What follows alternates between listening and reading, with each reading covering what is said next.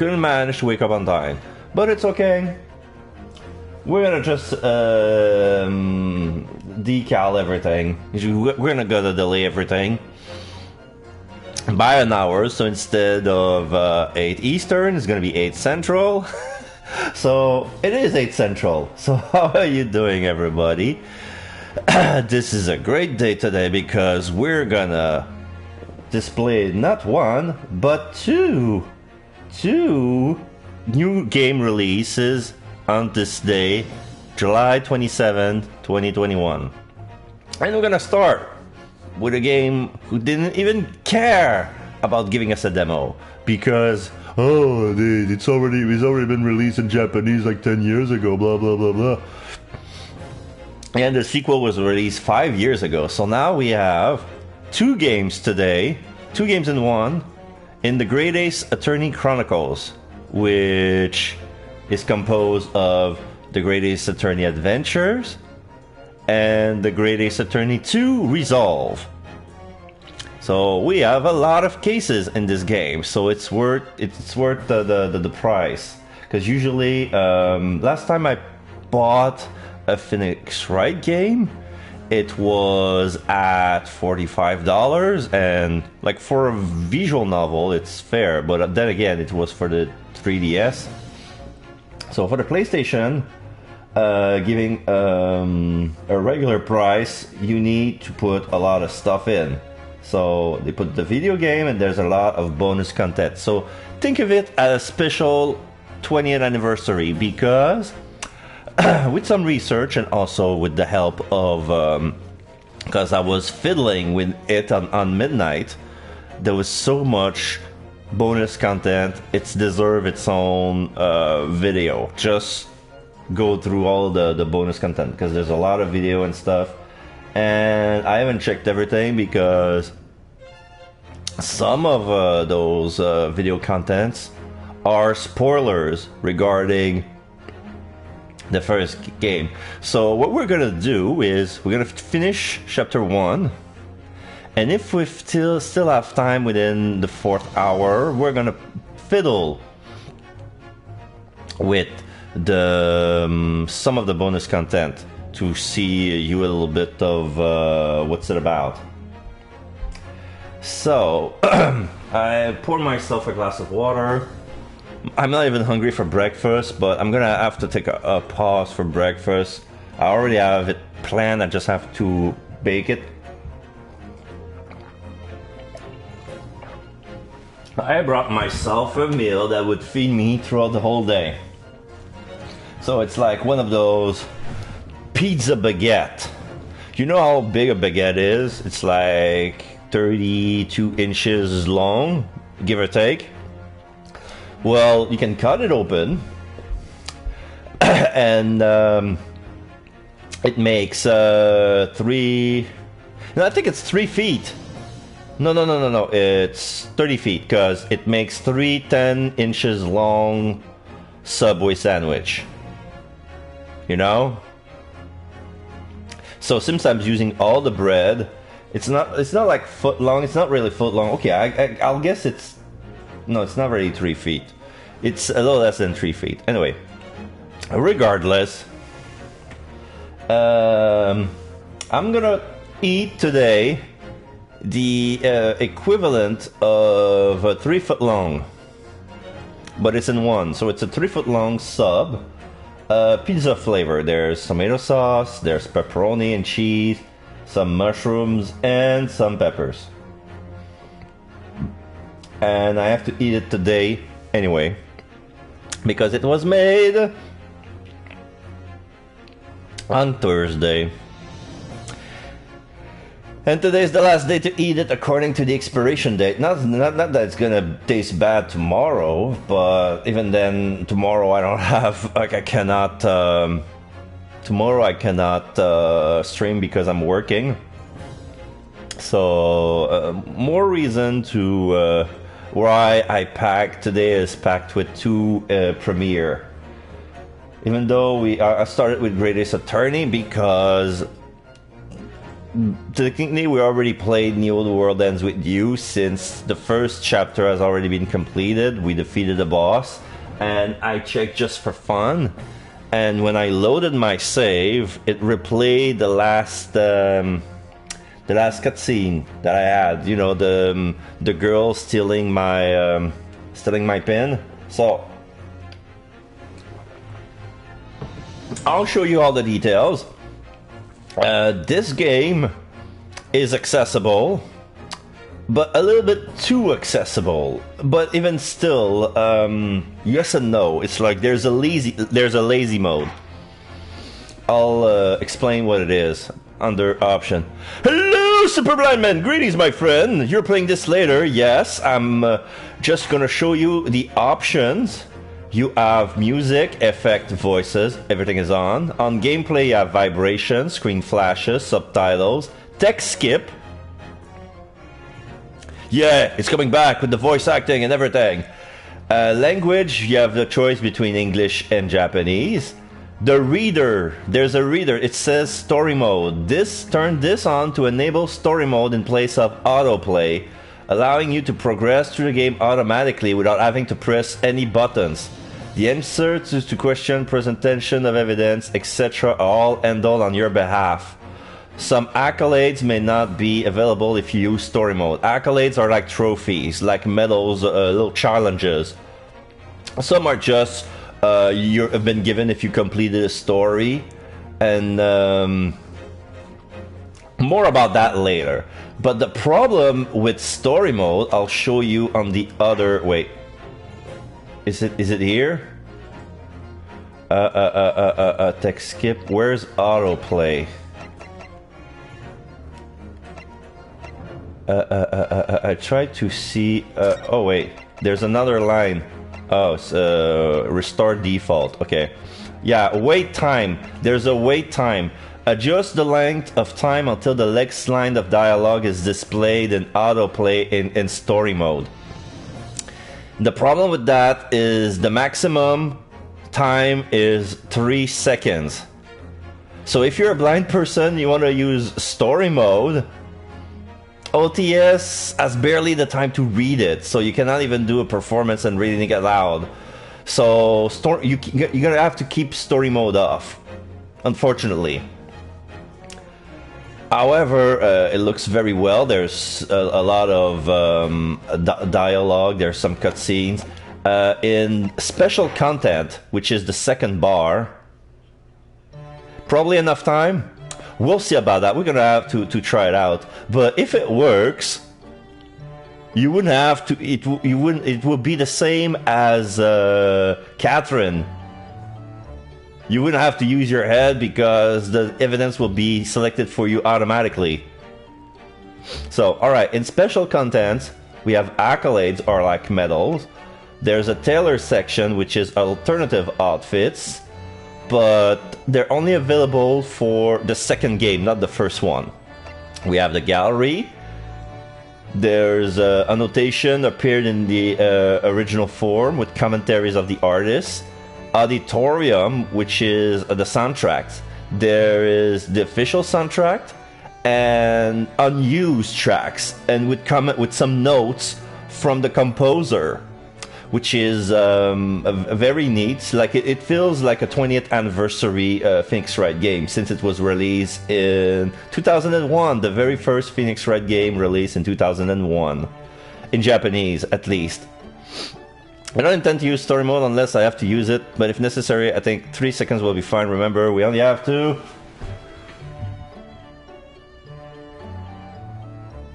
You have to press the button to scan. If it scans this current page, it doesn't scan again unless we press the same keys again. So we can even read one thing while the next thing is still coming in. Yes, it's true, it's true. I see.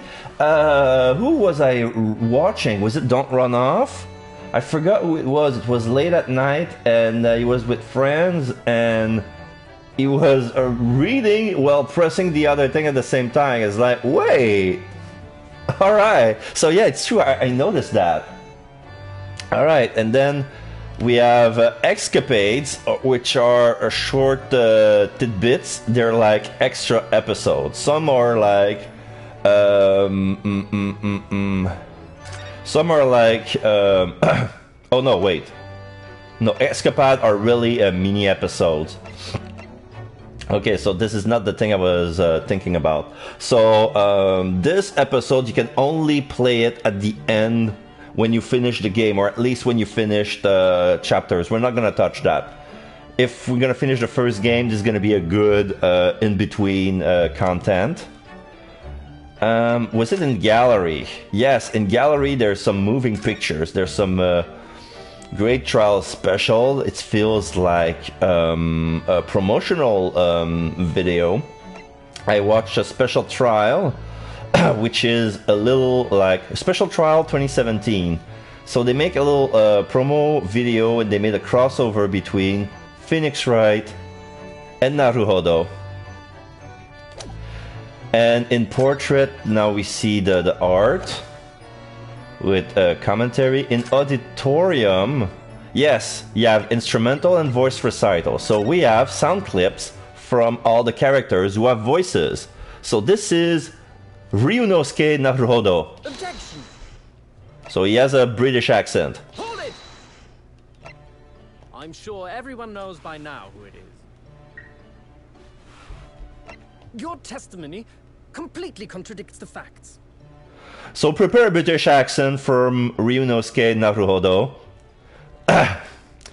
And there's even... Inconsistency, sir. I mean, yes, there's a clear inconsistency here. He's so hesitant, and there's even more. The sound alert is named I am Erm. I mean, the defense demands its right to a cross-examination. Okay, I mean the defense demands a cross-examination, and I will become a lawyer. I have to. Great. And then we have Susato Mikotoba, which is the assistant. Did you hear about what may be the best joke in the entire game? I don't know. I don't know what you're talking about, but I probably heard about that. But it was never they will never be called or referred to me as the best joke in the entire game.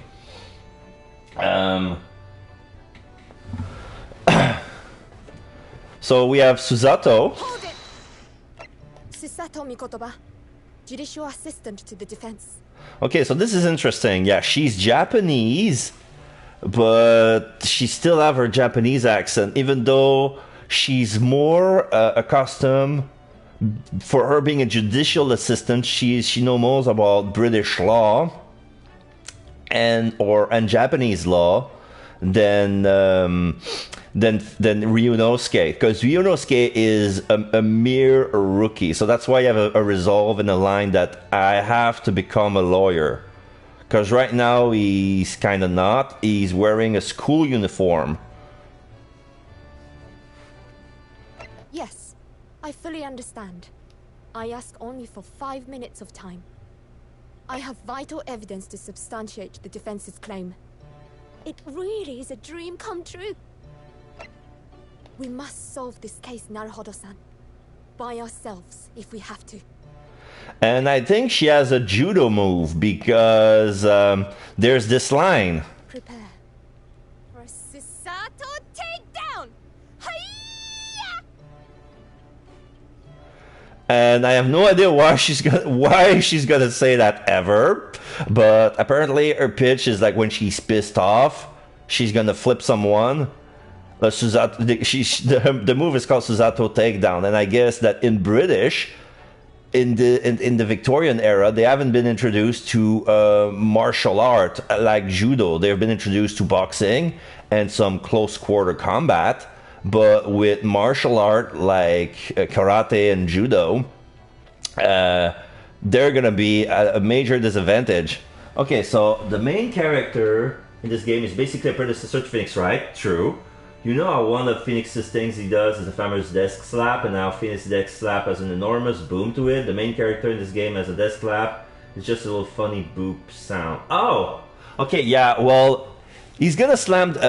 he's gonna slam the desk. From the animation that I've seen, Naruhodo will slam the desk, but when he's gonna get a blow, because in these animation, Ryunosuke can have a what?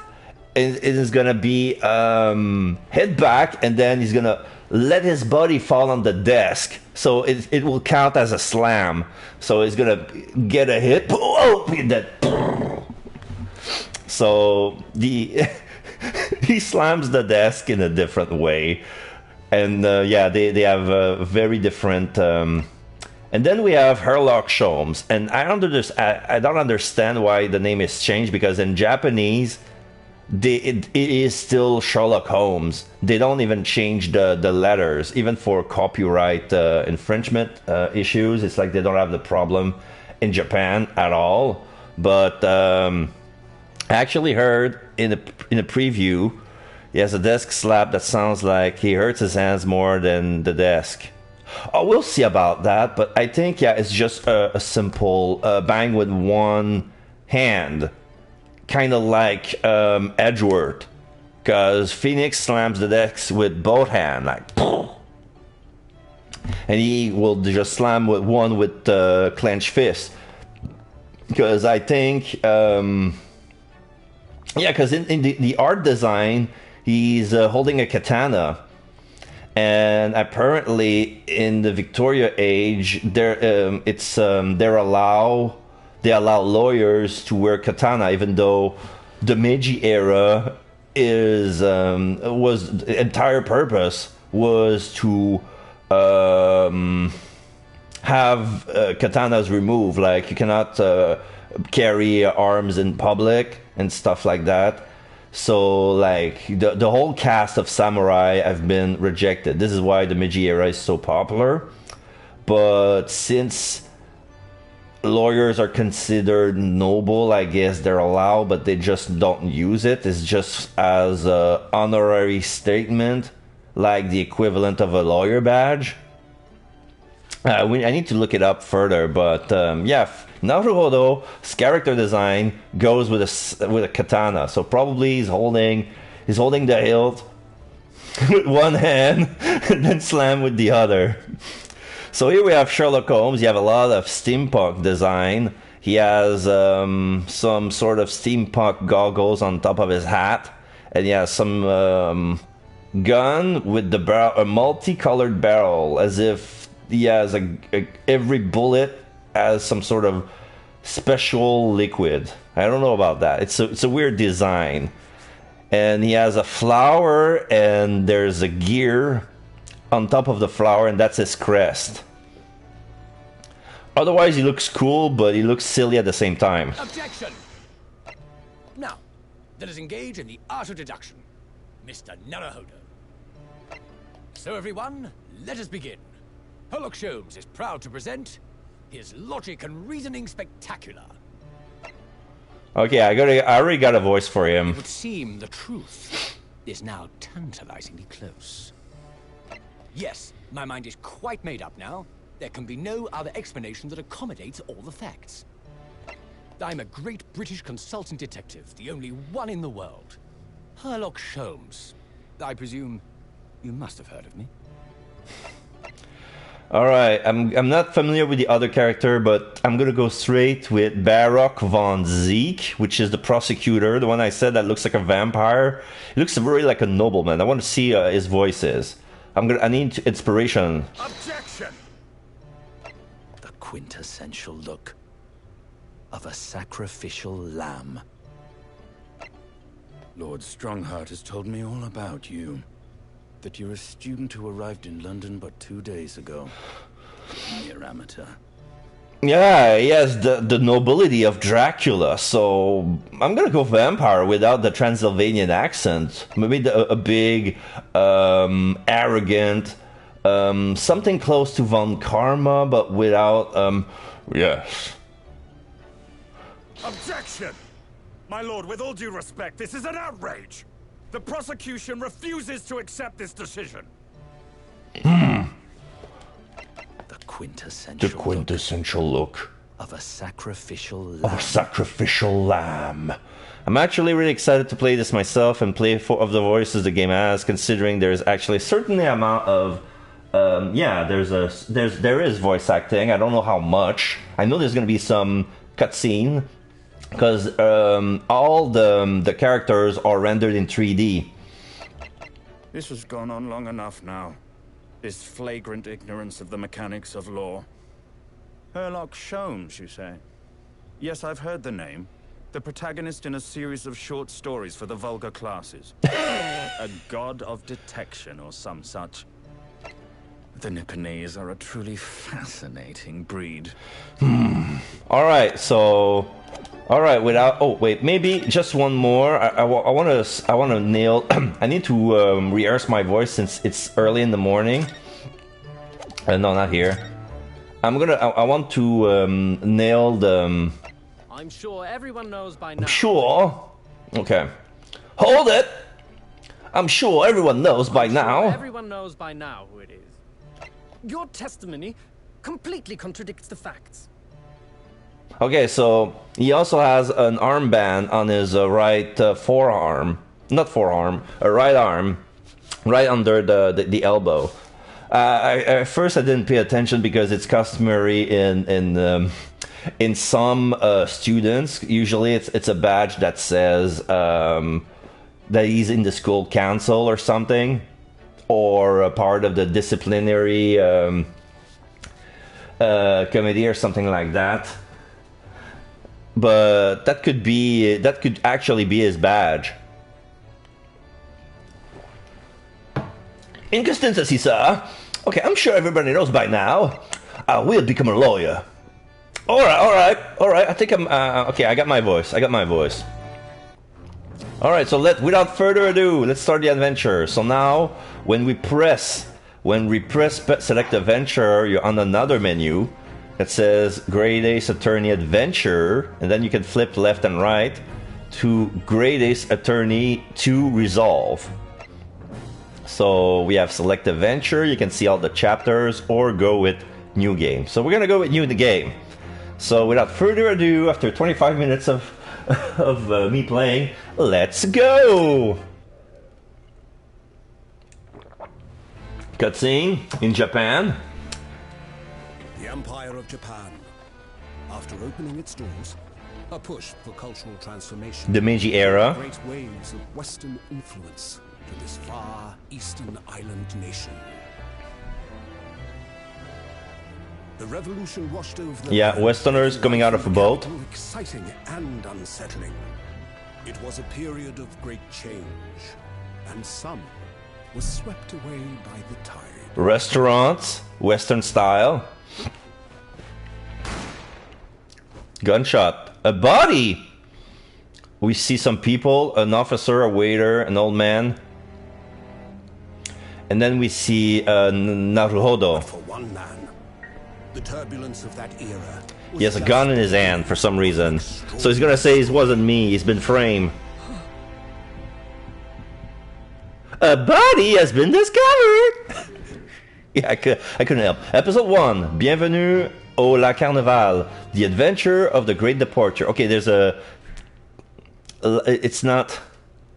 The la is superfluous. When you say Bienvenue au Carnaval, you don't need...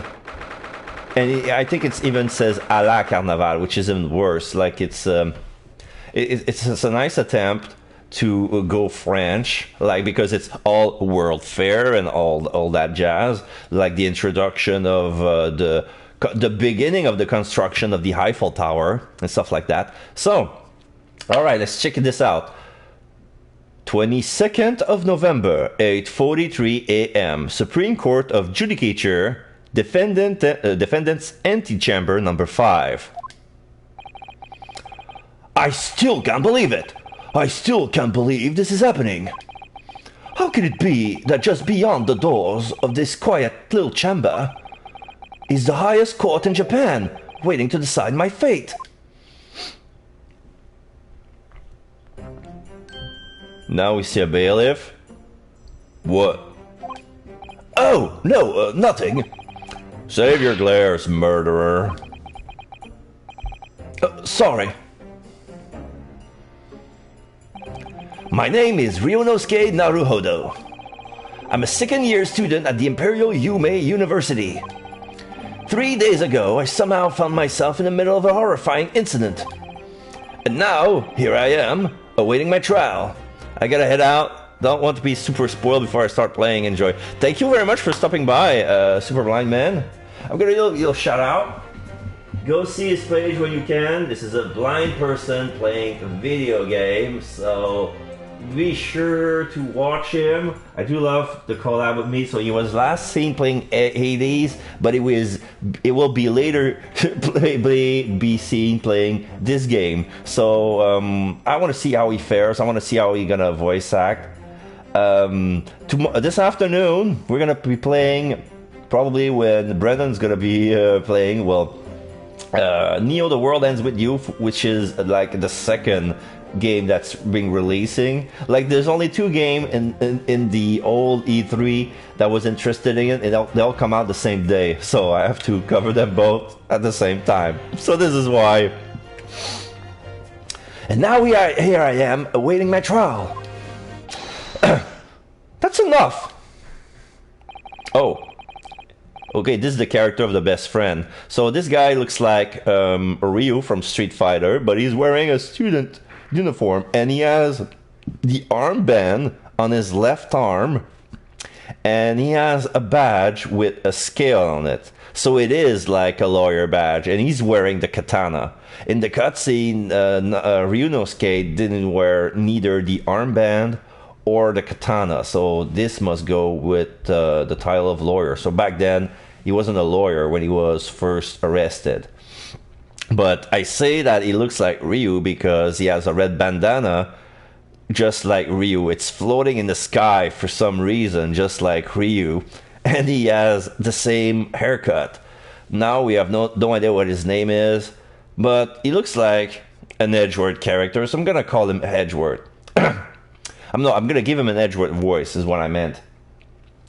He's not obliged to listen to such abuse, officer. And who are you? I'm this man's lawyer. I'll be defending him today. Lawyer? Yes, and until the judge has given his verdict on the case, no one has the right to treat him as a criminal. So you will hold your tongue. Technicalities. Look at you. You haven't even graduated yet. And yet I still seem to know better than you how a court officer should behave. Right, Ryunosuke? Oh! Yes, of course. Sorry. I just realized that that guy has a star next to his grade. So he has the school. He has on the collar. He has the badge of his school. The grade is in, and he has a star. So I guess he has a special treatment. I have no idea what a star on the collar means.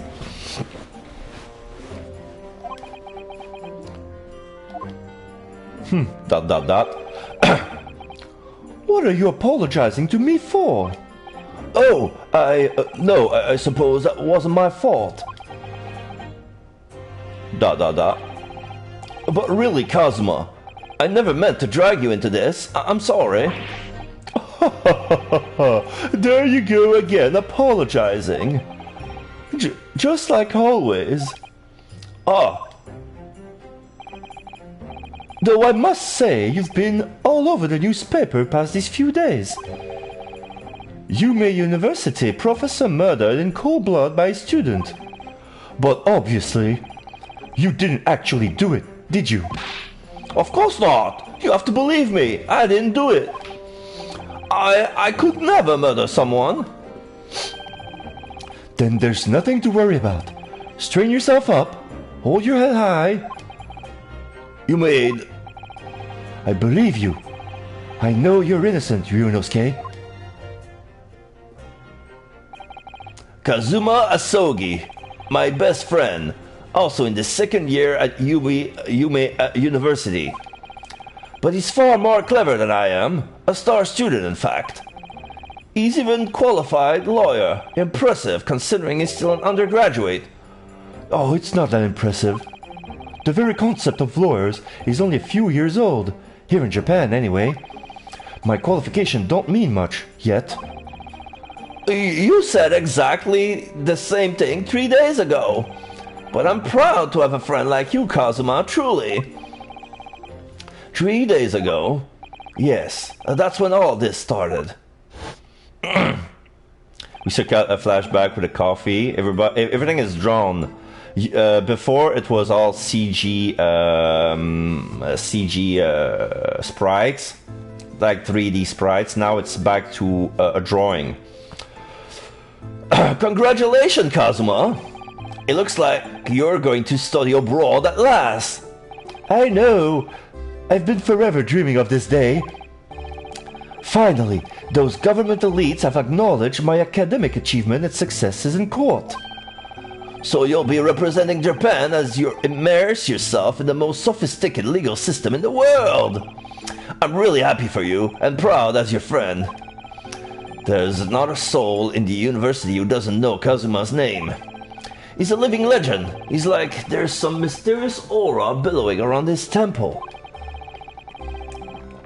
I want to bring about change in our own legal system. That's why I have to cross the ocean to see the real thing with my own eyes. The heart of the British Empire. I wish I could see it too. Then come with me. We'll have a wild time tearing up the streets of Her Majesty's cities of London together. Oh, if only it were that simple. Oh dear, look at the time. I would better be going. Alright, I'll see you later. I think I'll stay and enjoy this place a while longer. Good idea. After all, it's not every day you get to visit a high-class Western restaurant like this. See you in English class tomorrow, then, partner. And then he leaves. It was straight after that. That's when it happened. Asugi, may I have a word? Oh, we have Susato, and this looks like his father or some. Oh, the professor. Professor, I didn't know you were coming. Well, this case has personal significance to me. But never mind that for now. Asugi, you should go immediately to the judge's chambers. To His Excellency's chambers? Why? Oh wait, I just remembered. Okay, I just remembered. Susato is a judicial assistant, so he must be the judicator. Or something. Like, that Susato is his assistant. Ah, interesting, okay. To His Excellency's chambers? Why? Oh, he was looking for you before. You advocating for the defense in this trial was a sudden decision. It seems there may be some confusion about procedures today as a result. Who is this man? I feel as though I've seen him at university before. I see. I'll go at once then. I shall accompany you. Alright then. Ryunosuke, I'll see you in court tomorrow. I'll see you in the courtroom, sorry. Not tomorrow. Yes, thanks, Kazuma. And then she bows to me. ... Question mark. ...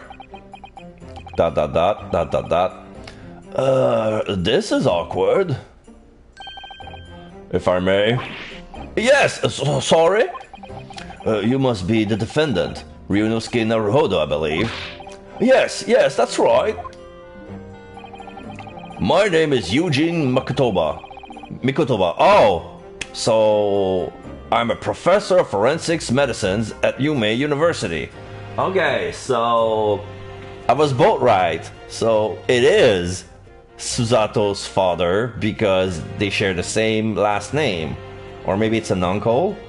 But he is a professor in forensics, and she's the forensics assistant. Oh, so finally we have a useful assistant in trial instead of a silly medium.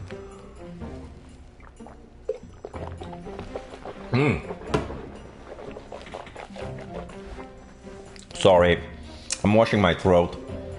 Like I feel like I still have morning breath in my mouth, so I feel like rinsing my mouth with my throat. Ah, Professor Mikotoba. I've heard that name from Kazuma before. As I recall, he's been pushing to get the government to agree to Kazuma studying abroad. Sogiev told me about you. You and he are the best friends, I understand. Exclamation mark. As such, I feel you should know. Know what? Well, as you've no doubt heard, Asogi has been granted permission to go and study in Great Britain. However, if he should fail to defend you in today's trial, I'm afraid that permission will be revoked, never granted again. What? Ah, as I suspected, you were unaware of this.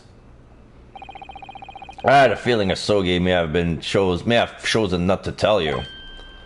Exclamation mark. He's agreed to defend me, knowing that if he fails, his dream will be shattered. But I don't understand. Why would the government do such a thing? The administration has to choose from a large number of applicants for overseas study.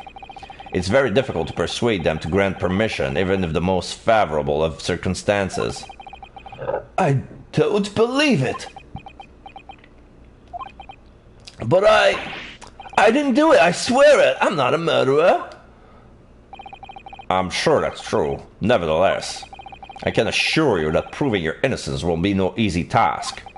You see, there are certain peculiarities about today's trial. Sorry? What do you mean? You'll soon understand once proceedings get underway. But then what should I do? Well, naturally, I'm not going to suggest doing anything that could lead you to a conviction. Right, so as soon as the trial starts, the judge will pose a certain question to the defense. When that happens, you must answer before everyone else. You must say, I do. I do? But what would the question be? Surely not. Do you accept this accusation brought before you? Of course not. Defendant. Court is about to begin. Proceed to the courtroom at once. Ah, it seems our surreptitious discussion are to be cut short. So allow me to summarize. Kazuma Asogi must not be the defense lawyer in this trial. Of course, as a defendant, the final decision is yours. What are you waiting for? Do you want to be found guilty for failing to appear? Oh. Okay, I think I know what's gonna happen. In order for us to save Asogi's trip... Okay, so, alright. So here is what I think is gonna happen. Mikotoba doesn't have faith in us getting out of there with a not guilty verdict. So when the court is gonna ask us who's gonna be representing us, we're gonna say I do before Asogi has to say anything. So that way he's not gonna be representing us in the trial. We're gonna be self-representing. So he's gonna be our assistant in this trial, and we're gonna have to do all the legwork. Because otherwise, why? That way, his trip to Great Britain is gonna be secure, and that's gonna be one of those sacrifices that those best friends do to each other, you know? I believe this is what's gonna happen. Get moving! There's no point in anyone advocating for the likes of you anyway. This is it. If this trial goes badly, Kazuma's dreams of studying abroad are over, and what's more, I'll be found guilty of murder. And so, with absolutely no idea what lay ahead, I embark on that unforgettable trial. My one and only chance of proving my innocence, the trial that would decide my destiny.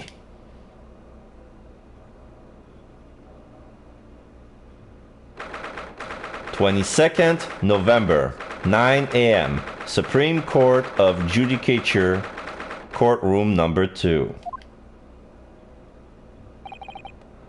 I look tense. So, this is a courtroom? Yeah, he's on the side of... No. Wait. Just want to make sure. Oh no, it's fine. They are on the right side because they are on the left of the judge. We see the judge's seat, then there's the defendant's seat, and the prosecution is on the right of the judge. Because we used to see the defense on the left because it's the POV of the judge. So right now, we were looking at the desk as the judge's desk from the defendant's point of view. So that's why we see barely any audience. And the audience are basically in uniform. It's like it's not open to the public. It's only to military officers and the judicial employees. The Supreme Court of Judicature. No court in the land has more power. I don't much like the look of those people sitting in the public gallery.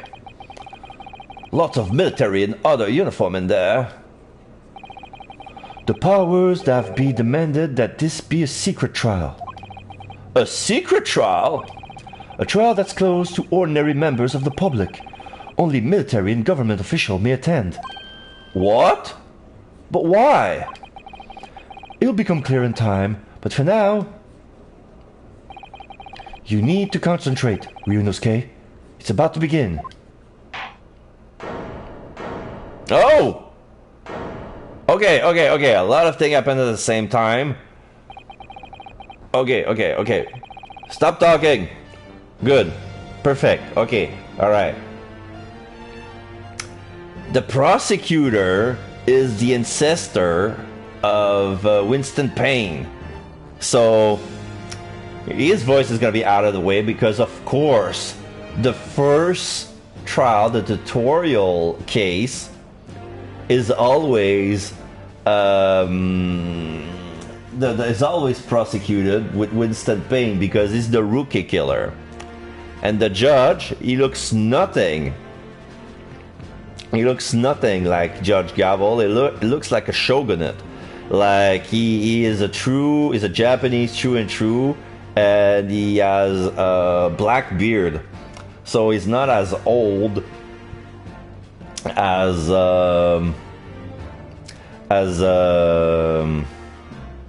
Judge Gavel. So I think I'm gonna give him a voice. I'm split into give him a Japanese voice like I did with the cook in Root Letter, or giving him a Nobunaga voice because he looks stern and he has the same color as Nobunaga Oda. So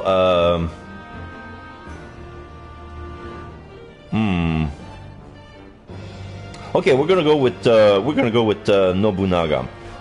The court will now hear the trial of Ryunosuke Naruhodo. The prosecution is ready, Your Excellency! His name is Aochi. As is the defense. Before we begin, there is one point of order I would like to confirm. Yesterday evening, the defense made a last-minute request for a change of advocate. That's correct, Your Excellency. I made the request myself. Oh my god, Naruhodo is so stiff. He's looking at... His eyes is like wide open and he's looking at everything. He's stiff straight. He's standing up straight. Like his life depends on it. It looks so intimidated by the environment. And he's trying to soak it in through his eyes. It's like, wow. Normal procedure is for the defendant's advocacy to be decided 2 days prior to trial. As this is unusual circumstance, I am obliged to ask for final confirmation now. Who advocates for the defendant in this trial? This is it. This must be the question. Who's going to defend me? That's the question the professor meant. But then, if I say I do... ... I need to answer quickly. What should I do? Answer I do. Your Excellency, no confirmation is needed. As I'm standing here beside the defendant, I hope it's clear that... Then, Naruhodo raises his hand. Hi! What is the meaning of this unruly outburst? I would like to inform the court that I, Ryunosuke Naruhodo, will be defending myself. You'll be... what? Rubble. What are you playing at, Ryunosuke? Professor Mikotoba told me everything just now before the trial. He did what? He said that your dreams of starting abroad would be dashed if you were to lose. ... How sad. It means you don't have faith in me. You think I won't be able to get you off? No, it's not that really. It's just that, well, on the off chance that things don't go well for me, I couldn't bear to be the reason that you... Yes. I knew that's how you'd feel. Which is exactly why I decided not to tell you. Professor Mikotoba shouldn't have stuck his nose in. Very well. The court hereby recognizes the defendant's desire to advocate for himself in today's trial. Well. He's tapping his forehead, his bald forehead with his fan. Like, he looks like a samurai, and he has an armband with the prosecutor's badge etched on it. He's wearing some white, large shoulder pads. I don't know the name of this garment. I'm not familiar with all the pieces of those kimonos, but he looks ostentatious. And he has a samurai haircut. He has a top knot on top of his bald head. So he has the same... So you have the same haircut as Winston Payne in Apollo Justice. Like, their hair are that long, but now they're tied together in the top knot on top of his head. Does the accused admit defeat already? Renouncing his own counsel? Really? Objection! Make no mistake, counsel. This merely shows that the defendant's innocence is so apparent he's confident he can speak for himself. Isn't that so, Naruhodo-san? Oh, yes, exactly. Exactly what I wasn't thinking. I'm not confident at all. In fact, my mind's a complete blank. I realize you're in charge now, but still, try not to look so bewildered. Well, for a mere university student to be brought before the Supreme Court? You must have perpetrated the most heinous crime indeed! As you are no doubt aware, this is the Supreme Court of Judicature of Japan. Accordingly, the very highest standard of conduct are expected of all present. Do I make myself clear, Defendant Naruhodo? Oh, yes, Your Excellency. It is therefore my duty to assess your competence for the task you have undertaken.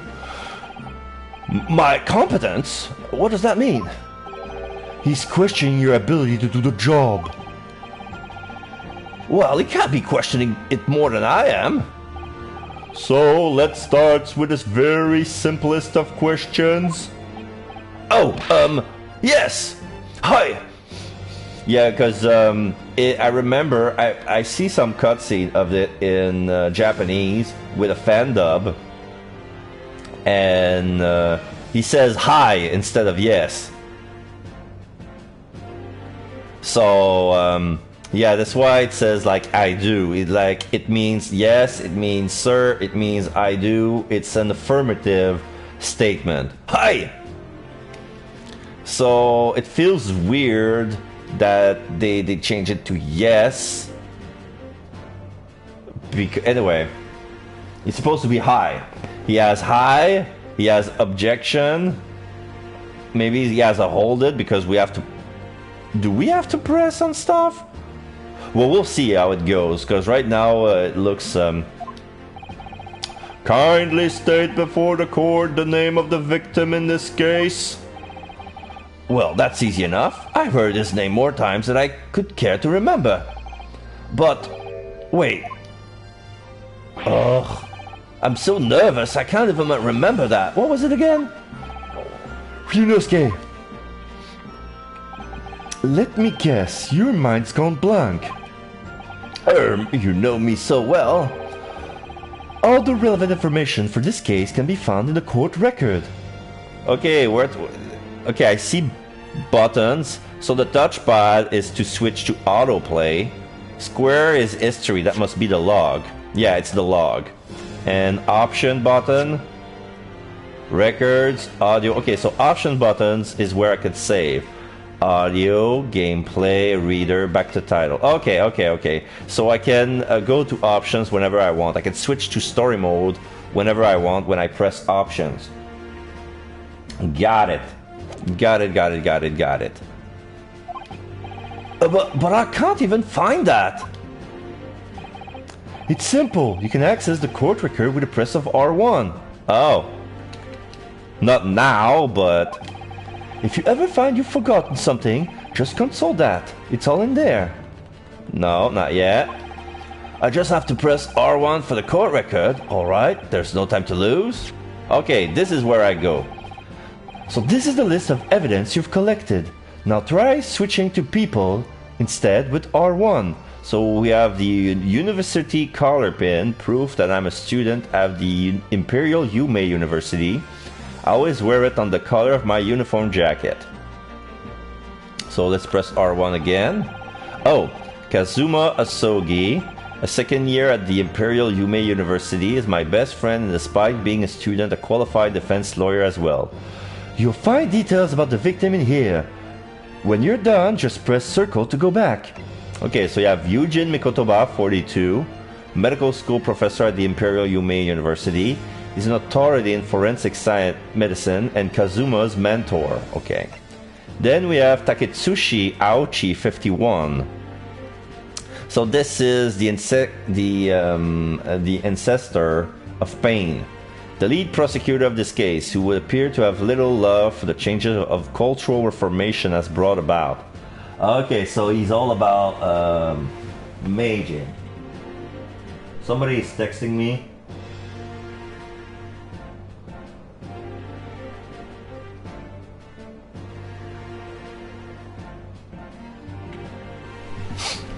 And then we have John H. Wilson, 47, the victim of this case. He was a visiting professor at medicine at Yume University for the British Empire. Okay, so his name is John H. Wilson. Wait.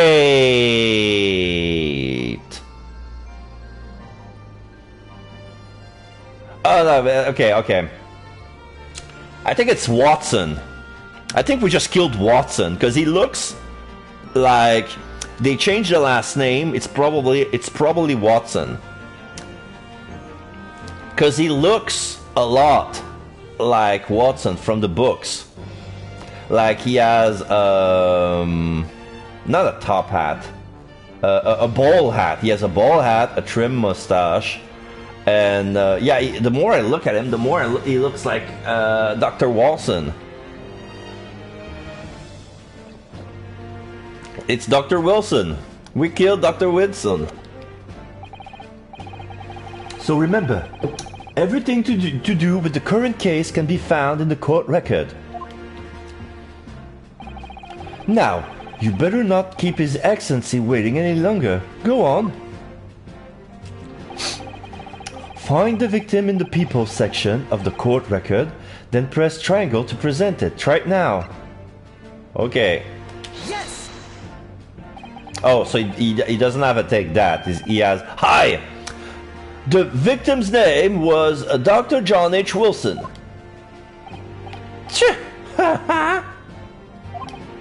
Well, at least you can remember the name of an esteemed member of your own university. Dr. Wilson was a visiting professor from England, invited to UMA University 3 years ago. Which is the reason why this case has such profound implication. The British Empire is at present our country's most valuable foreign ally.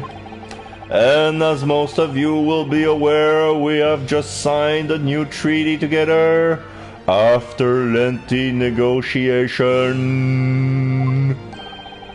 There can't be anyone who hasn't heard of the Anglo-Japanese Treaty of Friendship and Navigation. And yet, despite these delicate circumstances, the blood of an Englishman has been spilled on our soil! You two are both undergraduate at the Imperial Yuma University, are you not? Murdering a professor from the very institution that provides your education! Have you no honor? So yeah, he closed his fan and he slams the tip of it on the desk. That's the sound you heard. It felt like a cane, but that's actually the top of his fan closed. Ugh, but I didn't do it! This case is coming under great scrutiny from our allies on the other side of the world. The court therefore wishes to a speedy resolution to this matter. In other words, our feeble government is scared of upsetting England's policymakers. And you're a convenient and expendable scapegoat to blame for this crime. So that's why this trial has these unusual peculiarities, is it? Exactly. Our government needs to convict someone as quickly as possible. All because the victim was an Englishman. Yes, Dr. Wilson was an Englishman. But nationalities and treaties won't make any difference for me there. The fact is, I was there at the scene of the crime. Oh dear, look at the time. I'd better be going. Alright, I see you later. I think I'll stay and enjoy this place a little longer.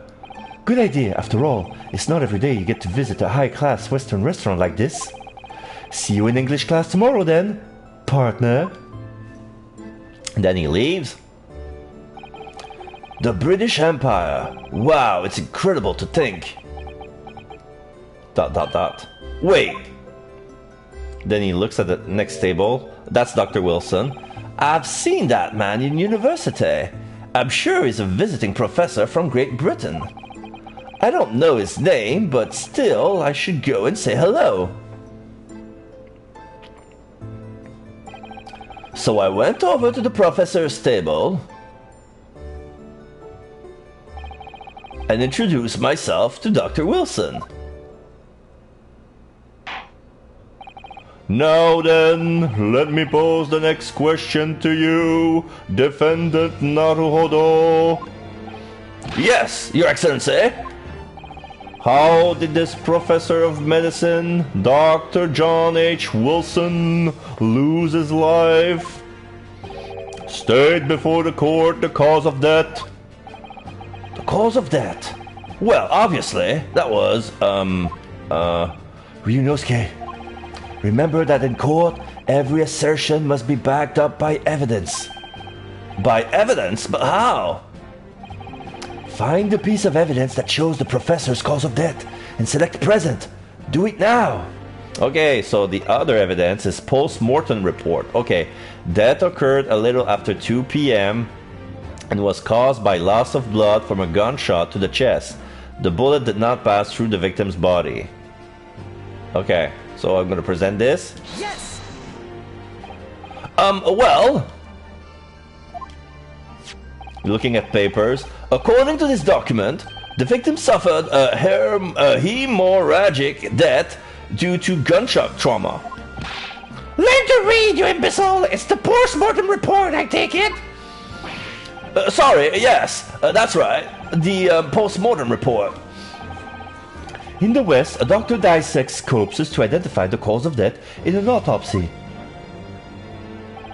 But here in Japan, a police officer merely inspects the body and draws conclusions that way. Oh, I see. As long as I'm not going to be tested by any of this later. This is a so-called photographic print of the scene of the crime. So this is a black and white photo. We see, yeah, there's a bullet wound on the chest on the right side. He was eating a steak. It's black and white. There's a fork, yeah, there's a bottle of wine. There's an empty glass. But there's no sign of it being ever poured in anything. Yeah, it's black and white. I cannot see much because it's in black and white. You can clearly discern scorch mark around the bullet hole produced by the powder explosion. In other words, we should assume that the victim was shot at close range. Yep. So if there's burn marks, it's been shot at close range. Thank you, counsel. The court will accept this modern scientific evidence into the record. The photographic print of the victim has been entered into the court record. A photographic print that shows the victim. He was shot from the front in the chest and subsequently died. Okay. So that's a photographic print. Well, that's something I've never seen before. It's clearly superior to a drawing. The detail is incredible. Very well. I am satisfied with your answers. Let us start the trial. Okay, now he adjusts his leaves by extending his arm. Certainly, Your Excellency.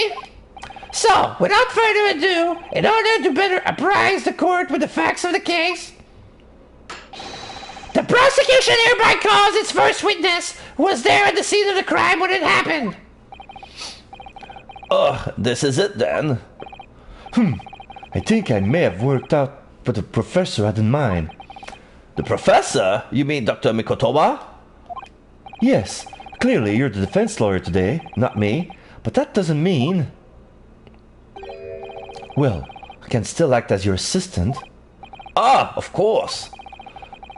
When he was speaking with me before, he simply said, Kazuma Asugi must not be the defense lawyer in this trial.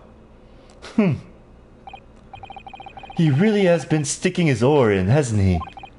Maybe, but any help you can give me would be greatly appreciated, Kazuma. Well, my first piece of advice is, rein in that crazy look of bewilderment and control the cold sweats. Only if you rein in that crazy headband and control the cold stares first. Oh, here's a butler. Witness, state your name and occupation for the court, please. Of course. My name is Satoru Osonaga. So he looks like a gentleman. Oh, it's a Japanese dressed like a Western butler or waiter. Is holding his towel where they rest the hot plates, and he's wearing a sleeveless black vest with a purple pink handkerchief on his breast pocket. He's also wearing half circle glasses. He has black and grayish, like pepper salt hair, and ears has a blue ribbon, a ribbon tie on his white shirt. I am the head waiter at a Western-style restaurant called La Carnival. Ouch. Cringe. Oh, he's coughing blood. He has a stream of blood on the side of his lips. Are you alright? You seem to be coughing up some, Oh, and then he wipes it up. And he smiles. It's a regular occurrence. It really doesn't bother me. No. If you have tuberculosis, my friend, you have to tell it out loud, because it's contagious. You cannot go to court with tuberculosis and expect everything is going to be fine. Well, it really should. As everyone knows, the capital's southeastern quarter was developed for foreign visitors some years ago. It's become a very fashionable district now, full of hotels to accommodate overseas guests. This grim crime occurred in one of the district's so-called restaurants, an accidental eatery 3 days ago. Understood. Hosonaga-san, you will kindly tell the court everything you can about the incident. Then he bows. At once, sir. And no petty interjection for the aspiring lawyer boy, please. Oh, perspiring maybe, but aspiring? Yeah, he's sweating. It was just after 2 p.m. on the day of the question. We have a few diners at that time of day. The lunchtime rush was over and there were only 3 tables still occupied. That fits with my memory of it. There was hardly anyone else in the place.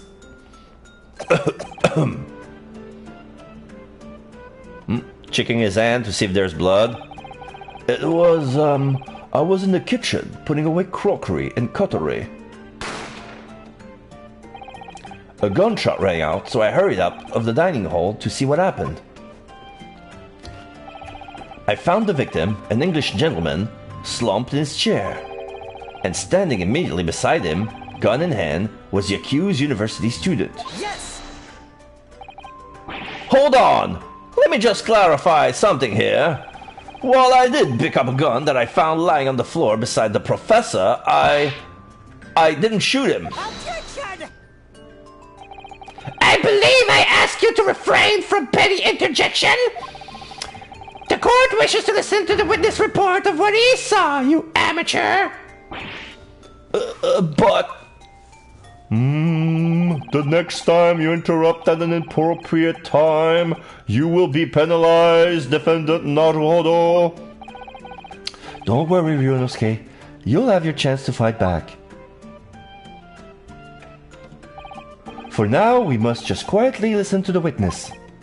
If I may confirm one point, waiter, standing beside the victim with a gun in his hand was the same man we see here in court today? Yeah, coughing blood. Yes, without question. I see! And apart from the accused, was there anyone else standing beside the victim? Wipes his mouth. No. There was no one else around that table but the deceased Englishman and the university student. Huh? Wait, what did he just say? There was no one else around that table? What's the matter, Ryunosuke? That's just not right. When I went over to Dr. Wilson to say hello, there was a woman sitting opposite of him at this table. Really? And that's not something the waiter could have missed. I've been warned about interjecting, but still, what should I do? Interject? Yes! Just a moment, please. Dr. Wilson wasn't alone that day. I'm sure of it.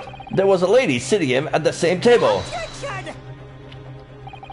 Dear me, what are we going to do with you? With your blatant disregard for court proceedings, I'm beginning to wonder if you're not a fraud. Could it be that the accused, this mere student, is not a real lawyer after all? But I'm sure of what I saw.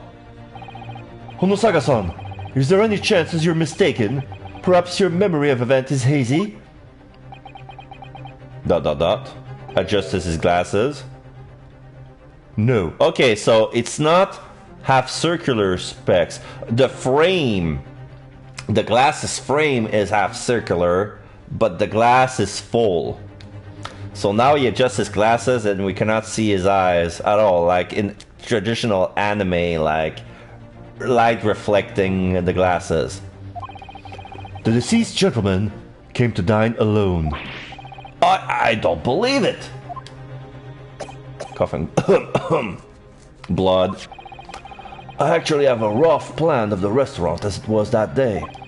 Please, have a look if you'd like to.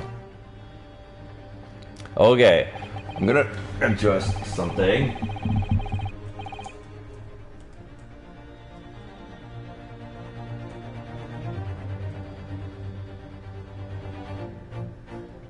What's the other... Oh.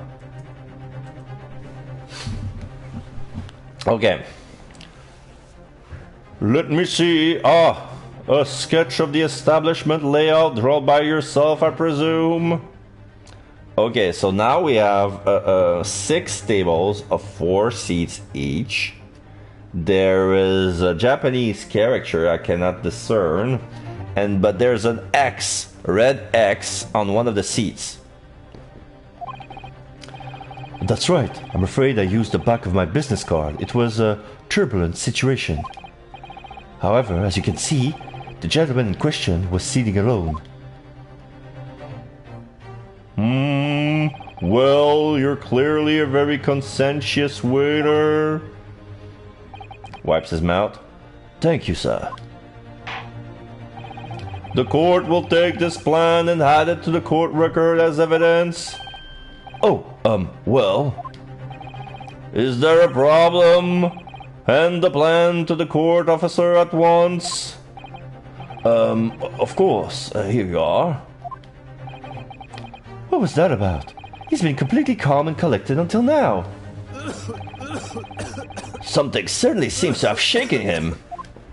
The waiter business card has been entered into the court record. The head waiter's business card, a sketch of the restaurant layout, is on the back. Okay, I need to see that. So? Adjust his sleeves. The court has now heard a precise of the case. Alright. Can I examine the thing? Yes, I can. Magnifying glass.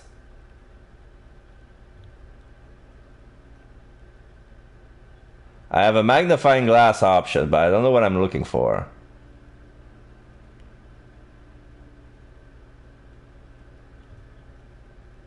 Let's see.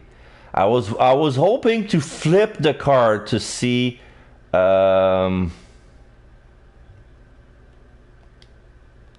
okay, so this is kitchen, this is entrance. So this is the kitchen, the entrance. So when you come in, there's a partition that blocks there's a partition that blocks all the tables. Only when you pass through the partition can you see the whole place. You can see a bit of the kitchen. Even the kitchen, there are 2 doors. From the kitchen you can see if this is the victim, but not if you come in as a customer.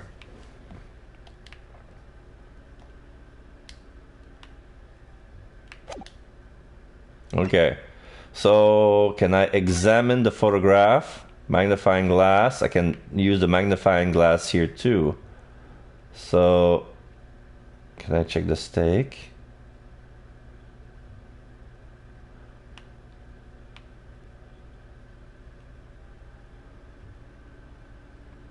Okay, I guess I'm gonna reuse the magnifying glass when it's gonna be pertinent.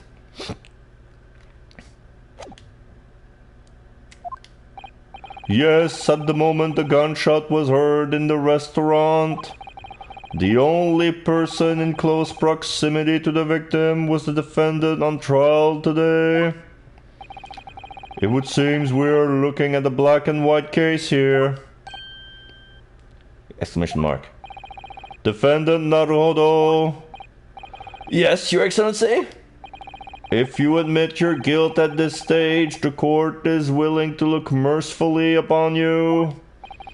In other words, you may have some small reprieve in terms of your inevitable punishment. I call this waiter as an unsworn witness in order to explain the details of the case to the court. Okay, I need to change my controller. Good. But I must warn the defense, if you're determined to pursue matters further in this trial, the prosecution has decisive evidence from sworn witnesses who were present at the scene of the crime. ...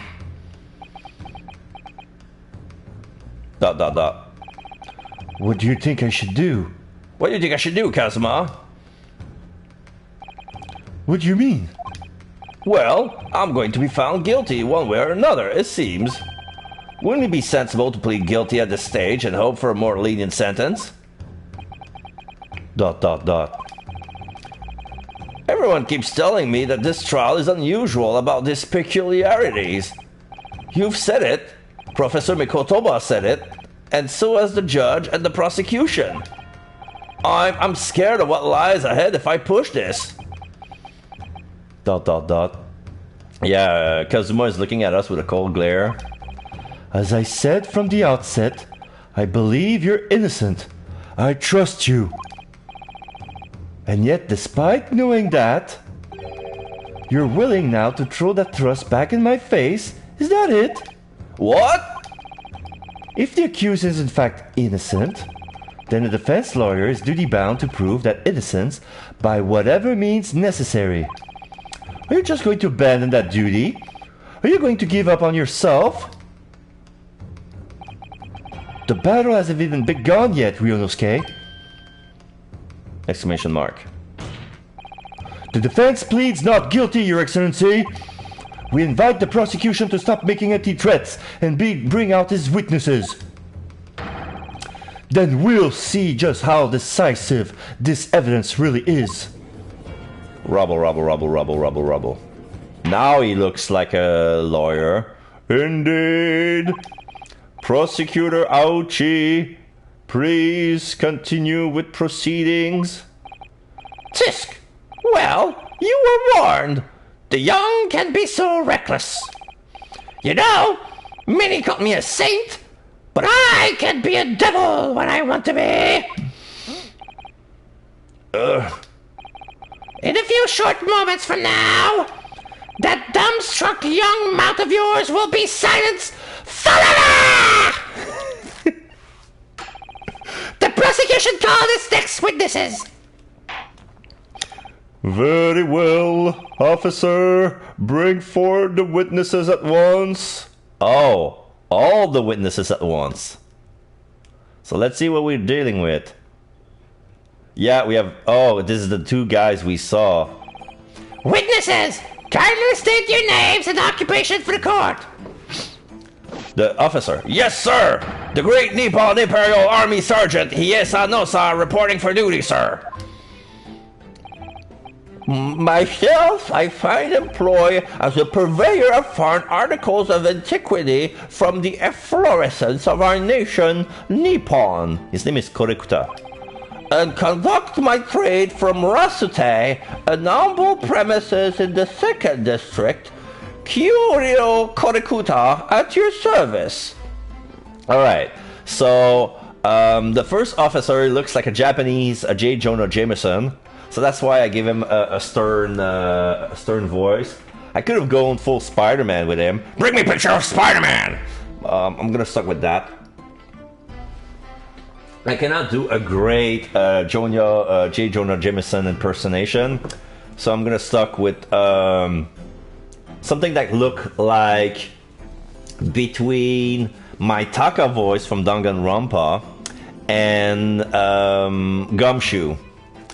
And this trader, he has very big ears and very big earlobes. He looks like a caricature. He has a braided beard that goes on and on and on. He's bald and is wearing a hat. Is wearing a purple. What's the name? Is that a gi? Like okay, I'm gonna say it's a kimono, like a purple gray kimono, and he's wearing a monocle, but it's just on his nose, and a monocle. No chain. It's just standing on his nose like that. He has very bushy brows. We can barely see his eyes.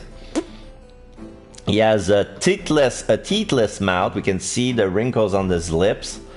And he has beady eyes. We can barely see his eyes underneath his bushy white eyebrows. And the monocle is on his left eye.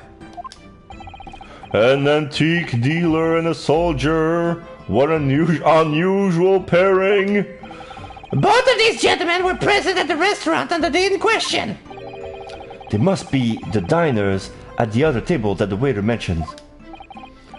Myself, I habitually take tea of the most exquisite aroma at the establishment in question, always post-noon. Yeah, he seems to examine scrupulously some sort of antique vase while he's talking. And he's wearing a bead bracelet on his right wrist. Looks like it's a Shinto thing. And not infrequently converse with interested parties regarding the curios with which I make my business. I can't understand a word that old man is saying. He's an antique dealer, and it sounds like he's a regular at La Carnival. He seeks out potential customers who may have an interest in antique and tries to sell his wares to them. He obviously targets La Carnival because it's a high-class restaurant with rich clientele. Right, I see. Although, to be honest, that sergeant looks more like he'd be a seller rather than a buyer. Now, you both witnessed the precise moment of his most atrocious incident. Is that correct? Affirmative! Bangs his fist on the stand. The enemy unit was seen attacking the foreigner with what can only be described as an act of war, sir. Points at us. It was that black uniformed rogue infantryman over there who unloaded his firearms, sir. This man is as impossible to understand as the other. But I'm almost sure I heard a strange noise during that last thing he said. So, this is the decisive evidence the prosecution was threatening. The soldier is claiming that he actually saw the precise moment you shot the victim dead. Yes. Well, are you starting to feel uncomfortable? If I'm honest, I was feeling uncomfortable from the start. Now the court will hear your formal testimony, please. You will state everything you saw at the precise moment that the incident occurred. Sir, yes, sir! Standing by the ready to report, sir! I heard that. You heard that, right? Yeah, he's wearing... Okay. I just noticed it, that he, beside of his uniform, he seems to be wearing straps that are crossing each other. Like an X, like he's carrying something on his back. So that's probably a baby. Probably is. Unsavory memories of a most acerbic afternoon. Oh. Witness testimony. What the witnesses saw. So we're gonna have an objection because we're gonna have two testimony at the same time. And I'm pretty sure that in the game there's gonna be more of them. They're gonna be talking at the same time, and we're gonna find contradiction amongst each other, like they're gonna be contradicting themselves, and this is where we're gonna press. So I think this is how the game is gonna be played. I was ingesting a regulation beefsteak at the restaurant while having a tactical discussion with the old man. Myself, I was extolling the virtues of a particularly fine golden curio to the military gentleman. At that precise moment, a firearm was discharged. I observed the enemy's action with my own eyes. The black uniformed varsity cadet fired on the English civilian, and from the back, the cowardly little weasel. I was on my hands and knees investigating the whereabouts of my mysteriously absconded precious curio. Okay, so we have the first contradiction. Well, so you, Sergeant Nosa, actually witnessed the vital moment? You saw the split second when the defendant fired the weapon at the victim? Yes, sir! Affirmative, sir! That wicked university cadet, sir! The cruel and the unforgivable enemy! Oh, wait! What times we live in when an Englishman may be assailed in the broad light of day? Okay. So, because when we were talking, he was keep doing an animation. So now he changed from looking at appraising some sort of art piece, like a decorative.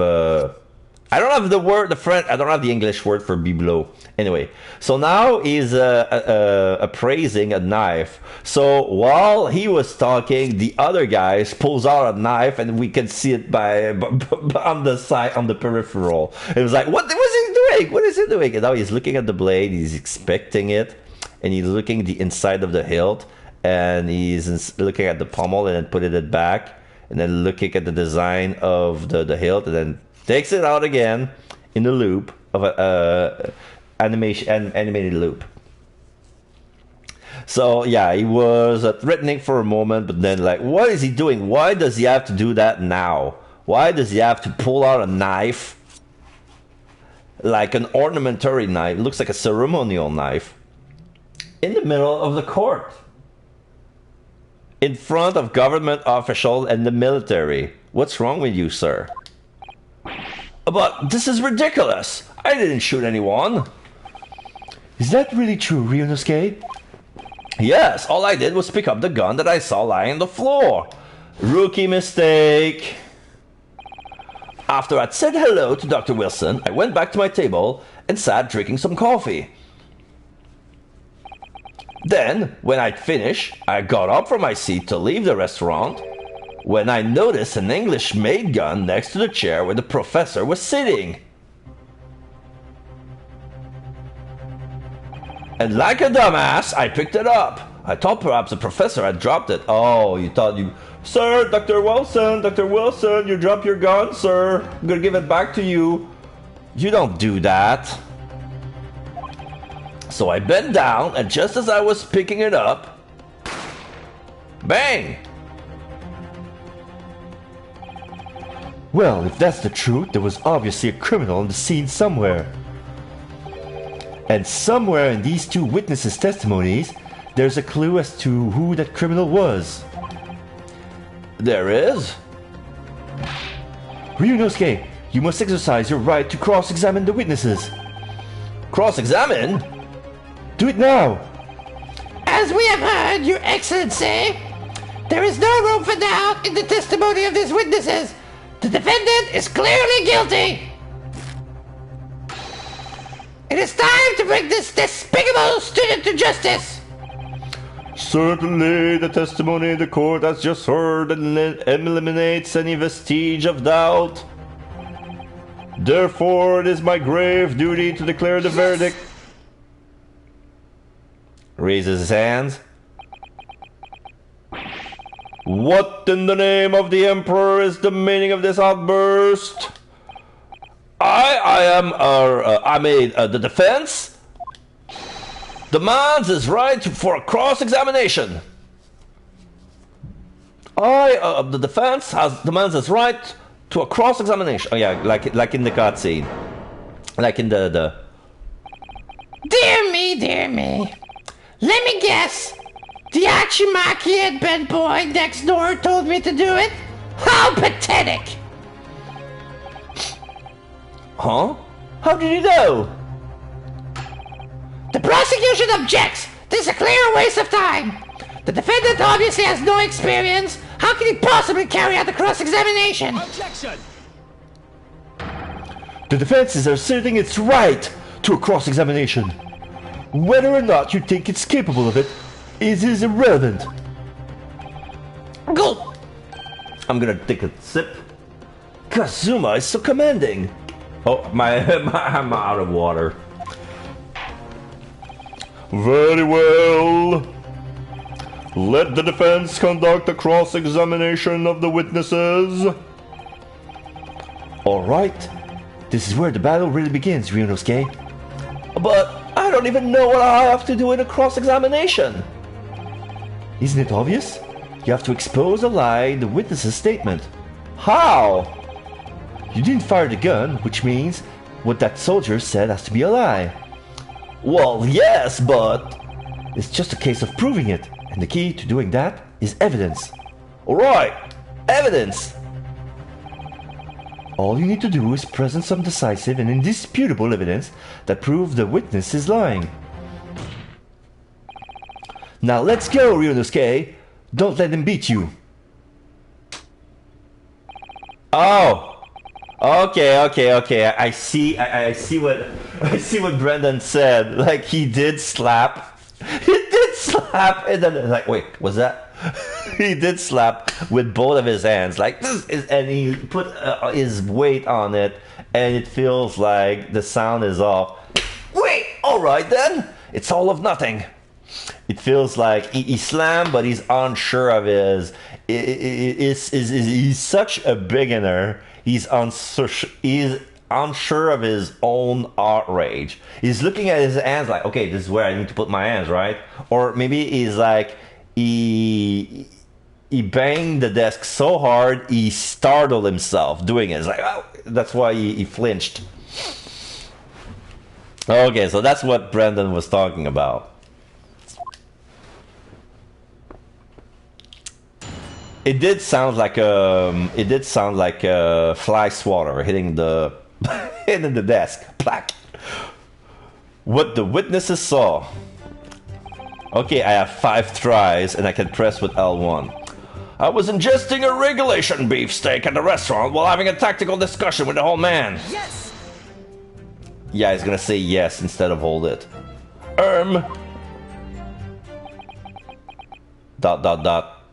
Why aren't you saying anything?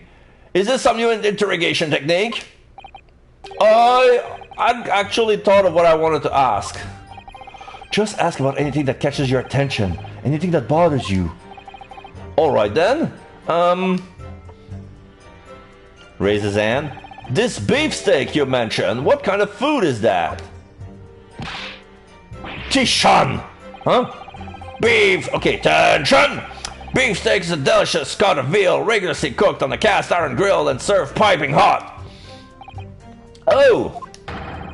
If food could receive Medal of Honors, beefsteak would be almost as highly decorated as a cutlet.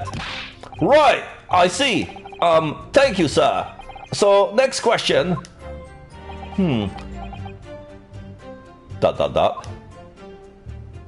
Raise his hand. This cutlet you mentioned, what kind of food is that? Attention! Cutlet is a delicious cut of veal tossed in breadcrumbs and deep fried in cooking oil. Accept your guilty verdict, atone for your crimes, and when you're released from prison, try it. Yes, sir, I will, sir, on the double, sir. Sorry to interrupt, but how about trying to stick to questions that are relevant to the case? Oops, sorry. I'll do my best. So, next question. Raise his hand. Is it just me, or do you keep hearing a sort of wah crying noise? Negative! Well, at least we've learned that he's a big beef lover. Well, oh wait, sorry, that's the wrong voice. Well, at least we've learned that he's a big beef lover. Affirmative. It's not easy knowing what question to ask. Prime presser. Okay, I got a trophy for my first press. I guess this is one of those accolades.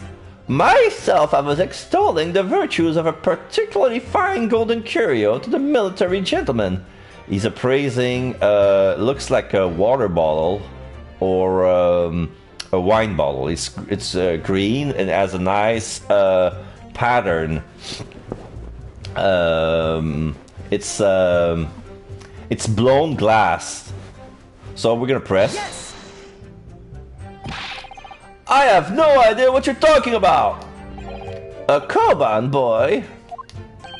A koban? You mean an old Edo coin? The day prior to the incident, a treasure of exceptional value from the Hoei period entered my possession. I took myself to the restaurant the following day with said items secreted in my bosom pocket, in the hope of an affluent cognoscent appraised of its indisputable value being present. So, you were hoping to sell your koban coin to Sergeant Noza, whom you met at the restaurant? Yes, it's quite clear where you're going with this, boy. You were about to assert that the penniless soldier would have no hope of purchasing a precious koban. Isn't that so? Well, you little upstart cadet. You want to add disrespecting a superior officer to your list of crimes, do you? Blatant subordination. No, I didn't say anything. Although penniless might be just the word I was looking for. In any case, the hour was already advanced beyond that of the midday luncheon. There remained precious few present with whom I could engage in discourse about matters of business. The gentleman inside me who was grappling with his braised veal at the time was my sole prospect. I see. At that precise moment the firearm was discharged. I observed the enemy action with my own eyes. Yes! So, you're saying that you actually saw me at the time? Affirmative! I saw you laughing, cackling like a madman as you trained the barrel of your gun on the English civilian. But that's impossible. I only... Allow me to confirm just one point, please. Was that private? Thinking carefully about the statement you just made, it seems to me that it must have been just after you heard the gunshot that you'll just look at the victim's table. And so what if it was? Well, if that really is the case, it would mean that you did in fact see the precise moment when the killer actually fired the gun. ...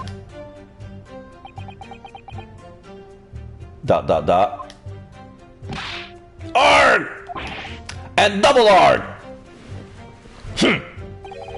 My sixth sense. Sorry? My sixth sense of danger. I picked up the waves of murderous energy radiating from your foul mind. Which means... a split second before you pulled the trigger, I was looking right at you, cadet. Surely that's not really possible, is it? Do you think I have to go where I am today in the army if I could sense danger in the air, son? Well... it would seem that this soldier is absolutely convinced that he saw you do the deed. This is not good. The black uniformed varsity cadet fired on the English civilian, and from the back, the cowardly weasel... Okay, this is where I'm going to present. I don't need to check. I'm going to present the photograph of the victim. Yes! ...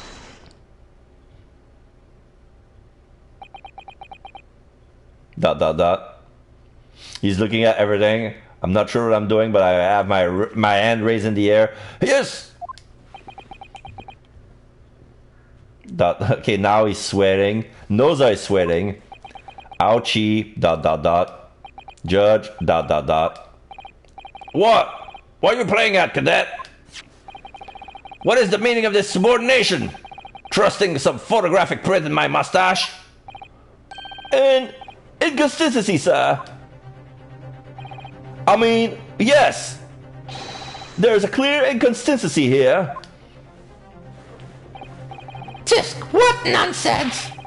What can this print possibly tell us that we don't actually already know? Well, obviously, that, I know what I want to say, but the word just won't come out of my mouth. I think this blows beyond any doubt, Your Excellency, that there is no place for amateur student here in this grand courtroom. This is so frustrating.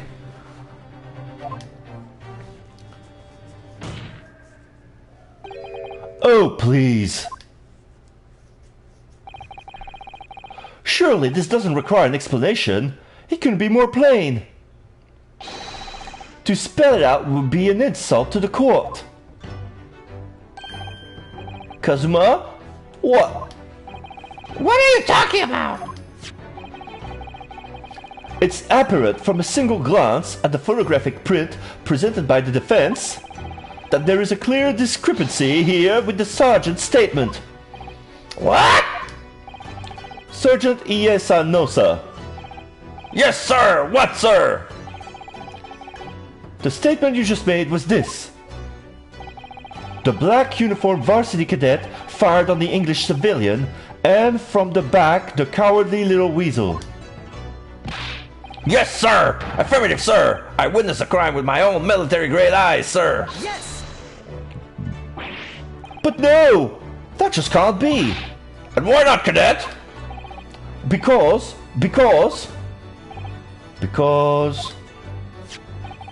Take a close look at the print. The victim, Dr. Wilson, died from a bullet wound to the chest. Ah! Sergeant, according to your witness statement, the culprit shot the victim from behind. And that is the obvious discrepancy here. Well, how do you explain it? Okay, now we see the baby's head coming out of the back. And then he shoves it back in. So the baby's coming out of his back, and it's like, let me adjust that. Yeah, get it back there, boy. Get back in the back. Get back in. What was that? Something just popped up from behind his back, but he pushed it down again. Certainly, there is a clear discrepancy with the facts here. Would you not agree, Sergeant Noza? He's sweating. Yes, sir. At this juncture, that would appear to be indisputable. Until the moment I heard the firearm discharge, my eyes were... The baby's coming out. Firmly fixed on the delicious La Carnival steak, sir. What? The last testimony the court heard has proven one thing beyond all reasonable doubt. This witness, Sergeant Iesanosa, did not see the defendant firing a gun at all. That's absurd! I think the conclusion we must draw is simple. There is no place for an amateur prosecutor here in this grand courtroom. Rubble. Inconsistencies here. Okay, now we can see from the back there's clearly a baby behind his back, so we're not going to address the issue here. Alright. There's been a complete turnabout in the mood of this trial, just from that one discrepancy. So this is what being an ace attorney is all about. But I definitely saw him. That university cadet here, he was pointing the firearm directly at the victim's back. Yes! But I never fired the gun. All I did was picked it up the floor. And you, old man, you didn't see the moment the victim was shot either? Myself, I have already been quite clear. The gunshot interested me not. I was far too busy on the floor. Too busy on the floor? Sorry, what were you doing?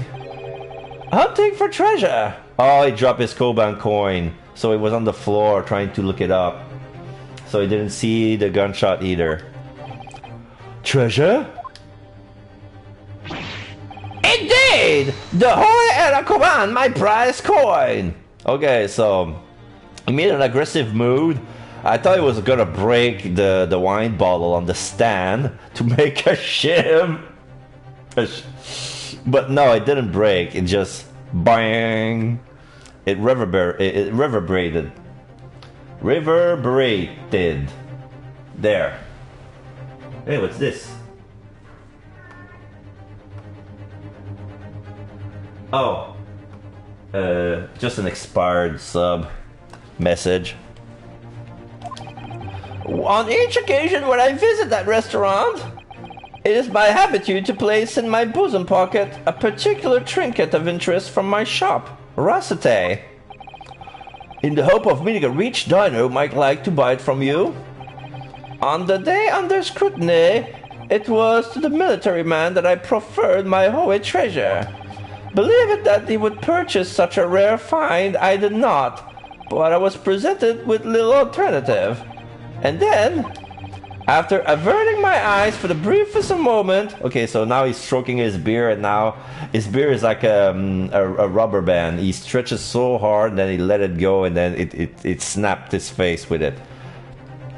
After averting my eyes for the briefest of moment, it was there no more. It simply vanished. The Koban vanished? Hunting around under the table I was, in case mayhap it has fallen there, and then it happened. You heard the gunshot, you mean? Indeed I did, but I indeed did not. But I heeded it not, for I was concerned only with finding my absconded Hohe treasure. Nothing could distract me. Out of interest, did you find the coin in the end? No. I see. That lamentable day, the precious Hohe Koban was lost to me. No doubt some unscrupulous scoundrel pocketed the prize coin from himself. Noza's looking away, ... As I am sure everyone present is aware, this case demands a swift and decisive resolution. Our government has promised to send a full report to Great Britain by telegraph this very afternoon. Nevertheless, the witness testimony the court has just heard was inconclusive. No matter how subservient our government feels it must be to the British, it would be unforgivable to deliver a verdict on this trial right now. What is your position, Prosecutor Aochi? Worry not, Your Excellency. The defendant may have fled the tiger at the front gate, but he will find a wolf at the back! Exclamation mark. My witnesses have further testimony to make. Explain. Upon hearing their next statement, it will become abundantly clear that there is only one person who could possibly have committed this despicable crime. The equally despicable defendant, Ryunosuke Naruhodo. What? He really seems to have a despicable opinion of you, doesn't he? Very well, the court invite the witnesses to testify again. You will be thoroughly explaining the reasoning behind the prosecution's allegation. Is that clear? As clear as Kiriko glass, Your Excellency. Yes, sir, at once, sir! Awaiting signal to testify, sir. Excuse me, but there's something or someone peeking out over your shoulder, I think. Affirmative! The newest member of the Nosa family to rise up through the ranks, sir. Name, Aido. Which seems that those straps are a sign of the sergeant's being too strapped to afford a nanny. I know! Attention! Your father's about to quell the enemy! Watch and learn, my boy! Okay, so now he banged... So he banged the stand with the pinwheel, and then he lifted up, and now the baby is blowing on the pinwheel. That's what you see. And he still has some snot on his nose, so when he blows the pinwheel, it stretches the snot that is sticking out of his nose. It's kind of cute and disgusting at the same time.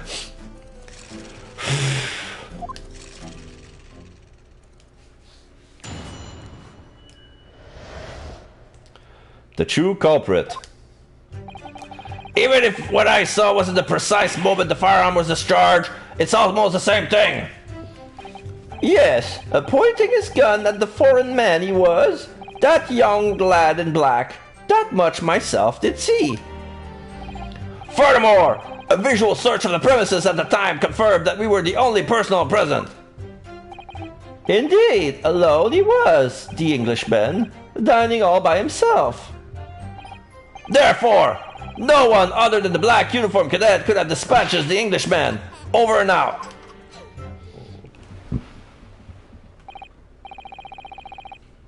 This testimony seems to... Wait, are certainly compelling. Wait, that's nonsense. The victim, Dr. Wilson, wasn't alone at all.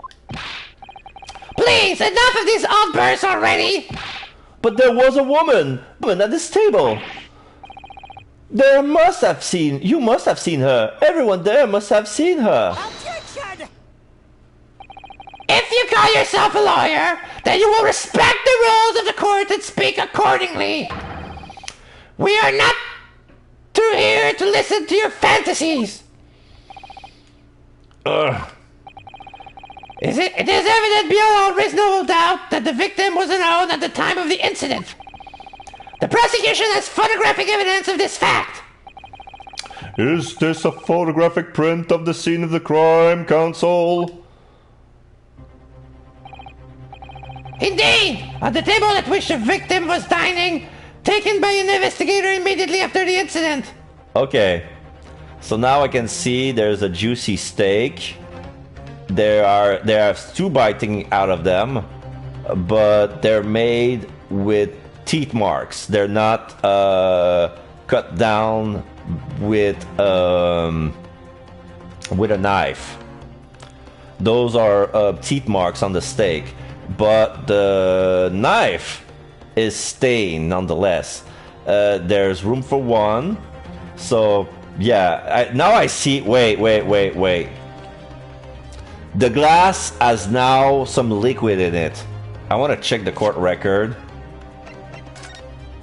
Yeah, the glass is empty. And there were no... Wait. Even more. There's even more. There's a flower vase on the table. On the court record, there are none. There's nothing here.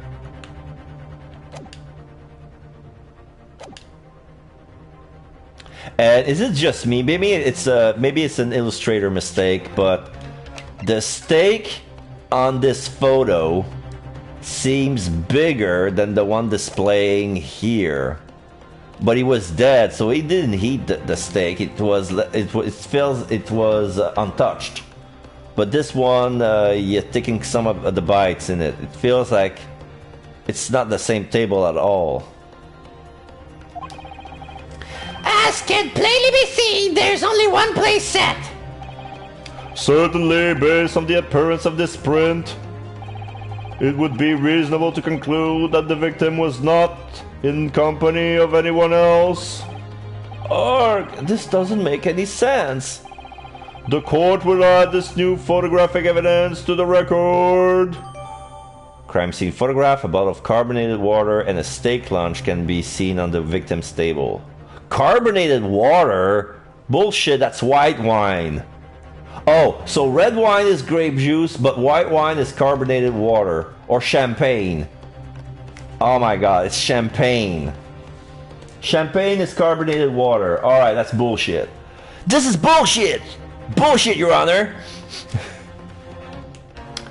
So, photographic has been added to the court record. I don't understand. What's going on here? It's just not possible that nobody else saw that woman. The waiter before said the same thing. He maintains that Dr. Wilson came to the restaurant alone as well. But that's not true. I saw her. I swear that I saw a woman with him. It would seem that we'll be able to telegraph the report to Great Britain on time after all. The witness testimony we have just heard leave no further room for doubt.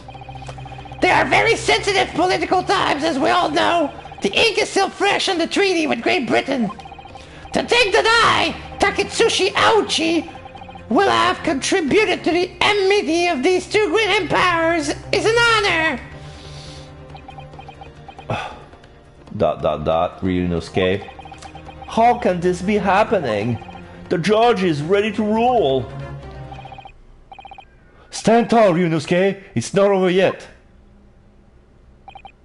What? If what you say is true, then there's something going on here behind the scenes. And now it's your chance to expose it, to draw out the truth in your cross-examination. I don't know, Kazuma.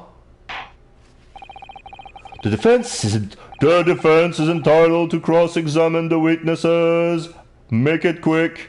Understood? Rules can be so unbending at times. Urgh. Sweating. He has the same pose as Phoenix. Phoenix is sweating as well in that same pose. The true culprit. Even if what I saw wasn't the precise woman the firearm was discharged, it's almost the same thing. Yes! No, it's not the same thing at all. For a start, I didn't fire that gun. We have a difference of opinion on that. The opinion of a uniformed officer versus that of a fledgling cadet. I don't think so. Consider this, defendant. Just a moment ago, I blinked. Did you? Did you see it? Did you see me blink? How could I? I never saw his eyes of his life. Like Winston Payne, we cannot see him blink because the glass are continuously reflecting the light, so we never saw his eyes ever. How could I? And yet, it is an undeniable fact that I did blink. So there you have it. Have what? Attention!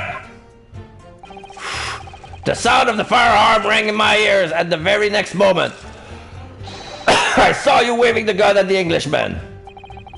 I think that says it all, don't you? Grr. And let us not forget that the antique sealer witnessed the accused on this most incriminating position as well. Isn't that so, Kurikuta-san? ... He doesn't say anything. Yes, pointing his gun at the foreign man he was. That young lad in black. That much I myself did see. Yes! Yes, it may be true that I was holding the gun at that point in time. But I've told you already, that's only because I picked it up on the floor.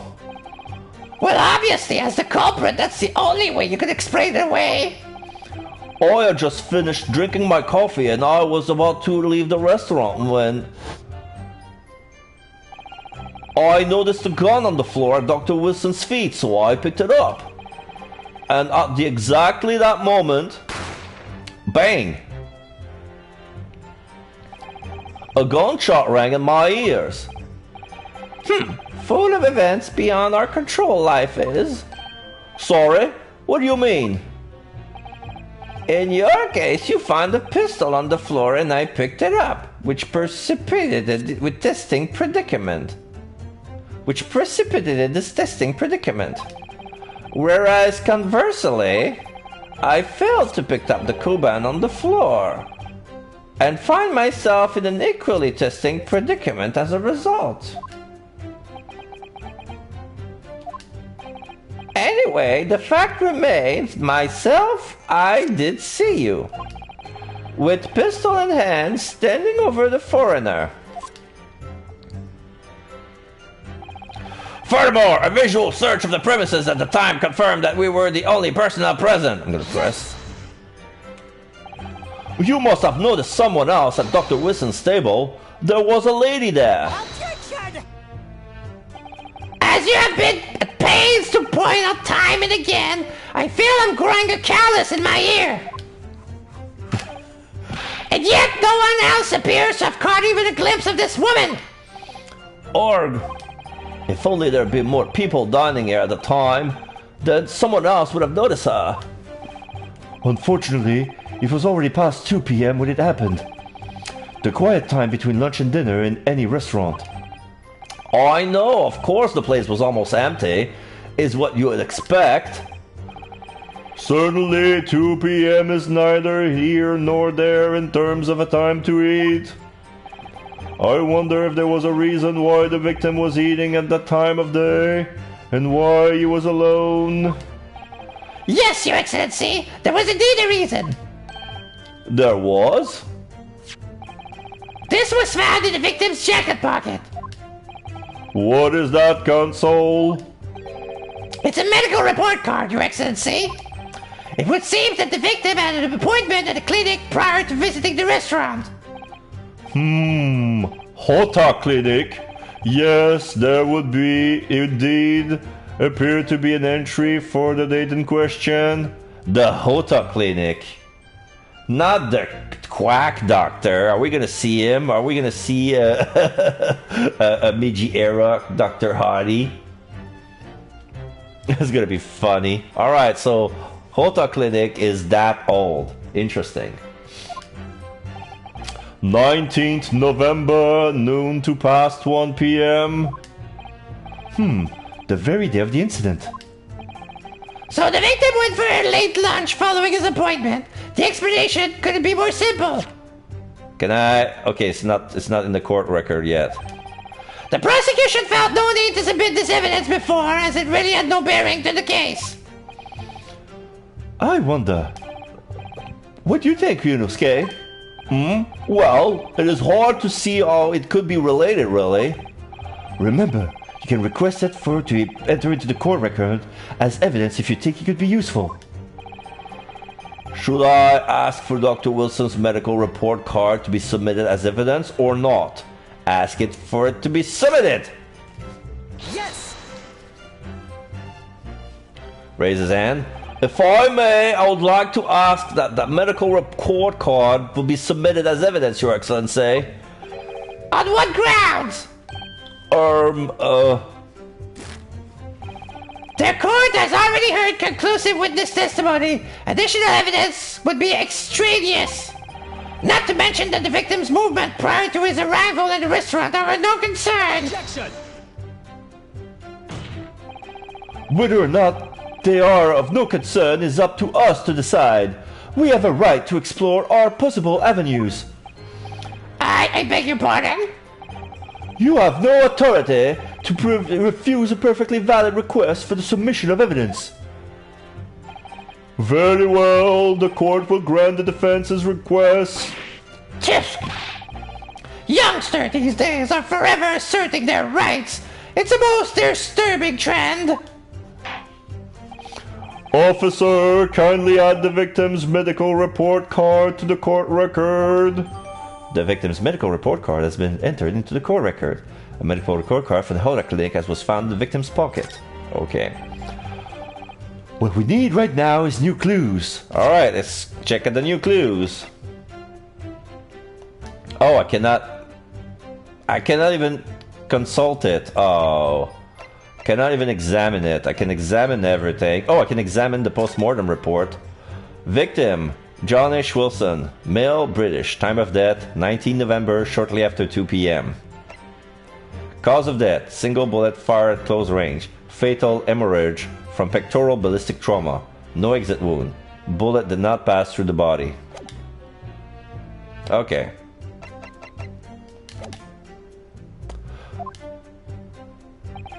We have to explore things from every possible angle, even if they don't seem relevant at first. Right, I hear you. You can conspire to prolong this trial as much as you like, but it's the day after the festival already for you! Or perhaps you had forgotten that these witness testimonies leave no room for doubt? Feel free to reiterate for the accused, Kodekuta-san.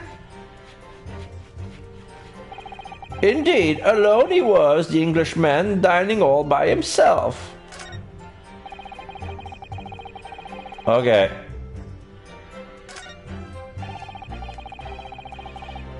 Yes!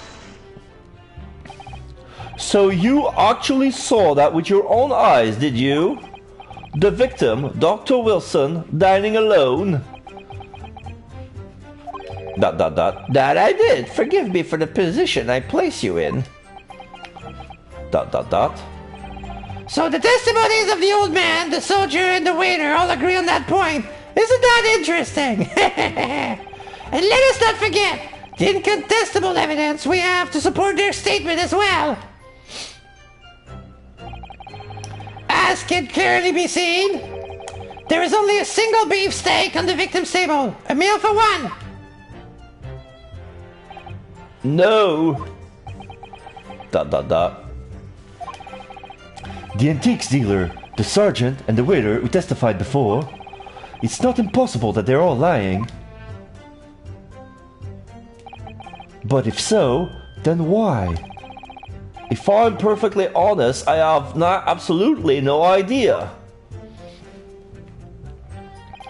Therefore, no one other than the black uniform cadet could have dispatched the Englishman. Over and out. Yes! Why aren't you telling the truth? What did you say, cadet?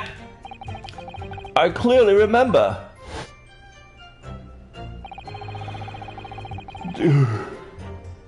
There was a woman sitting across the table from the professor. Perhaps one of you might not have noticed. But for both of you to have failed to see the professor's dining companion is just not possible. ... Unfortunately for you, defendant Naruhodo, it's not just a case of these two witnesses alone. Sorry? The waiter whose testimony in the court heard earlier clearly stated the same thing. He also said that the victim was alone. That's right. Precisely. In other words, you are the sole proponent of this phantom lady. But I... If such a woman were indeed present at the scene, the prosecution demands to see proof. ... And if no such proof exists, the prosecution demands that no further mention of this phantom woman be made. It is a blatant waste of the court's time. There's nothing I can say to that. ...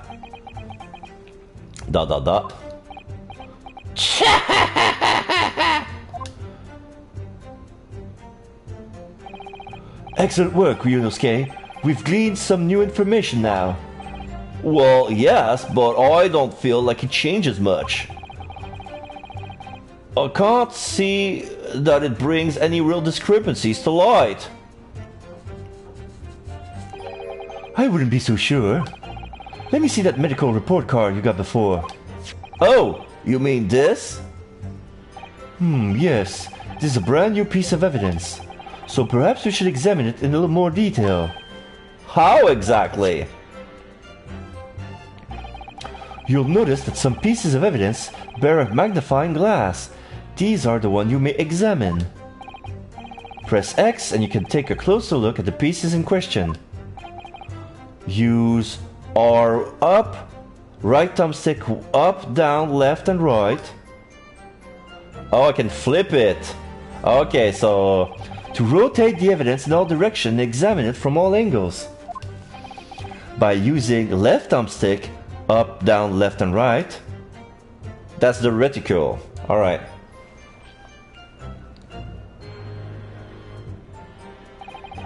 You can move the crosshairs around to hunt for clues that may have been missed before. If the crosshair starts to pulsate, press X to investigate further. So, partner, I think you should take a closer look at this medical report card. See if there's isn't something new to be learned by examining it in more detail. Alright, I'll see what I can do. I need to use a right thumbstick, left thumbstick and X to inspect any areas of the evidence that look suspicious. Okay. Medical report card required for every visit. Name, Mr. John Wilson, Hada Clinic. Dentist, Hada Clinic. Date, record number 372857. And there's a page here. I can open it. Oh.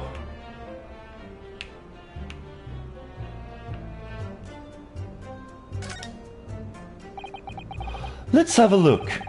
This is some kind of medical history. Ah, and there's an entry for the date the professor was killed. Extraction of molar with topical anesthesia. Ah, okay, I see where this is going. There was a steak. It has been eaten, but the doctor cannot eat because he went out of the dentist. Extraction of molar? You mean he had a tooth taken out? Would seem so. Just before the incident, he had a bad tooth removed.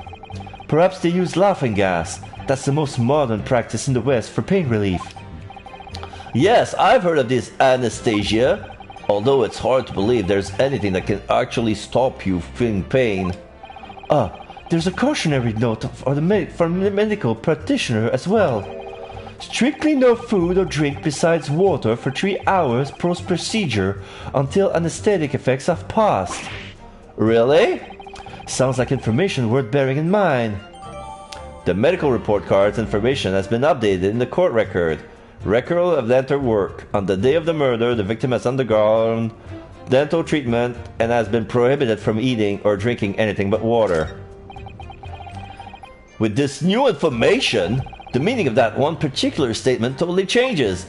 So, I think it's time we listen to the testimony again, don't you? Definitely! Okay.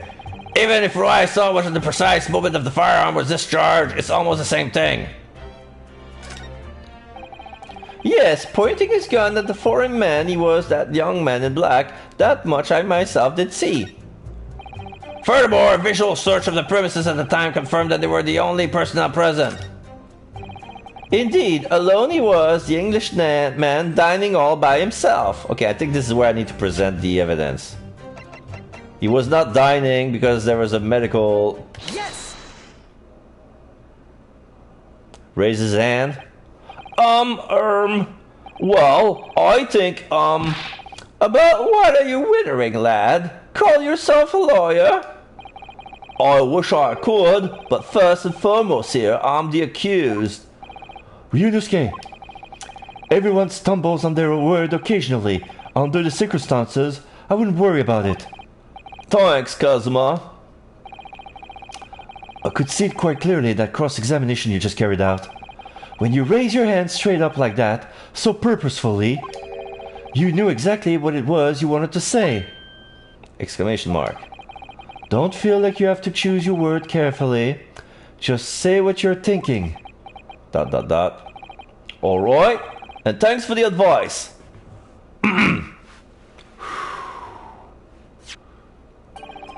Korekuta-san, this is a medical report card belonging to the victim. Ah, I see, and I don't see. What is it, boy? Comparing what is written on this report card with your witness statement, something clearly doesn't add up. Objection! Dear me, have you forgotten my words so soon, you amateur? Sorry, what? You are not to interrupt court proceedings with your amateurish drivel. But... Let's see if I can explain in words you might understand.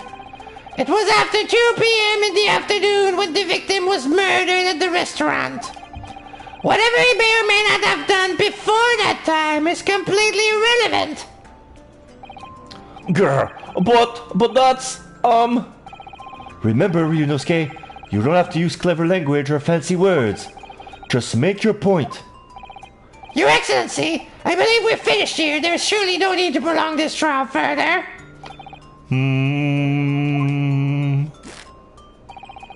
The witness testimonies the court has heard has been clear and concise. This medical report card has no bearing on the matter at all, for the simple reason that there is no one else besides this pale-faced pupil who can possibly have perpetrated the... This medical record card has nothing to do with the case? Do you really believe that? What? That outburst have petrified me, boy. Of course I believe it. How could it possibly be relevant? Perhaps because Hota Clinic, which issued the report card, is a dental clinic. A dental clinic? Is that supposed to mean something to me? Perhaps if I told you that the victim had just had a tooth extracted. What's this now? And furthermore, if I told you that as a result, the victim has been forbidden from eating. Exclamation mark from all three of them. Just what I'm trying to say, Cadet. He had orders not to eat, so what? It's all written up in here. No food or drink other than water for 3 hours post-procedure while anesthesia wears off. What? No, that can't. Kurikuta-san. What, boy? What? As you just heard, when he was killed sometime shortly after 2 p.m., the victim couldn't have been eating anything at all. No. Additionally, there's more. You have assured the court with unwavering self-confidence that the victim was dining alone. But that cannot be possibly the case. Okay, that's a real slam. That's a real slam. This is a real Phoenix Wright slam. The one was just like half baked. It was like, what was that? How come it sounds like that? This is a real slam. Grr. Because the victim, as we know now, had just had one of his teeth extracted and was still experiencing the effects of the anesthetic. Arrgh! Everybody bung. Expertly done, partner. Rubble. Objection! What? What is this nonsense? You little upstart! ... These are baseless accusations! Just look at this photographic evidence! You can clearly see the plate of food at the victim's table! Objection! Use your head! That's the very discrepancy we're talking about. Or can't you follow the logic? How? How dare you! I think it's fair to say that the tables in this restaurant have been turned. Wouldn't you agree, Ryunosuke? Oh yes, most definitely. So, having just undergone some dental surgery, the victim was unable to eat. Which leaves one very crucial conundrum. Who, in fact, was eating the pictured beefsteak? The court will hear the opinion of the defense on this new puzzle. I assume you're ready, counsel. ... Counsel? Oh, that means me, doesn't it? Oh, alright. The answer to this question is going to be pivotal. This is the start of your turning this trial around. Show them what you're made of. Got it. So, the person eating the steak at the victim's table must have been the victim himself, me, the two witnesses, and as yet unknown third party. Obviously, it could only have been someone else who was sitting at the professor's table. Objection! You will not let this go, will you? There was no such person! Yes! There was, because I saw her! When the incident occurred, we know that the victim couldn't have been eating anything. Yet we have evidence of a half-eaten steak on this table. Therefore, the only logical conclusion is that there was somebody else there eating it. We have strong evidence to support our assertion. It's clear that his witness testimonies are unreliable. If the courts decide to push through a ruling at this stage... Now he's holding his katana in his hand. We will lodge a formal complaint with the Ministry of Justice and pursue a fair retrial, relentlessly. Now he looks a lot like Edward, but I don't think that's his descendant. That would be nice, though. Kazuma! Are you insane? You would take on the government? Don't worry, Consul. I have no issue with you. What do you mean? I have issue with them! Those two witnesses in the stand! What? What are you talking about? We have demonstrated with evidence that the victim was not alone. So, if it now turns out that the two of you deliberately lied when giving your testimonies, obviously you will be charged with perjury. Perjury? And, since this is a murder trial, you will also be deemed complicit in the killing. Complicit in murder? No! Rubble. Hold it! Negative! There was no mention of this at the tactical meeting. I was just following orders.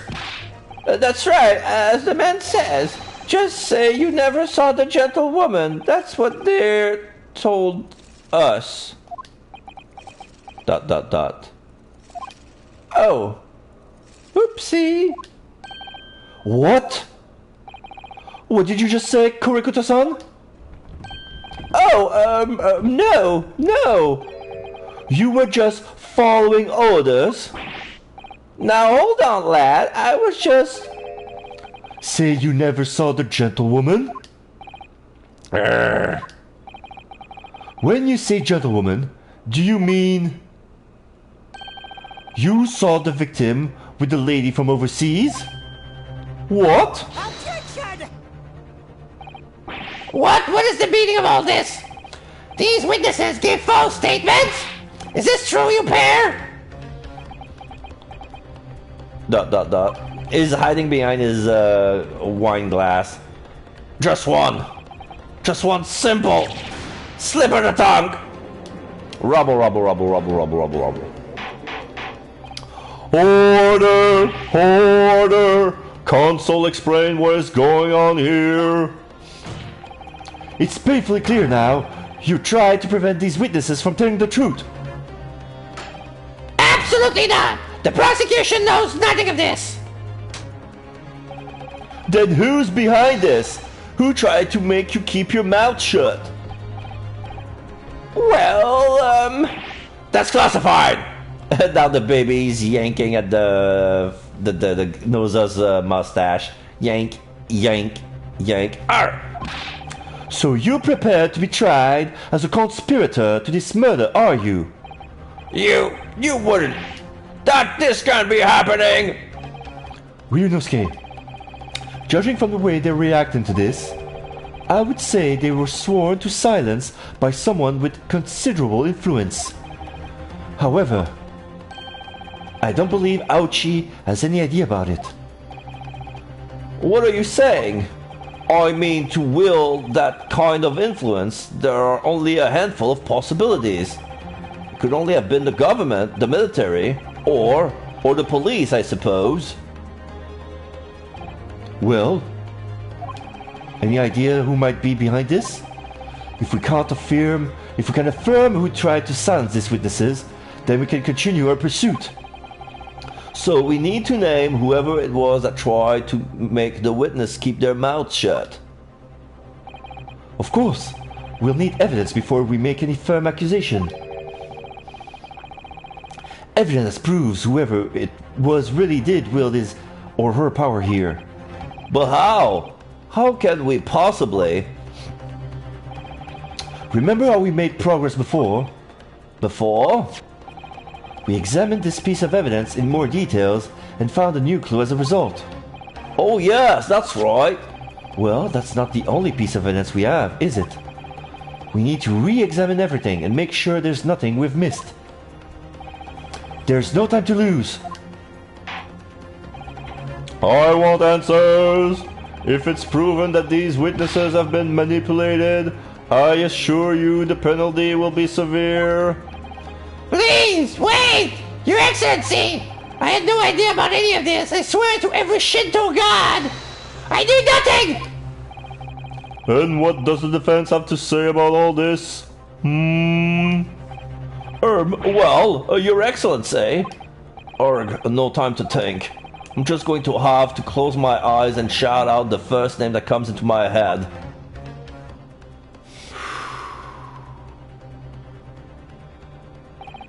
Besides the prosecution, the only person with the necessary influence to manipulate the witness is... Wait. The butler? I don't know. Could not be Eugen. Okay, I wanted to check the evidence, but I couldn't. Now I cannot do this at the moment. So I'm gonna try to risk something and saying it's the butler, and then try to look, because I wanted to look at the back of the business card, because he had a reaction. He made a map, but he didn't want this map to be presented as evidence, because I want to see this business card. So I'm gonna say him right now. He's the shady one, and we're gonna explore after that why. Yes. Well, surely that would be Satoru Osunaga-san. Okay, now I can check the court record. Was I correct? Yes, I can flip it. Chief Inspector Satoru Osunaga, Primary Criminal Investigation Division, Imperial Police Bureau. Waiter indeed, that's a double agent. Alright, my senses were correct. Well, that's unexpected. What is? Look, you see it says the witness's name here? Satoru Osunaga.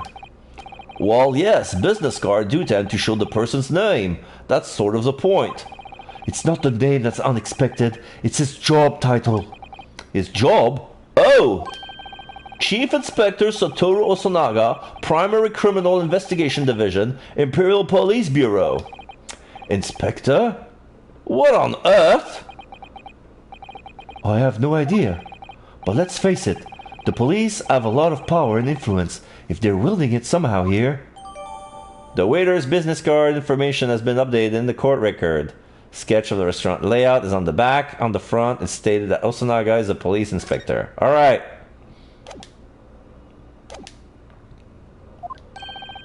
Osunaga-san, the waiter who took the stand earlier. Poppycock! What possible reason would the waiter have to make these witnesses give false testimony? Not to mention the fact that even a head waiter could not possibly have that level of influence. For once, I would agree with you. Now he's doing the Edgeworth pose. The wagging the finger. If that is the man truly were a waiter. What? If he truly were? Come on, Ryunosuke. Time to hit this court with the truth. The truth about Satoru Osunaga's real identity as proven by this evidence. Yes. The plan of the restaurant sketched by the man in question.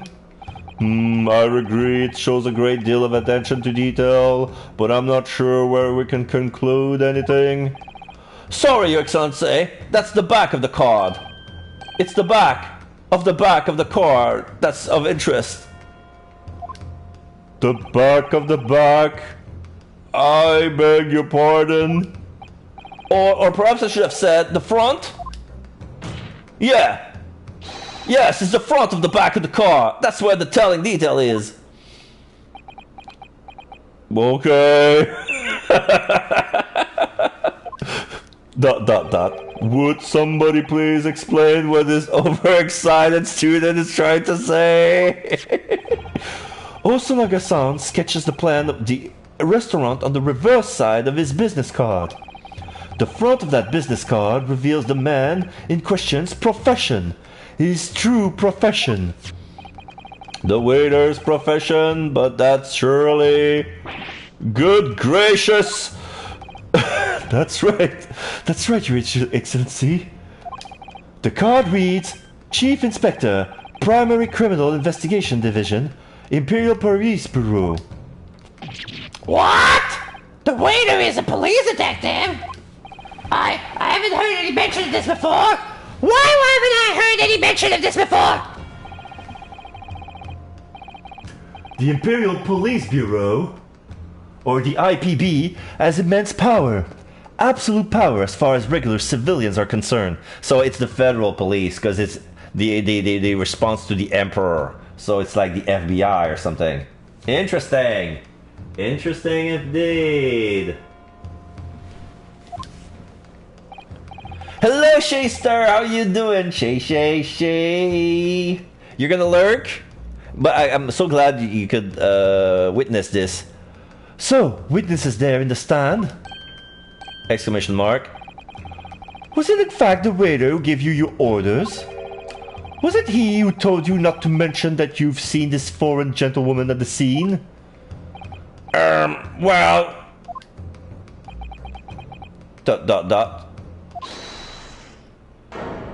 Who says hold it?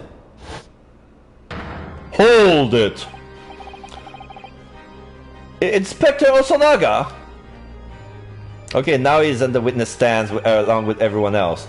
I was worrying something like this may happen. The moment you asked me to submit my sketch as evidence, I realized it was a possibility. The court will take this plan and add it to the court record as evidence. Oh, well... Is there a problem? Hand the plan to the court officer at once. Of course. Here you are. Yes, I remember now. He did act strangely when the judge asked him to hand over his business card. I strive to carry out all investigation flawlessly. It is my guiding principle. But I left myself be distracted when I made that sketch. Adjust his glasses, and now we can see his nice glare. It was an unusually careless mistake. So, you mean to say you really are a detective? ... But why would a detective be working as a restaurant waiter? Ah, of course! Your salary must be terrible! I was working undercover, you dolt. Undercover? Yes, there have been a series of incidents at the restaurant recently. In order to investigate, I decided to get a job there as a waiter, working undercover. Incident at the restaurant? What kind of incident? Nuts. Shakes his head.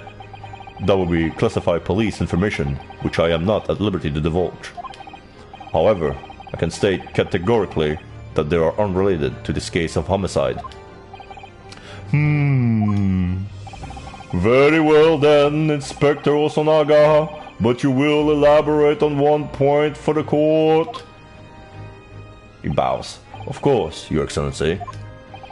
We have just heard new information from the two witnesses beside you. That at the time of the shooting, there was in fact another person present at the victim's table. ... If that is indeed true, clearly you would also have been aware of this person's presence, having served at the table in question. However, your testimony did not allude to this other diner. Therefore, I am led to assume that in your professional capacity as a police officer, you require these witnesses to be in agreement. Would that be correct? Blood.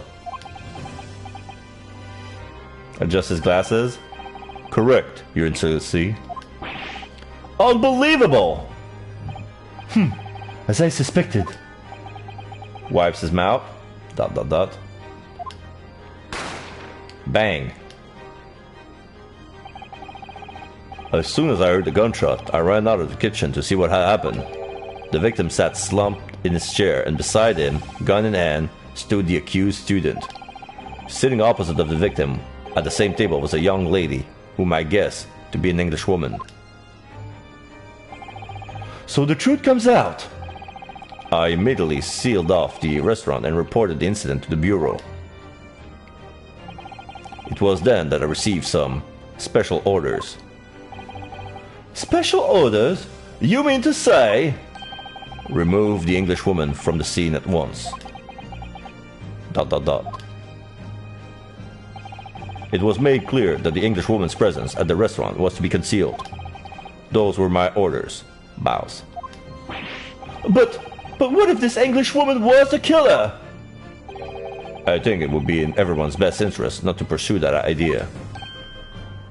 Exclamation mark. The Empire views the friendly terms of its relationship with Britain more highly than anything at the moment. An Englishman has been murdered on our soil. To name an English woman as the primary suspect, well, without irrefutable evidence, that would be completely out of the question. So that's the reason for the disappearance of the Phantom Woman in this case. Oh, but it's not right! Osnaga, ... Aochi, ...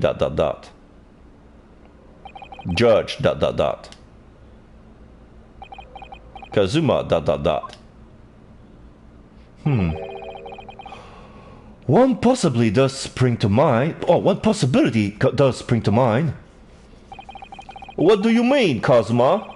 Yume University is currently hosting a number of exchange students from Great Britain. And I'm fairly certain that one of them, studying in the medical faculty research laboratory, is a young English woman. What? You're a shrewd man. I can see why you're the chosen candidate for the overseas study tour. Exclamation mark. You mean? When I removed the woman from the scene of the crime, I thought it prudent to check her identity first. Then the court demands that you name the lady in question at once, Inspector. The English woman sitting at the university professor's table was a certain Miss Giselle Brett. That's how you spell Giselle, but okay, I'm gonna go with that autograph. Giselle Brett. She's indeed a foreign student studying in the research laboratory of Yume University's medical faculty. What? What is happening here? Rubble. I admit that under order from the police bureau, I erased all evidence of this lady's presence at the scene and ordered these witnesses to make no mention of her in their testimonies. Bows. It must now be up to Your Excellency to decide how to deal with this situation. ...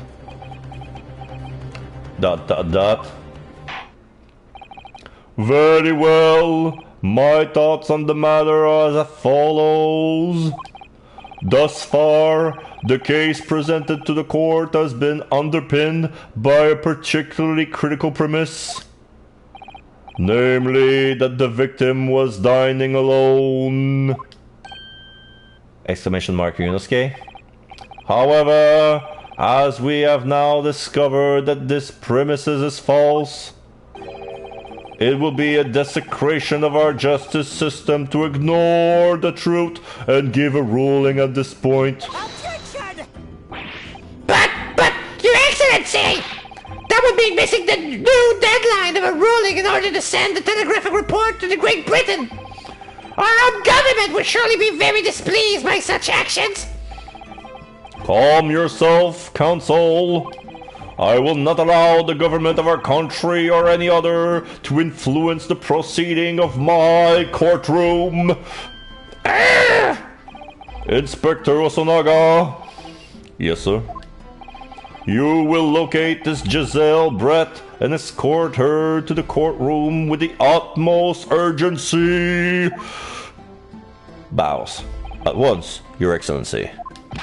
But that means you've been going against the special orders you were given from the police bureau! As I said before, adjust his glasses.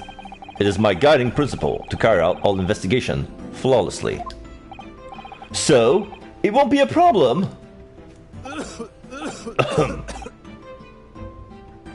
Sorry, blood. Resolve, and he smiles. Nothing will get in my way. He smiles with the drip of blood next to his lips. He looks so cool, but it's like weird at the same time.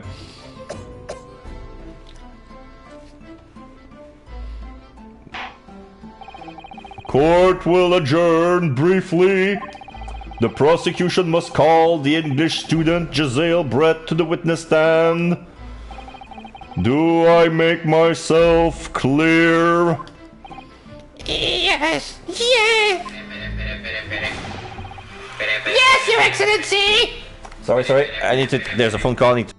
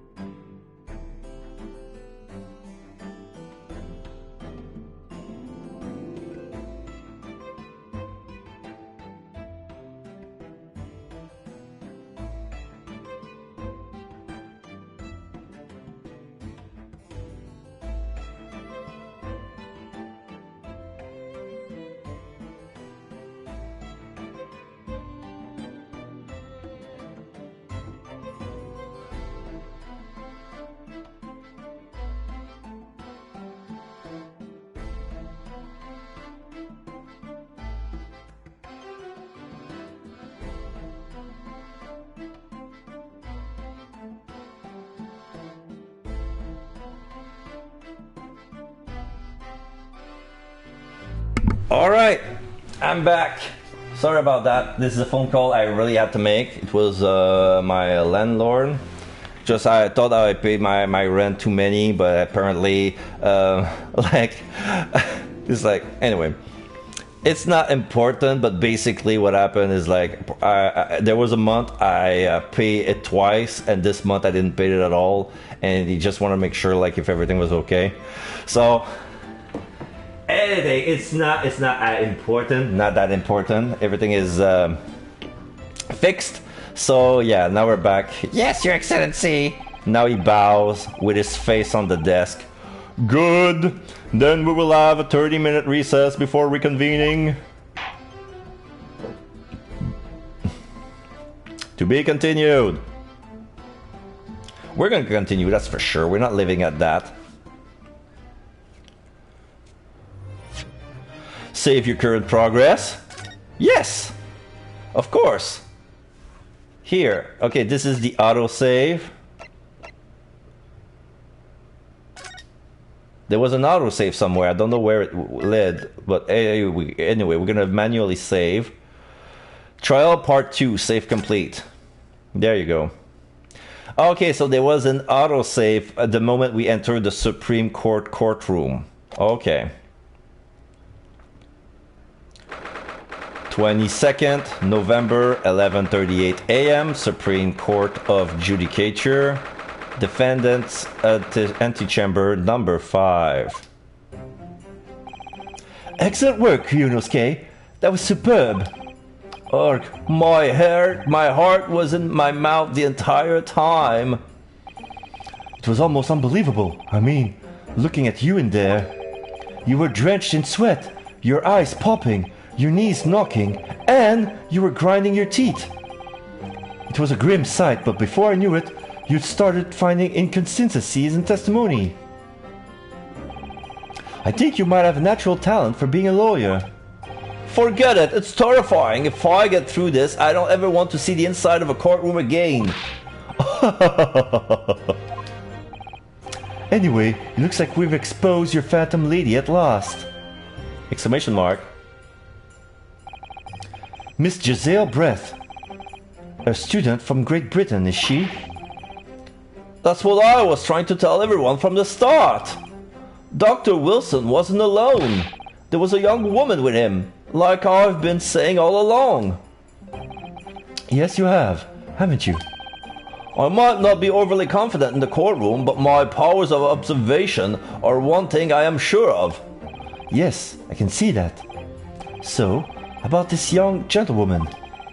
Thanks to our detective friend, she was hastily escorted away from the scene, it seems. Do you see what happened with that? No, I didn't see any of it. I was just on my way out of the restaurant myself, then on the floor next to Dr. Wilson's table. I noticed there was a gun lying on the floor, and just after I bent down and picked it up, bang! I didn't have time to think about where the sound of the gunshot had come from. The waiter ran over to me looking as white as a sheet, and he bundled me into some sort of small pantry next to the kitchen. Fast thinking by the detective. He apprehended his suspect without a moment's delay. Yes, and because I was shot in the pantry, I have no idea what happened outside in the dining area.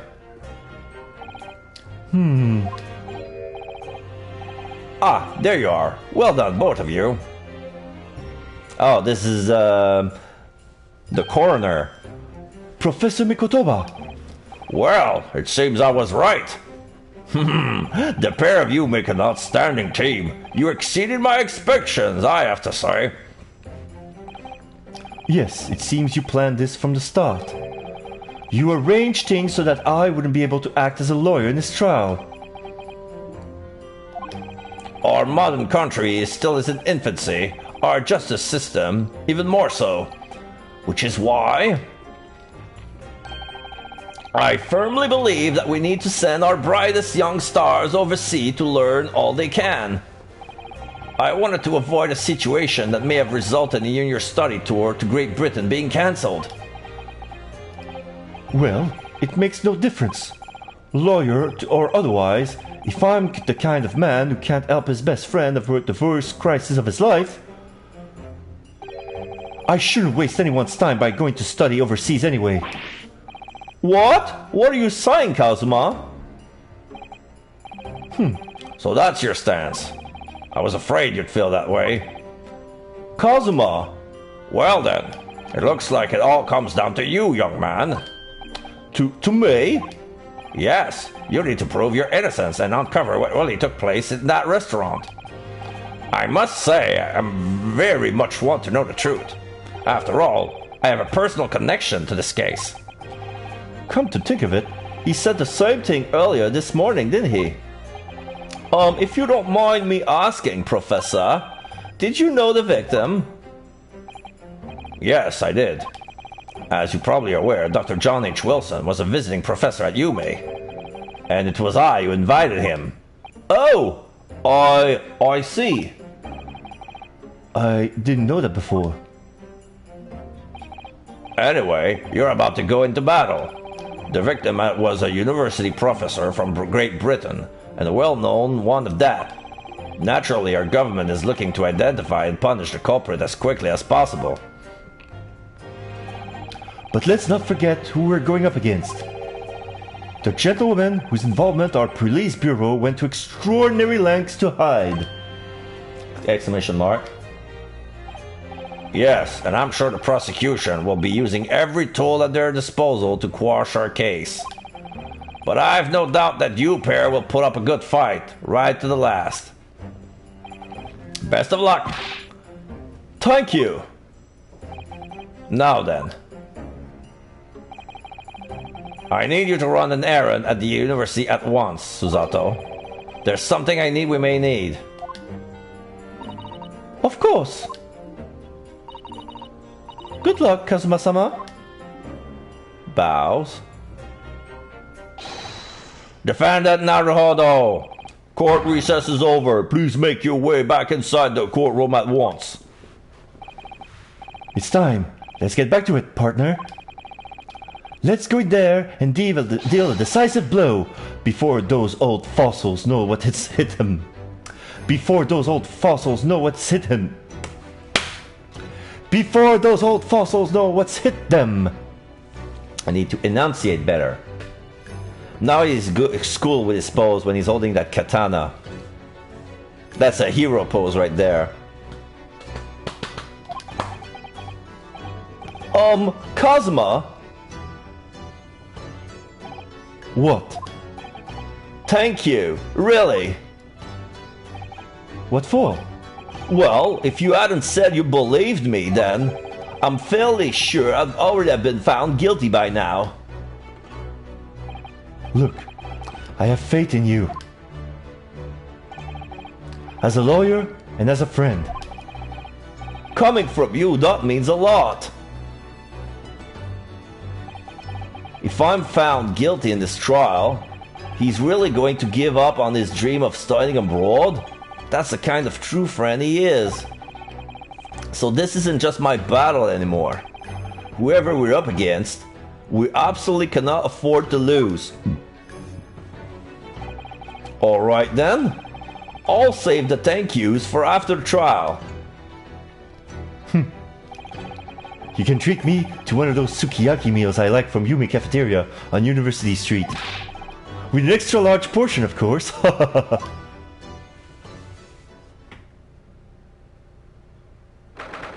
22nd November, 12:09 p.m. Supreme Court of Judicature.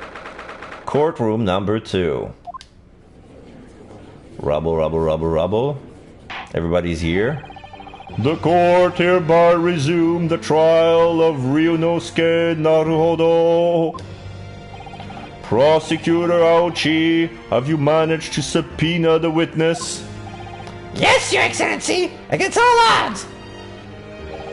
And thanks to a certain young stripling, the prosecution is now under painful scrutiny from the government. Sorry. Let the government scrutinize. That's their job. It's nothing to worry about. It's highly unlikely that the good relation we've forged with Great Britain will emerge from this trial unscathed. We'll still think it's nothing to worry about when the new treaty breaks down under our nation's founders. Again? Terribly sorry.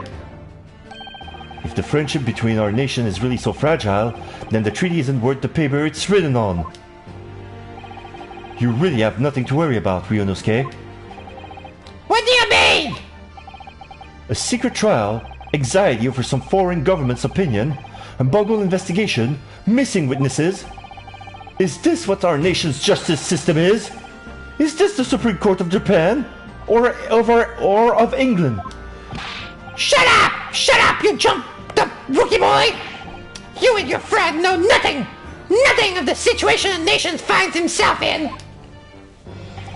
By aligning yourself with this great world power, we'll become strong! Diplomacy has never been more critical! Steady political maneuvering is what will secure our futures! ... I won't deny that I'm no expert, I'm just a student, and one who could arguably study harder too. But standing here now in our Supreme Court, there is one thing that I feel very strongly.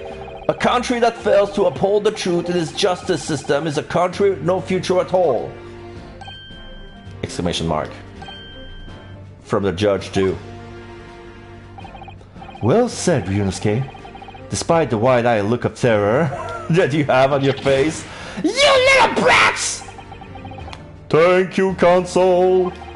This court is the pinnacle of our nation's justice system and exists solely for the pursuance of truth. With that in mind, this trial will now resume with the next witness taking the stand. The visiting student from the Great Britain, Miss Giselle Brett. Yes! Your Excellency! Then he bows his head on the desk. Oh, we see the lady. She has a swan on her hat. We cannot see her face. She's a very gentle woman. She has curly hair, made by the iron. And she looks very like... She looks like Milady. Milady of Winter in the song that goes with it. Well, what a delight it is to welcome such a fine gentlewoman to Japan, and from such a distant land. Tea, bring someone bring English tea. In England, no discussion take place without tea. Is that true? No idea. So, could we possibly trouble you to state your name and occupation for the court? Of course. Osonaga is with her. My name is Satoru Osonaga. Adjusts his glasses. I have been working undercover as the head waiter at La Carnival. Yeah, we know all about you already! Inspector Osonaga, where are your manners? In England, it's always ladies first. Is that true? No idea. More importantly, a little earlier today you said something to me. You said your powers of observation are the one thing you're sure of. Oh yes, I think I did, didn't I? Yet your description of this amazing sight was simply a woman. Sorry, Ryunosuke, but powers of observation aside, your powers of description are sorely lacking. Guilty? So, dear lady, once again, if we may trouble you for your name and occupation, please.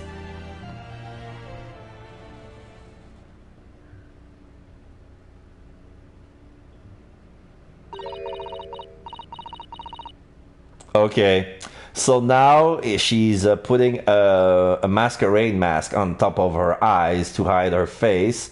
We can still see the bottom, but now when she talks is gibberish. So,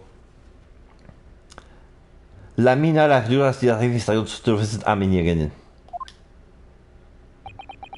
so she probably speaking in English instead of Japanese. ...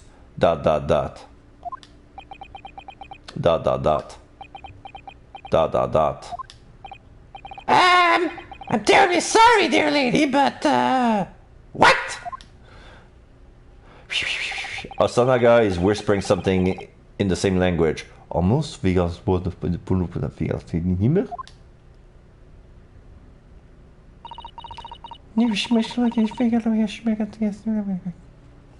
I guess she's whispering in his ears. Yeah. The lady says her name is Giselle Brett. She comes from London, England. She's a visiting research student, currently enrolled in Yume University Medical Faculty. Oh my! What a rare treat to hear the dulcet tones of the delightful language of the British people. I'm afraid I don't understand a word you said, but it was as beautiful as a hummingbird's song. As far as I can tell, the detective is translating her words faithfully enough. Yes, I agree. You'll obviously do fine in England, Kazuma. Her English doesn't rattle you at all, does it? Nor you. You've clearly been paying attention to your English classes, Ryunosuke. The court thanks the beautiful lady for taking the stand. Now, if we may trouble you to confirm something, Miss Brett. Brett, ... 3 days ago, at a restaurant called La Carnaval, a grave murder took place. The court has been led to believe that you were dining there with the victim, Dr. Wilson, at the time. Is that correct?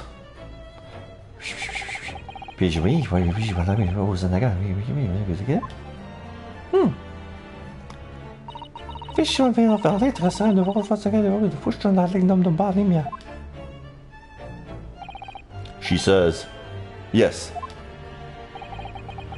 This could take some time. So even though she's studying here in Japan, she can't speak any Japanese? She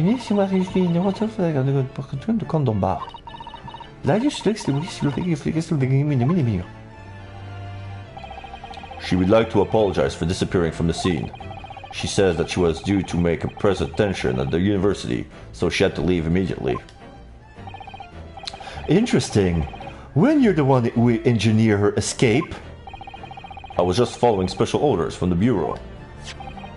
Well now, dear lady, would you be so kind as to cast your eyes over this photographic print?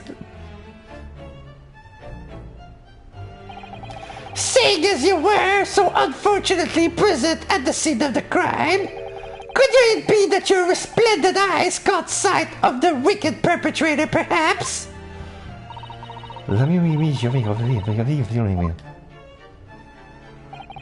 Apparently, it was a very frightening and sorrowful sight. Do you mean to say? Yes, it would appear the lady did witness the crime. The very moment the accused... Oh, sorry. I thought that was going to be Ryunosuke because they showed him, but it's still Osanaga speaking. So, the very moment when the accused, standing right there in this courtroom, shot the victim in cold blood. Rabble. Order in the court. Hello, Tyler. How are you doing today? Yep, this is one of those early stream because I wanted to make a double stream and I wanted to make a 2 full hour session. And right now we're in the first case, the tutorial case of Great Ace Attorney Adventure, which is the first game of the Great Ace Attorney Chronicles. And we're at the part 2. Part 1 was basically the tutorial of the mechanics. Like usually it's basically the same as the original game, with the exception that all of the witnesses were talking at once. Right now we haven't had any... it was still a basic mechanic of them saying contradictory thing, but usually when they use that technique, it's basically because they're saying stuff and they're contradicting each other. But right now we haven't fallen into that mechanic yet, probably in the next trial or something. Right now, it's basically so. Right now, what the story is Naruhodo Ryunosuke, which is the descendant of Phoenix Wright, has been found. Is the main suspect in the murder of an Englishman in Japanese soil. There's right now it's a secret trial, and the Great British Empire ordered the Japanese Empire to write a telegram to see the result of the court, and they expected a swift trial. Seeing that there was a changes of lawyer right now, the one who was supposed to defend Naruhodo was Asogi, which is our best friend. He is an elite student, is a star lawyer, and he was meant to be to study law overseas at Britain at the expense of the Japanese government. But now, as you can see, because the murder was an Englishman in Japanese soil, they wanted to avoid a diplomatic incident, because there was a treaty between the two empires, and it's very fresh, and they don't want a murder like that to baffle that. So that's why we've been advised by the coroner at the university that Naruhodo should defend himself, because the consequences that if Naruhodo is found guilty, Asogi cannot go overseas.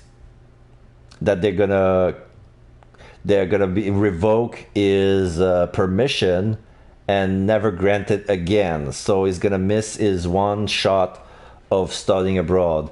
And Naruhodo accepted that because he wanted his friend to study abroad. But then Asogi got mad, says, "Oh, you don't believe in my talent. You don't think I can defend you. Like, I was ready to put my trip on the line for you." So I decided, okay, you can defend yourself, but if you cannot defend yourself, so if you cannot make yourself not guilty, I will not go overseas. I'm gonna cancel my permission. So what we're trying to avoid didn't actually happen. So right now I'm going to show you the court record, see how it's like. So right now this is Kazuma Asogi. This is our best friend. He looks like Edward, and it's for a purpose. This is the medical school doctor who told us to defend ourselves so that he could go overseas. This is the prosecutor. Of course, he's Winston Payne, like he's the descendant, the ancestor of Winston Payne. This is the victim, John H. Wilson, and he's a doctor. So I have a feeling that since Sherlock Holmes in this game is where his name has been spoofed by Sherlock Holmes, this is Dr. Watson. So the victim is Dr. Watson. This is a waiter, but apparently he's undercover police detective for the Empire Police, the Imperial Police. So he's a Fed. And this is one of the witnesses. This is our sergeant in the army. This is an antique. He was one of the witnesses. Apparently they see nothing.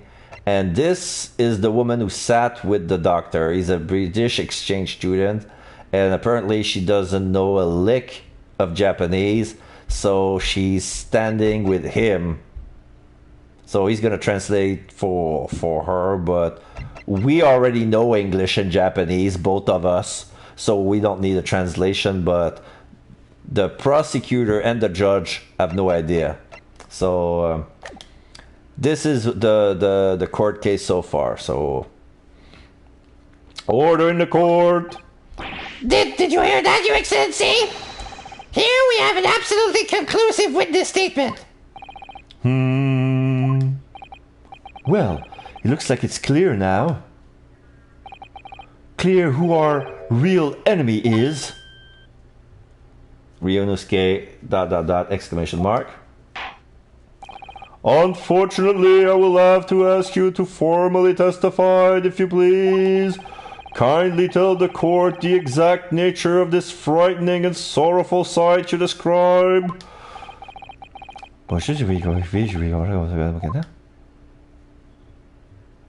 And she nods.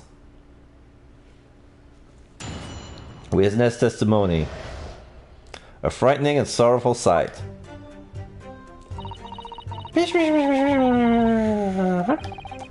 I had arranged to meet for a slightly late luncheon with Dr. Wilson that day. The professor was unable to eat, so I ordered for myself only a beefsteak.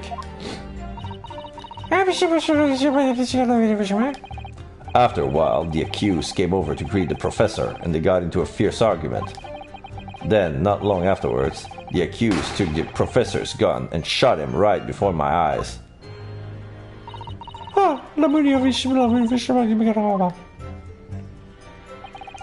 I don't carry a gun myself, so obviously I couldn't have been the culprit.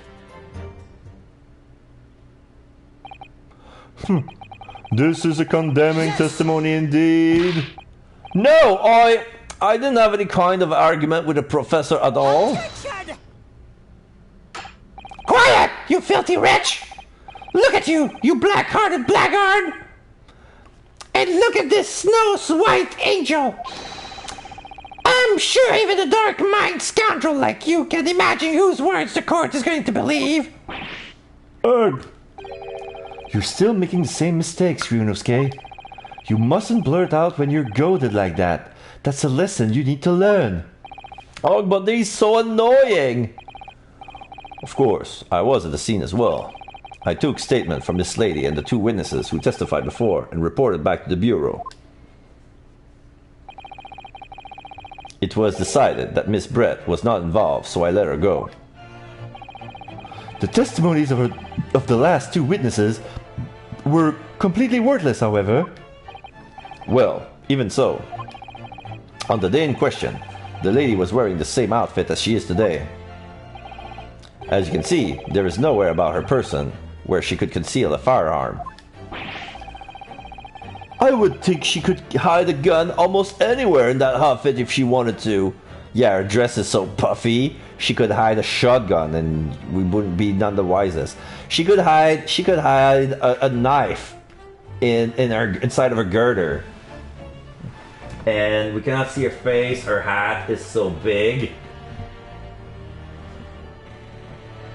The hat is so big, and also the fact that like there's a large swan with big flowers. There we can hide many weapons. She could have a gun, not a Gatling gun. Yeah, I think she could have a Gatling gun in her dress, just like in Persona 5 Striker when Noir attacks. That's funny. Unless and until the precise location where the witness is to have hidden the weapon can be shown, this is moot! There are no pockets in my outfit. I have nowhere to hide the gun. Those are the witness's own words on the matter.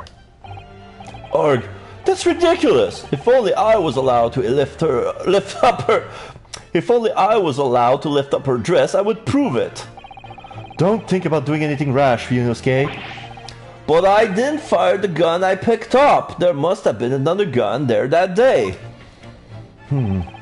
You're right about that. Which means this lady was hiding a gun somewhere. Yes, that's what we have to prove now.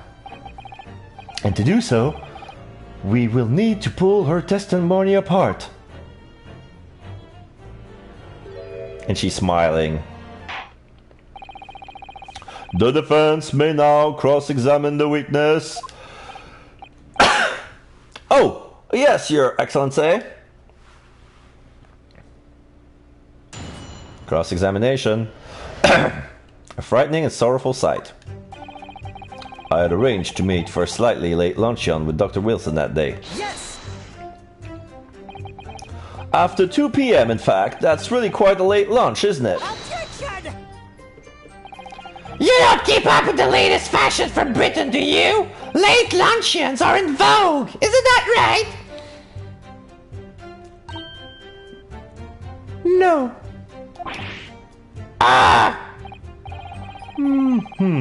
A decisive English no has quite a sting to it. The gentlewoman is currently working in the victim's research laboratory, it seems. So it was apparently a daily occurrence that they would lunch together. But on the day in question, the victim has another appointment at the clinic first. Yes, which we can prove from the medical report card that was submitted as evidence earlier. That's right. Miss Brett and the victim went to lunch following the victim's treatment, which is why it was so late. Yes, that all makes perfect sense. Such wonderful logic! What a shining example of English intelligence this fine gentlewoman is! So you both arrive at the restaurant. What happened next? The professor was unable to eat, so I ordered for myself only a beef steak. Yes! He was unable to eat, you say? And that was because he just had a tooth removed at Horror Clinic, correct? That's right. You're supposed to actually check with the witness before answering. Was Miss Brett aware of that fact? It seems so, yes. She heard that the professor was to have some dental treatment. So that would mean that it was you who ate the steak pictured here. Is that right, Miss Brett? No. Wait. Those are bite marks. That's not a gentlewoman's way of eating a steak. She would cut her meat, and the proof is that the knife is stained. But those are bite marks on the steak. Somebody's like taking the steak with a fork and then... That's not her steak. That's right, yes. The print you have here shows the table exactly as it was left after the horrifying events. Exactly as it was left? Dear me, what a harrowing experience! To have traveled to a distant land on the far side of the world and be embroiled in such a tragic incident. Have no fear, my dear lady. I swear I will crush the evil fiend that subjected you to this terrible ply. To the victim, Dr. Wilson has nothing to eat or drink at all? But that's right, other than some carbonated water. Just water? Yes, the professor was unable to eat, but he had been given permission to drink water. So it appears that the diners toasted their lunch with a glass of water. No! There's only one glass of water. There was only one glass. So they didn't toast. They each raised a glass of carbonated water. What do you think, Ryunosuke, about the witness' last statement? It's very meaningful. That last statement of yours, Miss Brett, has a profound bearing on this case. Well, how fascinating! Do tell us, what is this profound bearing,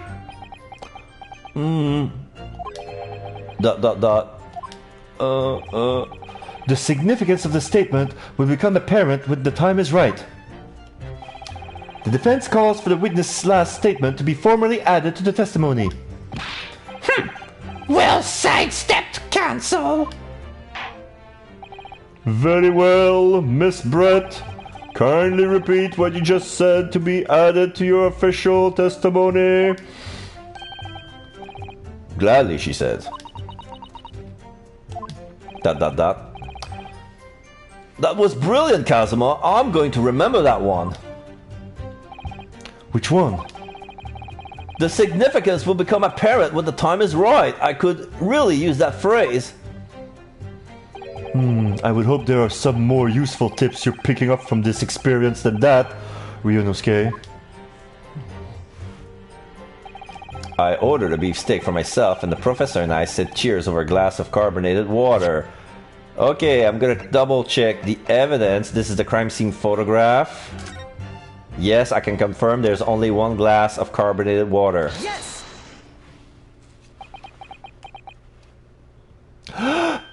That's it! Let me just confirm something, please. It's to do with this photographic print. Just a short while ago, you spoke of this print showing the victim's table at the crime scene. That it was exactly as it was left. Mm-hmm. That is correct, the lady says. Well, it's odd. Very odd. Dear me, what's odd is the defense's inability to express itself. Ryunosuke, what is it about this print that looks so odd to you? Well, obviously, it's the cheers. That cheers? Yeah, I know, I understand the confusion, because in Japan we would say kanpai. No. Miss Brett just told us that she and the professor said cheers over a glass of water. But if that's true, there should be 2 glasses on the table, not 1. Oh! Exclamation mark. You're quite right, Console. There's only 1 glass pictured here. Objection! Are we supposed to be impressed by this nitpicking over minutiae? What possible difference does the presence or absence of a glass make on the case? Objection! Minutiae, you say? Could it be that the detective here removed a glass from the table to conceal the lady's presence? Of course not. I would never do something so reckless. But there should have been 2 glasses on the table! Or are you going to try to tell me you can't drink with only 1? You're quite right. I certainly took 2 glasses to the table. And looking at Brett.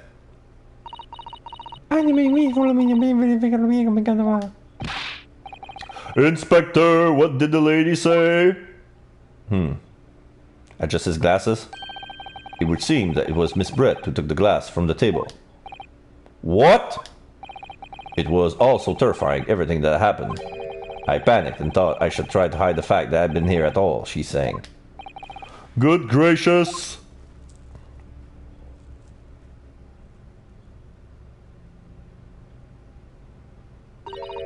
Sorry! In cursive, no less. Rubble.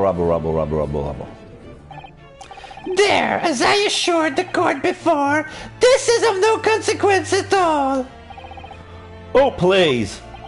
We must remember that this student had just remembered this lady's luncheon companion before her very eyes. Who could blame her for concealing a glass or 2 in her state of disarray? That's absurd! Oh, really? So do we take it that you are now going to accuse this vulnerable, young and beautiful woman of mischief? What? No, this can't be put down to mischief. I would like to know exactly how the lady took the glass from the scene.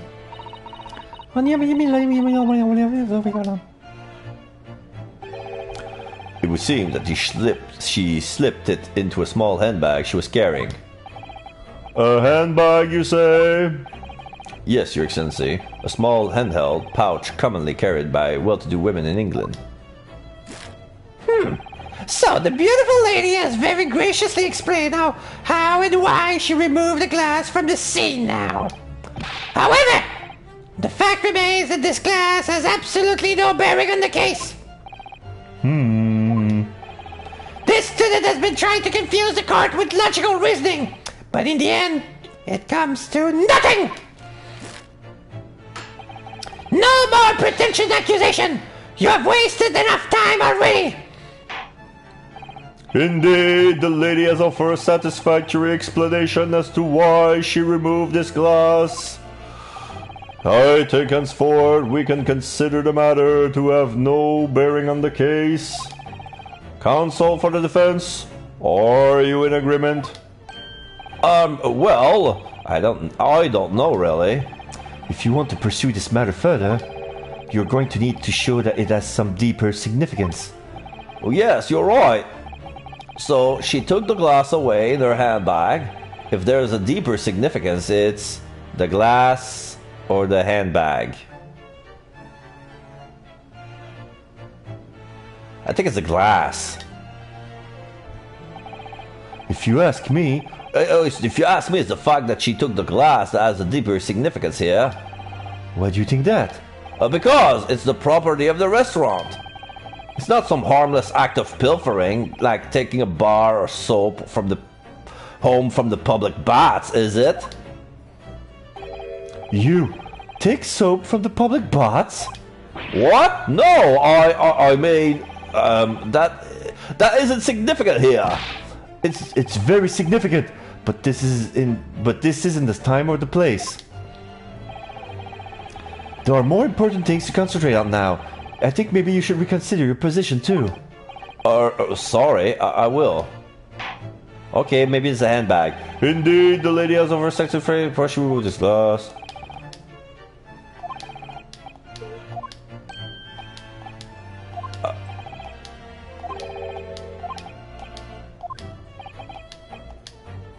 The handbag. Wait, the lady put the glass in her handbag, you say? Yes, do try to keep up. It's already been explained to the court that all English gentlewomen carry handbags for small items. Let me say, a little while ago, Miss Brett stated the following. There are no pockets in my outfit. I have nowhere to hide a gun. But what she forgot to mention was her handbag, in which it would be perfectly possible to conceal a gun. You're right. Well done, partner. I have a feeling you'd pick up on that too. What are you insinuating, you vile blackguard? It's really very simple. The gunshot was heard when the defendant picked up the gun from the restaurant floor. As he didn't fire that gun, we can deduce there must have been another firearm at the scene. The true murder weapon, if you will. You can't seriously be suggesting... Inspector Osanaga. Yes? Did you or did you not search Miss Giselle Brett's handbag on the day of the murder? No, sir. I did not. As I thought. In other words, another gun, the one that was actually used to kill the professor, could have been hidden in Miss Brett's handbag. No! Rabble, rabble, rabble, rabble. Order! Order! What is the meaning of this, Inspector? The meaning of what, Prosecutor Ouchi? Why on earth did you not have the lady open her handbag and show you the contents at the time? Thanks to your bungling incompetence, now she has to endure this uncomfortable accusation. Brilliant work, partner. Now we have a chance to expose the real woman behind the mask. Do you think so, Kazuma?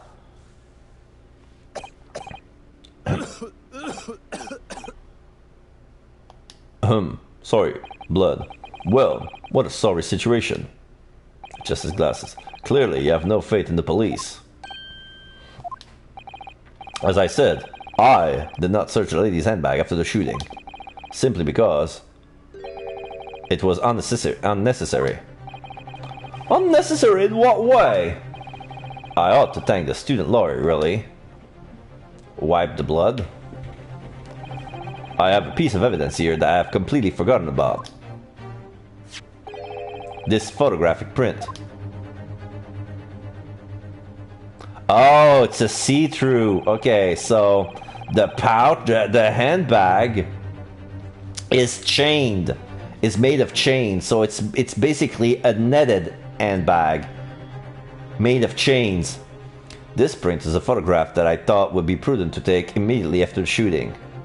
Wait, okay, so I see it's a picture of the handbag on a chair. Now we see the lower part of the body, and I noticed there's a tattoo of a bull's head on the hand of the victim. It's like below the thumb on the wrist, where we take the pulse. So he has a tattoo there. This print is of a photographic after the shooting. As you can see, it clearly shows Miss Brett's handbag. Well, I never. You can see right through to what's inside. And we see, yeah, there is the glass. That's right. Apparently, meshwork bags like this are the height of fashion in London at the moment. So the contents are clearly visible. Exactly. So there was no need to search the lady's handbag.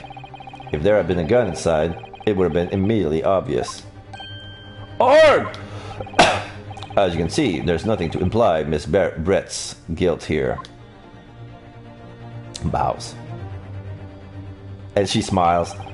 Thank you for helping to prove that, Naruhodo-san. Warg! And he falls on his desk. He's been hit back on the wall. He's been blown away back on the wall and then falls on his desk. Order! Order! Inspector Osonaga, you will submit that print as evidence at once. Bows. Certainly, Your Excellency. The photograph of the handbag has been entered into the court record. Photograph taken by Osonaga after the incident occurred. It shows Miss Brett's handbag on a chair by the victim's table. I think you have long enough to cross-examine the witness, counsel. I want to check the thing again.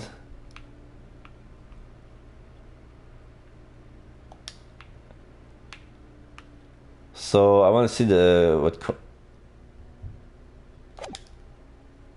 It's like, okay, it's the same design, because I thought like it was a water glass, like it's a water glass on a stand. It's not a wine cup. It's not a wine glass. It's a water glass. I think okay.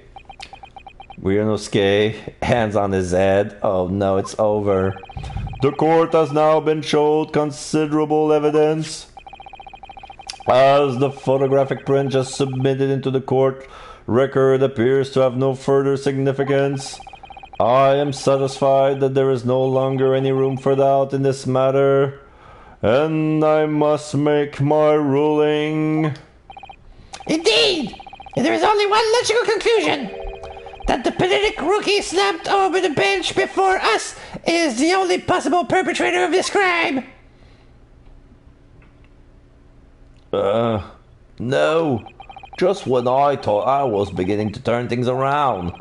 I'm in a worse situation than I was at the start. Yeah, even Kazuma is both hand on the bench and he's looking down. Kazuma? ... I'm sorry, Ryunosuke. Exclamation mark. Now that the cross-examination of the witness is over, there's no way to force the trial to continue. What? You mean this is it? ...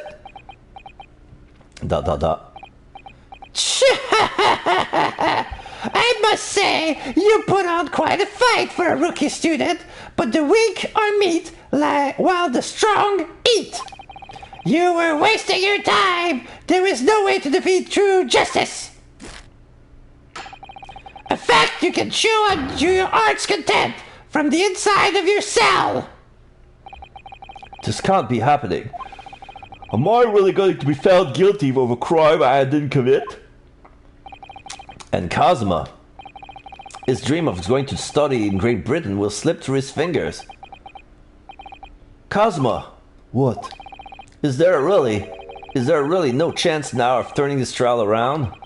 You heard the judge. There's nothing about that last photograph the detective produced that we can contest. Which means there's no basis on which we can argue for the trial to continue. ... Very well, I will now proceed immediately to the ruling. It seems we will be able to report to the British government on time after all.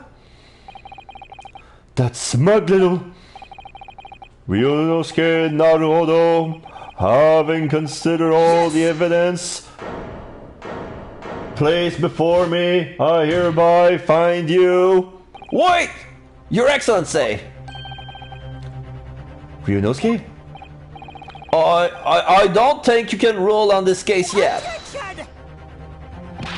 This amateurishness is getting tedious. When His Excellency deems that the trial is over, he gives his ruling. That is the most basic protocol of the courtroom. Yes. Your Excellency, just a moment ago you said this. As the photographic print just submitted appears to have no further significance, there is no longer any room for doubt in this matter, and I must make my ruling. Now, that means that if there was a problem with the evidence, some significant detail, I mean, then ruling on the case at this time would be out of the question. This is blatant straw clutching. Look at this photographic print. Look at it! All it shows is the handbag the gentlewoman was carrying on the day in the question. There can be no problem with this evidence. You'd better know what you're doing, Ryunosuke. I understand your objection, counsel. Certainly. Your evidence submitted by detective has not undergone this court scrutiny. However, I fail to see how we can glean any new information from this handbag. Ha! My thoughts exactly. Really, the prosecution is becoming tired of this rookie's desperate wheezes. Yes, I am desperate, but this isn't a wheeze. There's something about this photograph which just doesn't seem right if I could only put my finger on it. Very well, I will grant the defense one final opportunity. Exclamation mark. What? But be warned that if I'm unsatisfied by your response here, the trial will be over with immediate effect. Now he's holding his gavel and slamming his palm with it to see that I'm ready to hit the gavel. So you better be prepared and have... What's this? Oh, another expired sub. Like today is the day of expired sub. Like 3 messages, 3 expired subs. Yeah, I know. Shut up. Do I make myself clear? Yes, Your Excellency. So, take another look at the photographic print Inspector Osonaga submitted before. You will identify for the court where in this print we'll see the significant detail to which you have alluded. Okay, I'm gonna try the tattoo. So it's like 1, 2, 3, 4, 5, 6, 7, 8 taps to the right, and 1, 2, 3, 4 taps on the top. Present. Yes. Look at this here. There is a very unusual mark on the victim's wrist. That is true. It looks almost like a burn of some description. Okay, that's not a bull's head tattoo, that's a burn. Okay. Exclamation mark.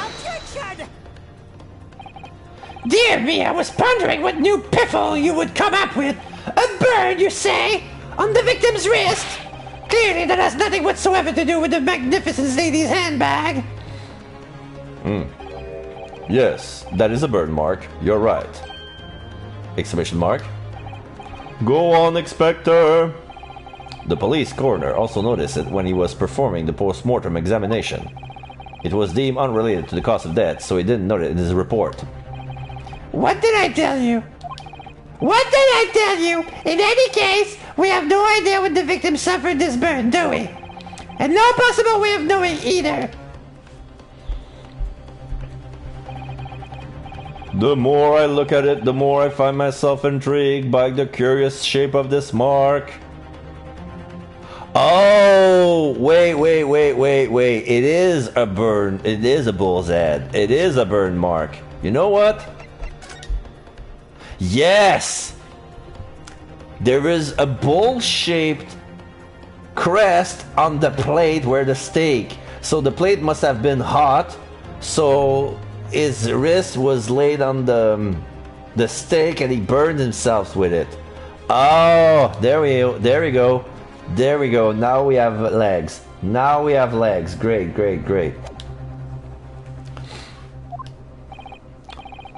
However, as Prosecutor Ouchi points out, unless a firm connection to the case can be shown, I cannot allow any further time to be spent on the precise details of this burn. Exclamation mark.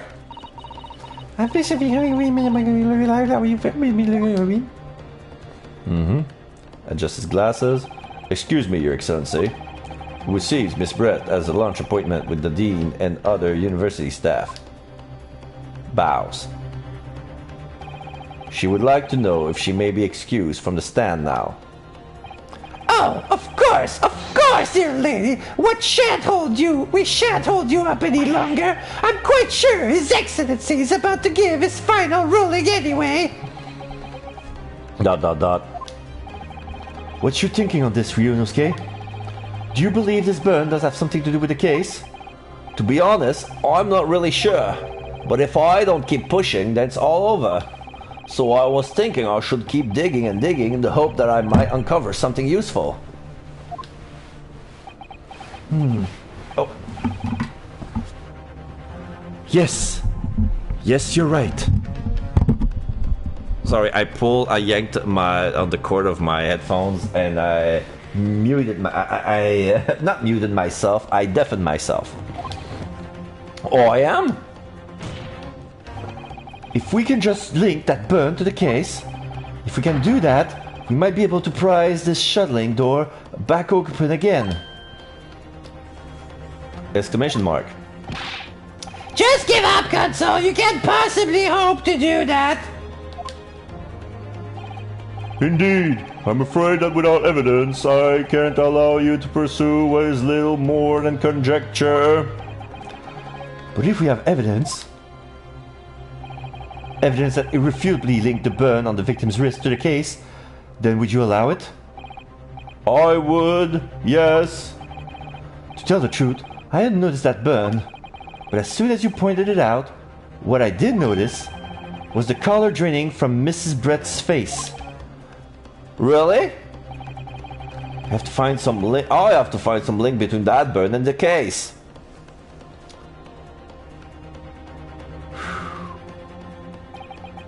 This is the moment of truth. It's time to find some evidence that proves what that burn really means. So then, the defense will now present its evidence to the court. The evidence that demonstrates the inextricable connection between the victim's burn and this trial. Is it that picture? Yeah, it's seen there. Is it seen there? No, it's not seen there. So it has to be this picture. Yes! What's this, Console? Yet another print? Yes, Your Excellency.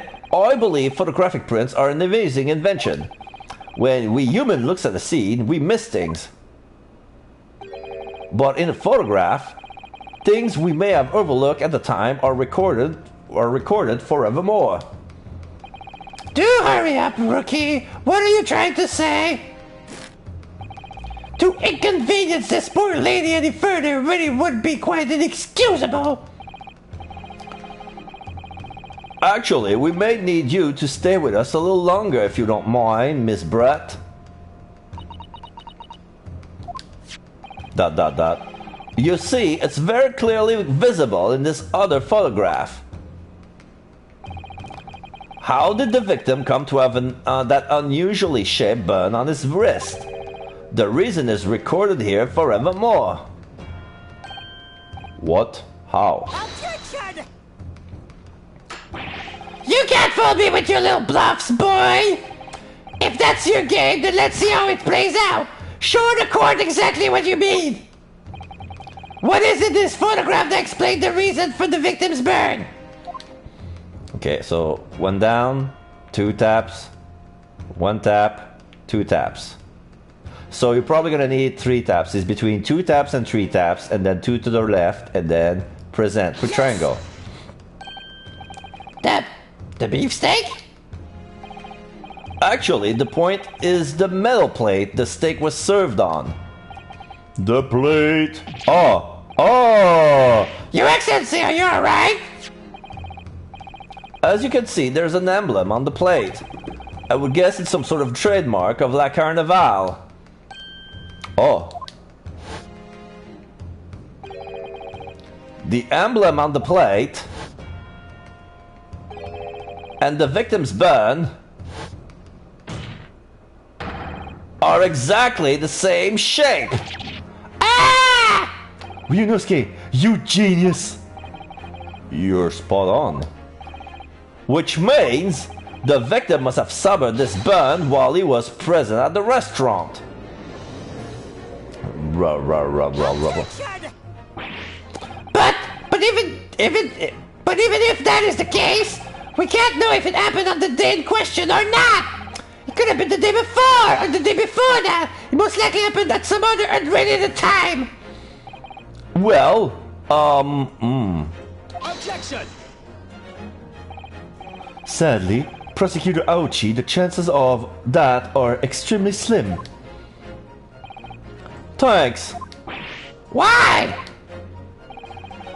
The outline of the burn is clearly discernible. Such a serious injury would have caused quite a commotion in the restaurant. Wouldn't you agree, Inspector Osonaga? I can't imagine having missed such a terrible disaster, certainly. But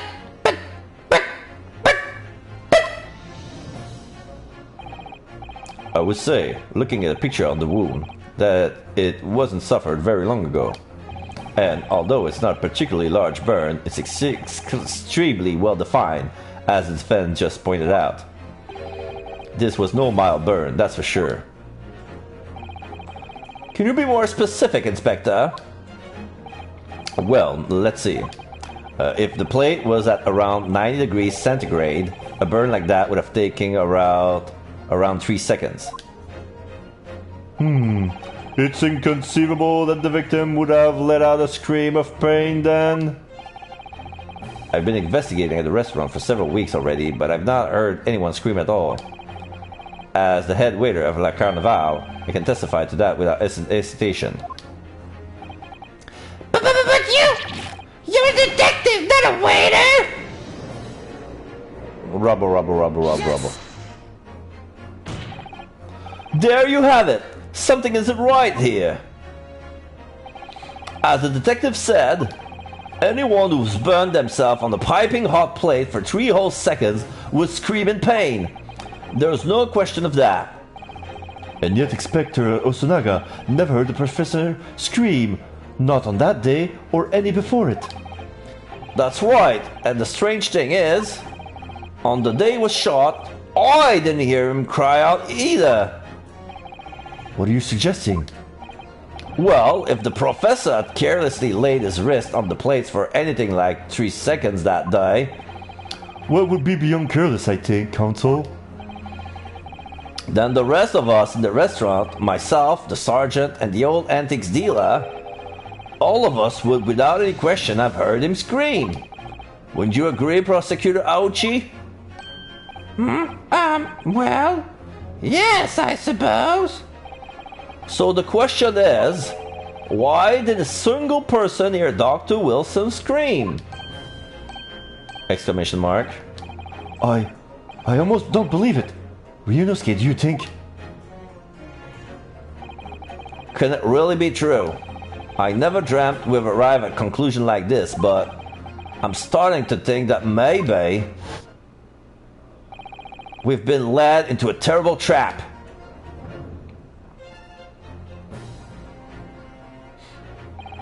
There's only one explanation I can think of to make sense of this apparent impossibility. On the day in question, when he suffered the burn on his wrist, Dr. Wilson I didn't notice the burn, was asleep, or was already dead. No man could remain silent while his wrist was burning on the piping hot plate for 3 whole seconds. That's clearly impossible. Apart from in one particular situation. Console, are you suggesting? Yes, it's only possible if the man was already dead. Already? Dead? Brett ... Osanaga made a shocking gasp. Knowing what we know now, it's the only possible explanation. When the beefsteak was brought to Dr. Wilson's stable that day, the professor was already dead. That's madness! Rubble. Order! Please, Console, explain this absurd notion at once. The victim was killed by a gunshot. That's right! That's absolutely right, Your Excellency! This is just another ridiculous ploy by the rookie student, but clearly he has no grasp of the facts! Okay, so I have a feeling of what happened. So basically, the lady poisoned Watson. They had a toast. He died. She hit the glass because the glass where he drank, because it was evidence of poison. She swapped glasses from hers to his, pretending it was him.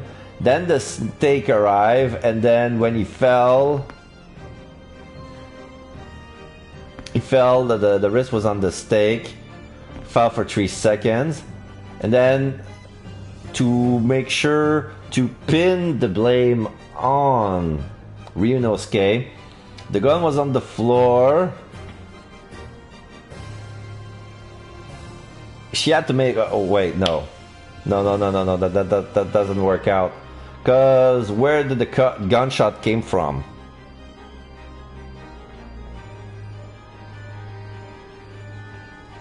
Objection!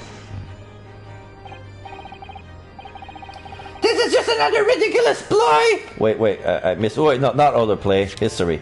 This is just another ridiculous ploy by the rookie student, but clearly has no grasp of the facts! No, Prosecutor Ochi. It's you who has no grasp of the facts. I beg your pardon? As soon as it became apparent that the victim had suffered that burn while at the restaurant, this whole case was turned upside down. Or have you not grasped that yet?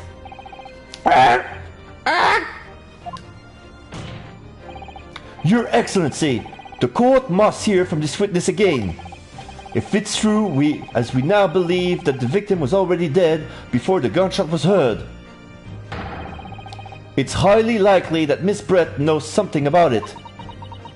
Brett. ... Incredible! I certainly didn't anticipate this twist of events. I'm sorry to say, Miss Brett, that you will have to forget your luncheon engagement. But Your Excellency! ... The justice system in our country may be in its infancy, but rest assured all reasonable doubt must be dispelled before I'm prepared to pass judgment. Thank you, Your Excellency. Brett ...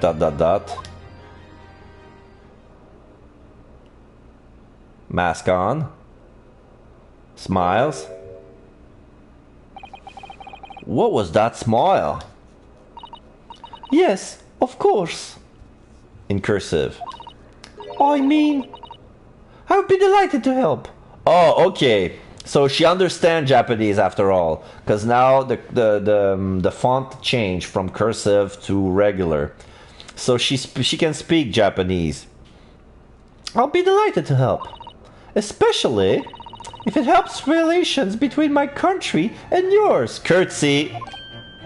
Exclamation mark. Ah, Miss Brett, you speak Japanese?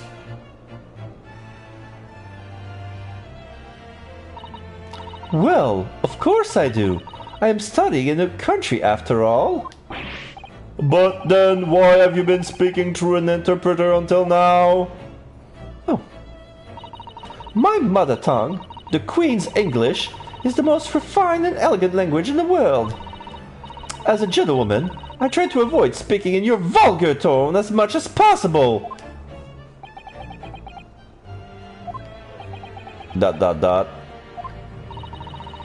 But it seems the men in this land possess none of the chivalrous virtues of English gentlemen. So I can see that I shall have to lower myself to communicate with you all on your own level. Okay, alright. I'm getting hungry because it's been almost 4 hours, but we're gonna continue, that's for sure. We're not gonna stop at 4 hours, even though it's already past 1 p.m. What I'm gonna do, since I'm getting hungry and I haven't eaten since I woke up, I'm gonna take this little British interlude to make myself the lunch I was planning to make for myself. So, be right back, don't go anywhere.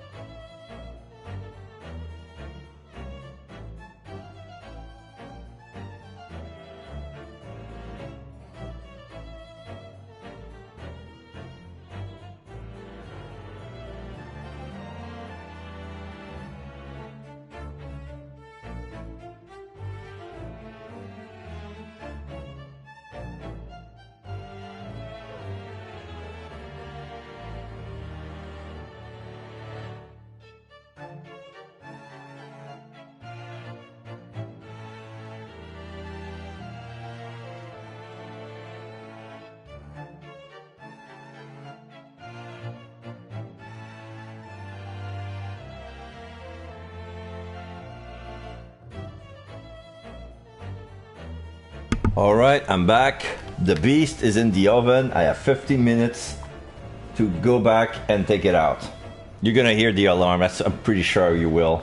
So I'm gonna take another break just to take it out. And then I'm gonna eat while playing. So. Oh, well. He's removing his sweat. You are the epitome of the true English gentlewoman. No, she's the epitome of a bitch. We are truly honored by this lavish consideration for you so gracefully afford us. I see. In that case, Miss Brett, I will now ask you to testify in your own words about the events leading up to the death of the victim, Dr. Wilson. Curtsy. ... So, we're finally going to hear our own words on the matter. Things are getting interesting, Ryunosuke. Witness testimony. The victim's death. Air quote. Unfortunately, I have no idea when the poor man burned his wrist like that. When the waiter brought my steak, the professor and I raised our glasses in a toast. As far as I've heard, the post-mortem report showed no other possible cause of death besides the gunshot. If there's some other way a man's life can be taken without leaving a trace, please do show me. But of course, this country's inferior investigative techniques probably wouldn't pick up on that anyway. What a condescending bitch! That most captivating and beautiful testimony would go down in the Supreme Court's history. Thank you. Easy does it. I hope that this is the last time I will have to sully my lips with the coarse tones of your unbecoming tongue. Oh, forgive me. I do hope I haven't insulted anyone.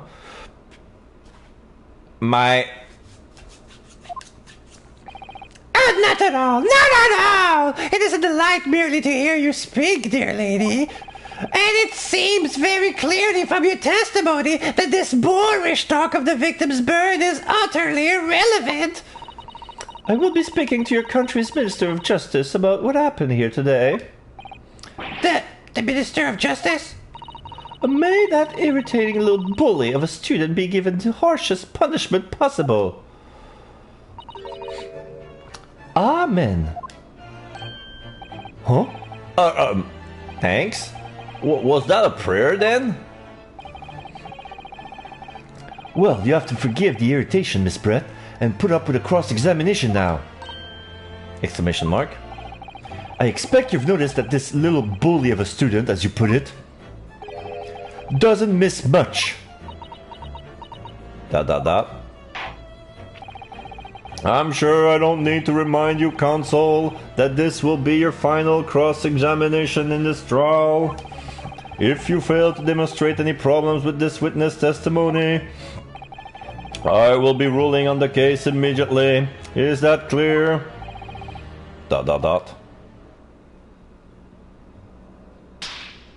Hits his face to wake himself up.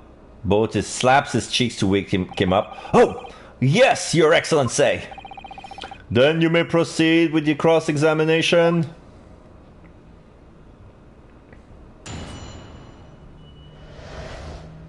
The victim's dead. Unfortunately, I have no idea when the poor man's burned his wrist like that. Yes! But his hand was on the searing hot plate for at least 3 whole seconds. You can't not have noticed. Do you think so? Let me ask you something. Sorry? Ever since I arrived at this courtroom, and even still now, the fly on the unsightly black trousers of yours have been wide open. You can't not have noticed, can you? Huh? What? Arrgh! Oh no, my fly was open! Haha! What fun! You hadn't realized. The dear lady is absolutely right! As your friend, you've embarrassed me as well as yourself, Ryunosuke. Why didn't you tell me? Dr. Wilson was a true English gentleman. He chose honorable silence over vulgar scream. Can your tiny brains imagine such a thing? Oh yes, I think my tiny brain can. Well, I can't. Anyway... When the waiter brought my steak, the professor and I raised our glasses in a toast. Oh, wait, I needed to press that, right? Yes! As you testified before, you were drinking carbonated water, is that right? Dr. Wilson was only permitted to drink water at the time, if you remember. Which explains why he ordered that drink, correct, waiter? Exactly as you say, sir. Although... Whether or not the professor actually drank any of the water when I delivered the steak to the table, I'm afraid I don't remember that. Damn you! Ha! I have enough English to understand that at least. For the benefits of others in the court, it means, bless you! I think it means the exact opposite. Anyway... As far as I heard, the post-mortem report showed no other possible cause of death besides the gunshot. Yes! Yes, it's written here in this paperwork. Fatal hemorrhage from ballistic trauma. Yes. Luckily for all of us, a little burn on the wrist isn't going to kill us. And as there were no other signs of trauma on the victim's body to indicate some other cause of death, it can only have been the bullet from your gun that put an end to this innocent man's life. But it doesn't make sense. The burn must have happened straight away when the plate was first brought to the table by the waiter. Yes, that's true. If it had cooled even slightly, he wouldn't have been able to make a burn like that. And if the victim burned his wrist on the hot plate as soon as it was brought on from the kitchen, then he must already have been dead at that point. Objection! And yet, the fact is that the victim was killed by a gunshot to the chest. Until you're able to show the court evidence to disprove that, this is a complete waste of time. I concur. Prosecutor Aochi is right. Arg. ...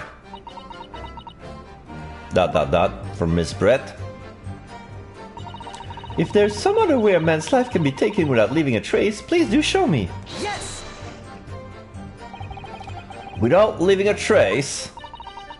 If someone is shot, or strangled, or stabbed, or thrown from a height, however a person's life is taken, there are always telltale traces on the body. Quite right, dear lady. And as our police forces has thoroughly examined the body of the deceased, there can be no doubt. Isn't that right, Inspector Osanaga? As I've said, I've always aimed for a flawless investigation.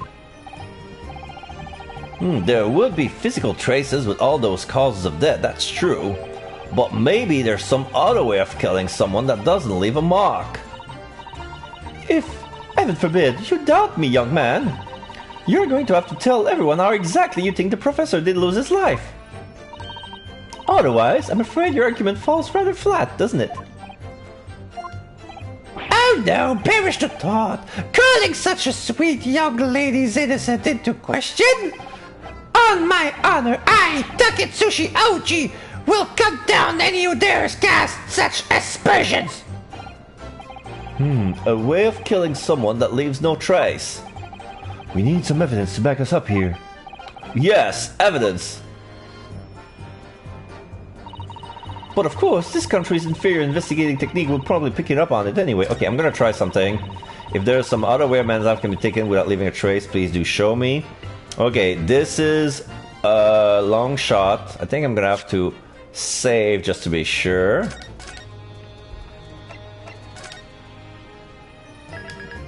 There you go. Save complete.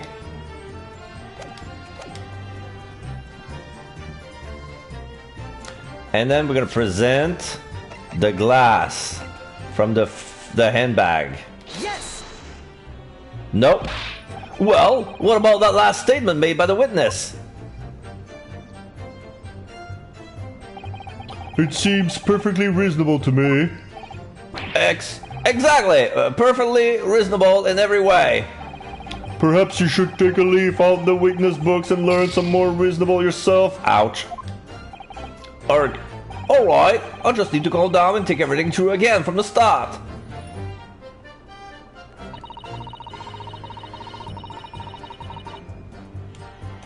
Okay, let me check.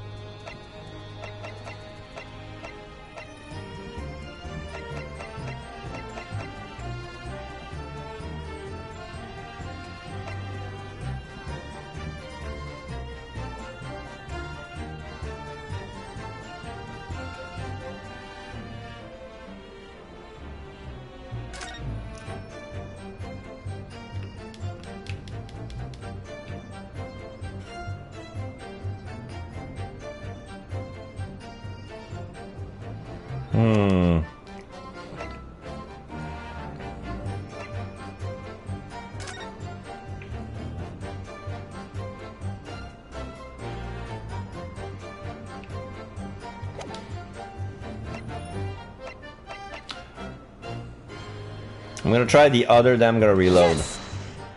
No. That statement is clearly odd. What appears to be odd is the way you're presenting yourself. Oh, pay no attention, Your Excellency. As you wish, now kindly lower your hand.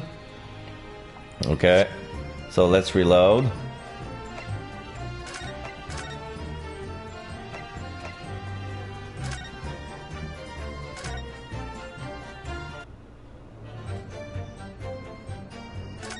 I'm gonna continue with here.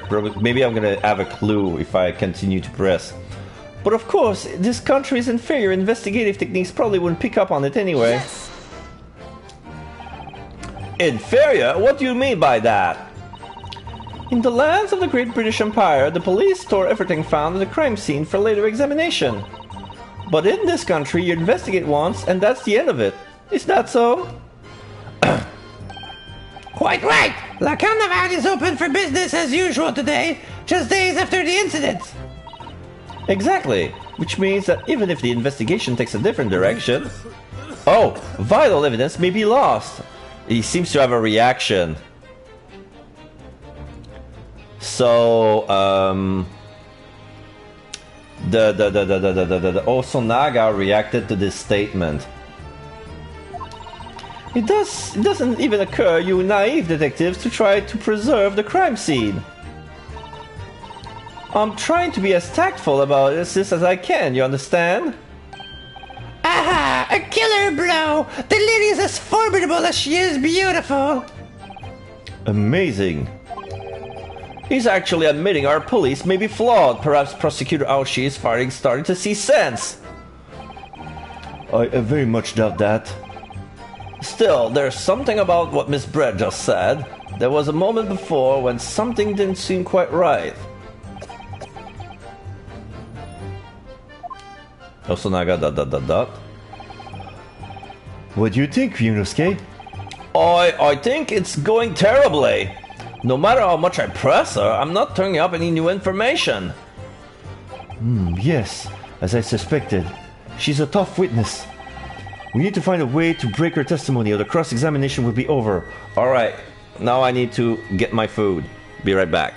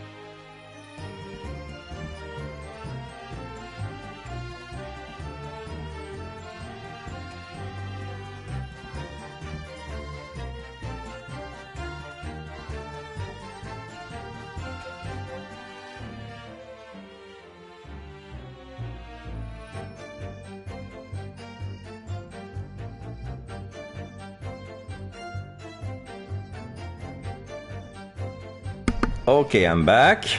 The thing about it is I cannot eat it straight away because it's still very hot, still piping hot, like as one would say. So I have to cool my pizza sub sandwich, 3 foot long. I have to cool it down because I cannot eat it as it is right now. So I have to endure it a little bit longer. But for that would mean I have to find a way. There must be some clue somewhere to help us find a chink in her armor. Kazuma. What, Ryunosuke? There is one thing I noticed, something that's been bothering me. Bothering you? You mean about Miss Brett? Actually, no. About the person standing next to her, Inspector Osanaga. The detective? Yes, he seems to react a little strangely to Miss Brett's last statement. I was wondering if it might be significant, if it might present an opening maybe. Alright, I have an idea. Try pressing her on that last statement one more time. If you think so, but this time, instead of targeting the woman herself, let's see what we can get out of the detective. Alright then. I wonder what Kazuma's thinking. I'll find out soon enough, I suppose, once I press Miss Brett on her last statement again. Let's see how it works. Unfortunately, I have no idea.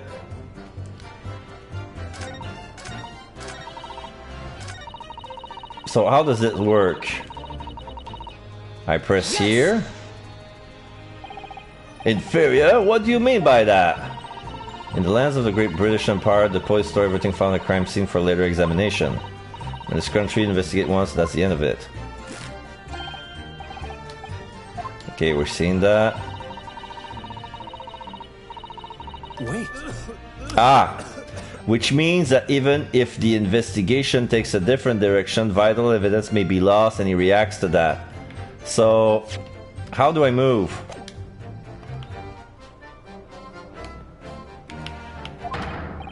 Yes! There it is again! The detective's reaction is just the same as before. Why? Up until now, the detective has been in a stand with Miss Brett as her interpreter. But things are very different now. For this testimony, the detective is just listening to what the English woman has to say. This could be a golden opportunity. What do you mean? When people are actually testifying, they're usually very careful not to let anything slip. However, when they're listening to someone else speak, you find they often let their guard down. You're right! Look at him, he's lost his own thoughts. It's time to pursue the man in his train of thought. Sorry, pursue? I'll explain how to do it now, Ryunosuke. It's all have to do with the witness's marker. What marker? At the moment, we're focused on Miss Brett, who is the person actually making the current statement. But by moving the marker left-right with the arrows on the D-pad, left and right on the D-pad, you can turn your attention to other people in the stand. While looking at the other witnesses, you'll be able to pursue them with X. If you can catch the person at just the right time, you might uncover some new information to pursue. Okay, so that's how it works. If you ever notice a strange atmosphere among the people on the stand, take a good look around. Alright then, so first I should move the marker across with left and right on the D-pad and focus on the detective. Then pursue him with X and see what's on his mind. Here we go! Exactly, which means that even if the investigation takes a different direction, vital evidence may be lost. Okay, it's taken a while because the animation had to finish. Okay. Excuse me! Excuse me! Yeah, what's the meaning of this? You caught me off guard, I'm coughing like a devil. ... I'm so sorry, I didn't mean to shock you. He really was lost in his thoughts, deeply. It looks like you were thinking something just now, Inspector. Perhaps having heard what the lady next to you had to say. If there's something you would like to say, please share it with the court. Objection! What is the meaning of this?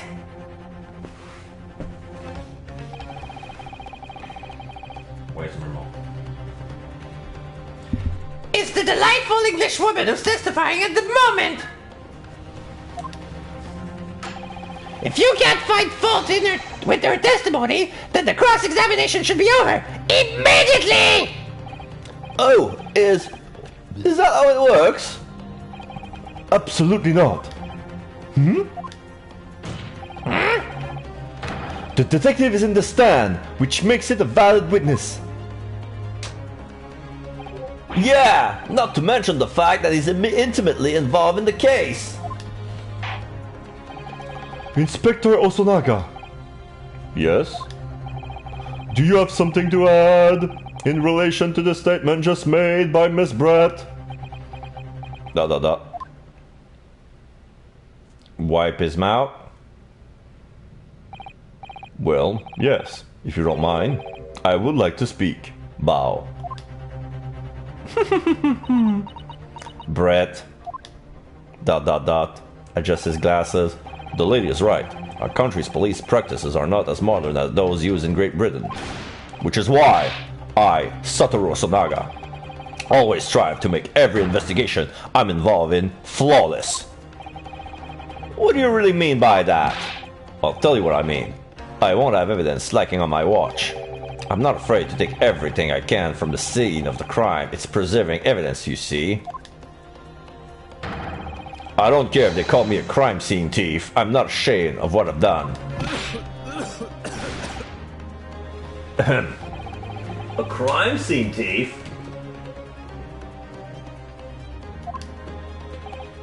Well, it looks like the lady's remarks touch a nerve there. Take this, for example, this bottle of wine.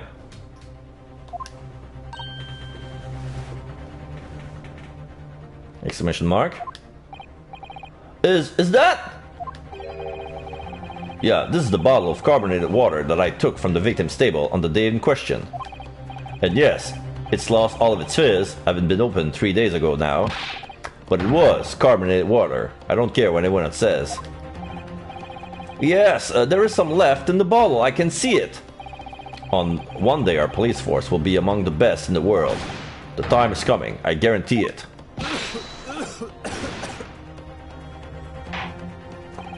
I can't say I condone the witness's action, but I do understand the sentiment. The court will accept the glass bottle of water as evidence. The carbonated water bottle has been entered into the court record. Carbonated water, victim and Miss Brett share on the day of the murder. It was on the victim's table. Miss Brett. I'm gonna check the bottle if there's anything suspicious.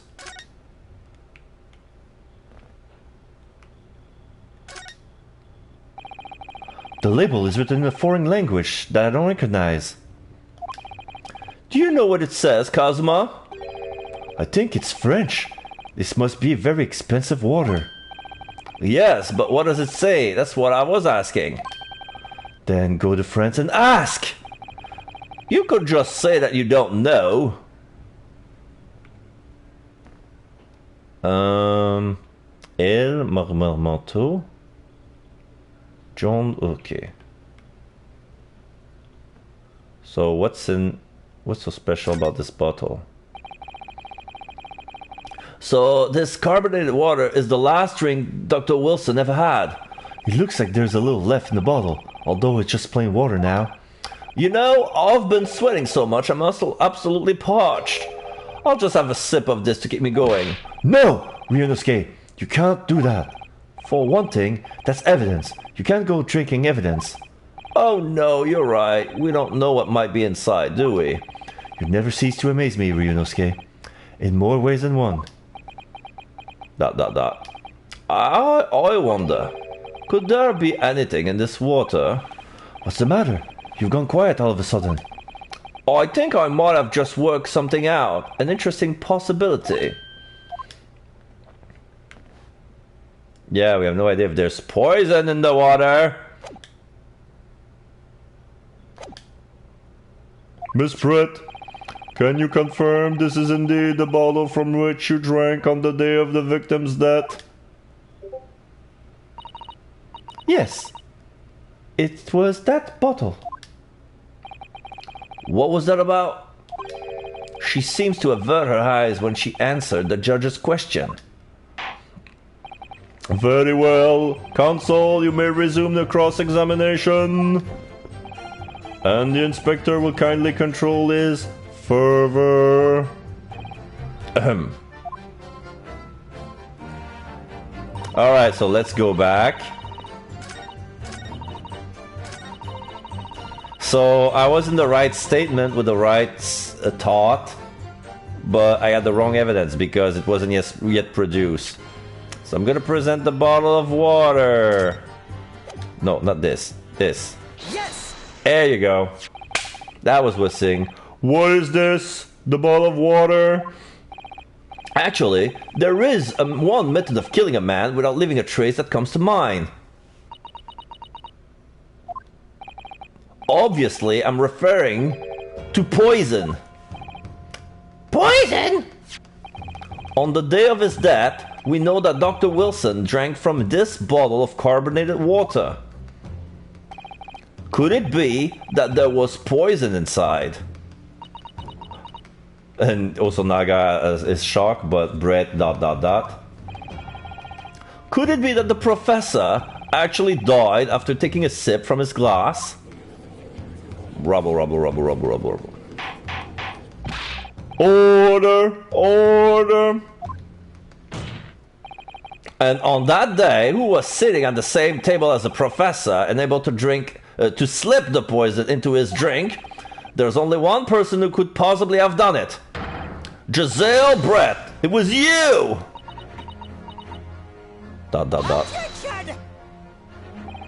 This is outrageous to suggest such a thing without a scrap of evidence! You little rookie imbecile!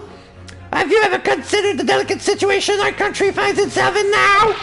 Have you forgotten that we have only just signed an accord of friendship with the British Empire? Have you even the vaguest inkling that your rash accusation could jeopardize the entire treaty? Objection! This is not a political arena. This is a trial to determine one individual's guilt with respect to one's crime. What? The fact that this woman is British makes no difference. We are here to determine the truth. Grr. If I may... I will silence you forever for this disgraceful attack! Shut up! It is you who should be silent.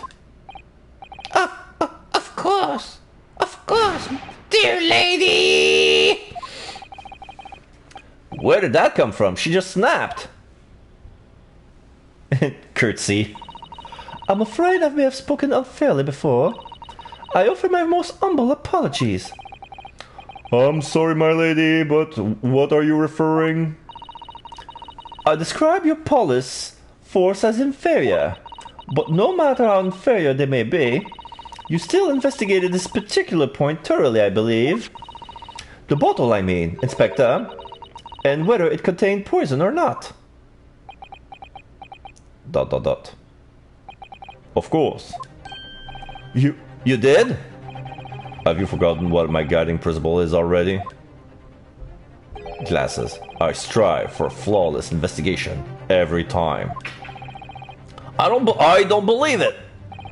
Naturally, we tested the inside of the bottle and its content. And what did you find, Inspector? I ordered tests for every toxin that's available in this country at the present time. We couldn't find no traces of poison of any description in the bottle of carbonated water, Your Excellency. Any toxin known in this country, but not in Great Britain? Have you ever heard of Nightingale? I bet you never. Alright. Let me take a bite. Let me take a bite to my sub. I think it's cooled enough.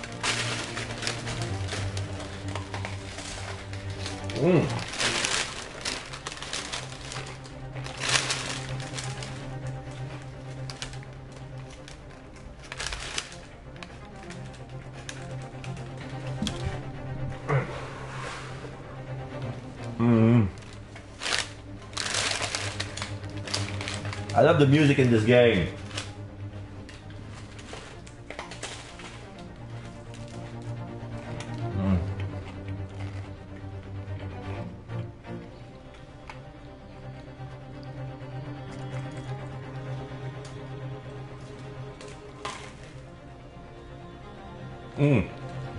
So good. What? Are you sure? The deaths were meticulously carried out by the chief coroner himself. No! No! Ow! Rubble. I'm very grateful to all of you Japanese. You successfully established my complete innocence in this horrid affair. Thank you. But of course, dear lady, the pleasure was all ours. I was so sure. This can't be right. Everything falls into place if he was poisoned. Except, yeah, he would have a weird reaction because if he received his steak, for him to burn himself on the logo, the place has to be put down and then his place been laid down. And I don't see it working if he was already dead. The more I think about it, I wonder how it was even possible to burn himself after he died, you know?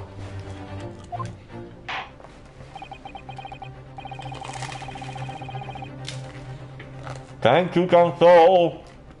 I think that cross-examination has clarified everything.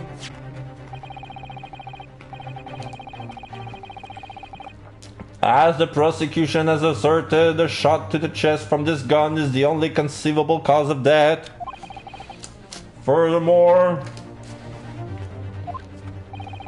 the accused, who by his own admission was holding this weapon, is the only possible culprit. I'm done for. The court wishes to apologize for the great inconvenience this has caused you, Miss Brett.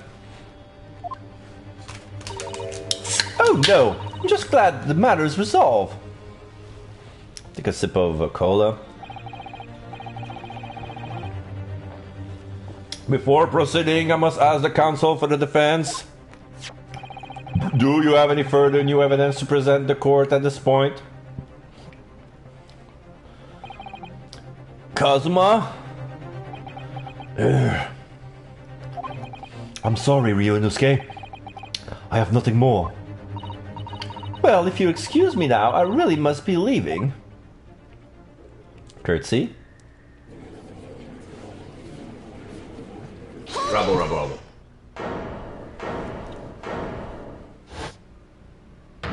Oh, Susato! Hold it! Please wait! Isn't that... What is the meaning of this? Forgive me for intruding on court proceeding, Your Excellency. Susato Mikotoba, judicial assistant to the defense. Mikotoba? In my darkest hour, with nowhere left to go, she appeared like a bolt of lightning. And in her hand, she carried a small package wrapped in a furoshiki cloth. Furoshiki cloth. To be continued. Oh, so this game takes longer than expected. Are we gonna finish? I think I want to finish. I don't care if we're gonna have to play. Okay, save your current progress. Yes. I don't care if I need a break to eat anyway. But I want to finish this case today. This case is longer than any other first case before, and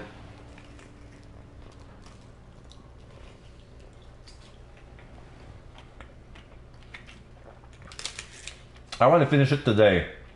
But any other stream, if it's 4 hours and we reach at least 2 pause in the game, we're gonna have to stop. But right now, we're gonna continue. as I eat this sub. So good, by the way.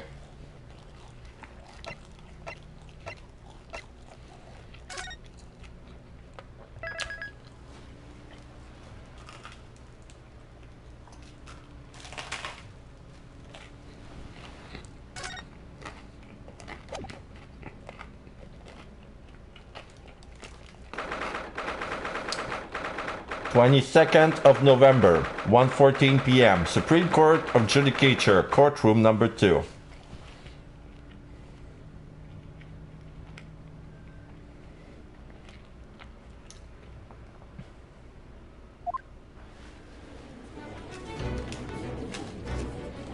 Yes, Susato comes into play. Well, I understand you are the judicial assistant to the defense, but why this sudden ingress into my courtroom? Ha! A judicial assistant! And a woman, no less! The rules state that females are not permitted into this court of law other than to testify! Yes, I fully understand. I ask only for 5 minutes of time. I have some vital evidence that I must hand over to the defense.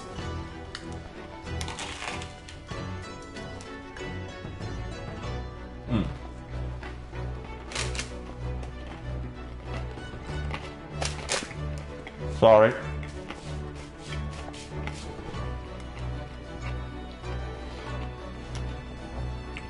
I want to check something. I'm pretty sure I said voices on. The voices are on.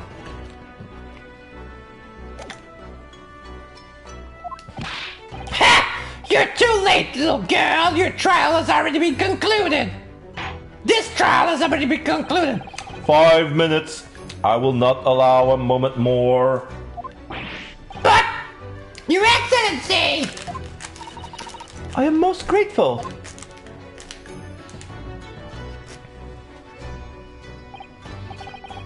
Who exactly are you? I'm sorry, there is no time. Please simply accept this for now. What is it, a report about something? Written in English? It's Giselle Brett's research. The English woman's? After the trial resumed earlier, I hurried back to the university. I went to Dr. Wilson's laboratory in the medical faculty and borrowed this paper. Oh, yes. That's right. Miss Brett was stuttering under the professor, wasn't she? So, does this research, whatever it is, have something to do with the case? I'm afraid I don't know. I haven't been able to listen to the proceedings of the trial myself. Oh, no, of course not. Special characteristic of curare and its effect on human subject. Interesting. Oh, shit! She poisoned him with curare? Oh my god. Curare? What's that? I never heard of that word before. Time's up! The prosecution demands the immediate removal of this female trespasser from the courtroom. There was too little time for me to read this in detail. But I've summarized what I could on a note just inside the cover. If you think it could be valuable, please cast your eyes over it. Oh, I'm gonna... Is it in? No, it's not in yet. Okay. This is wonderful. Thank you! Giselle's report has been entered into the court record. A report detailing of an unknown poison that Miss Brett has been researching during her time at Yume University. Goodbye then, and good luck. Alright, let's check this right away. Oh no, not this. Oh, it's the same thing. Okay, so... Okay. Synopsis. A poison made from the bark of certain trees in the jungle of South America. The hunters of the region have used it since ancient time to incapacitate their prey. Okay. Effects. Instant paralysis of the entire body and subsequent death, even in minute doses. Route of entry. The above mentioned effects occur when the predator enters the body through a wound such as that inflicted by a blowpipe dart. Okay. So if it's introduced to a wound, it's instant paralysis of the entire body and subsequent death. So it didn't have to... Oh, okay.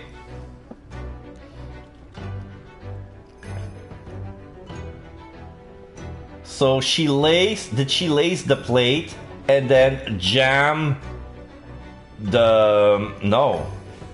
It was already dead. No. Practical application. Due to its ability to render the human body paralytic, it's believed that the toxin could have application as an anesthetic. However, a solution for the respiratory arrest caused as a result of the full body paralysis must be found first, or patients would die of suffocation. Oh, okay. Was she there? She was there at the appointment with the dentist. Did she swap the laughing gas with curare? No.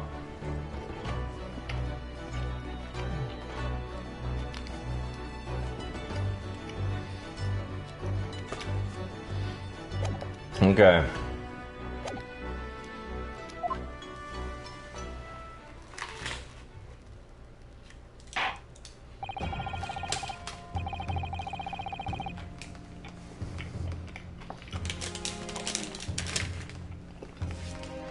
You have had long enough, Council.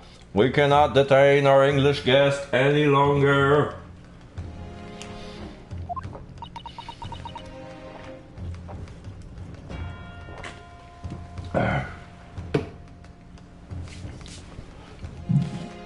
Sorry. I ask the prosecution and the defense now one last time. Does either side have any further evidence to present to the court? I presume not, but... The prosecution has made this case convincingly enough already. Nothing more to add, Your Excellency. Ryunosuke, we are no options here. This really is our very last chance. Yes, I know. Your Excellency, the defense does have new evidence. ... That look. The unyielding stare of a true Japanese warrior. Well, Miss Brett. Yes, Your Excellency? If you wouldn't mind, perhaps you could grace us with your presence a little longer. It's a delightful invitation, but I'm afraid it's not so very long until tea time. I have to politely decline. Forgive me, Miss Brett. It seems I wasn't clear. I realize it was phrased as a question. However, I must ask you to treat that as an order. ... I've said it many times before, but the Japanese language makes no sense. My apologies, dear lady. So, Counsel, what is this new evidence that demands the court's attention? Oh. Yes!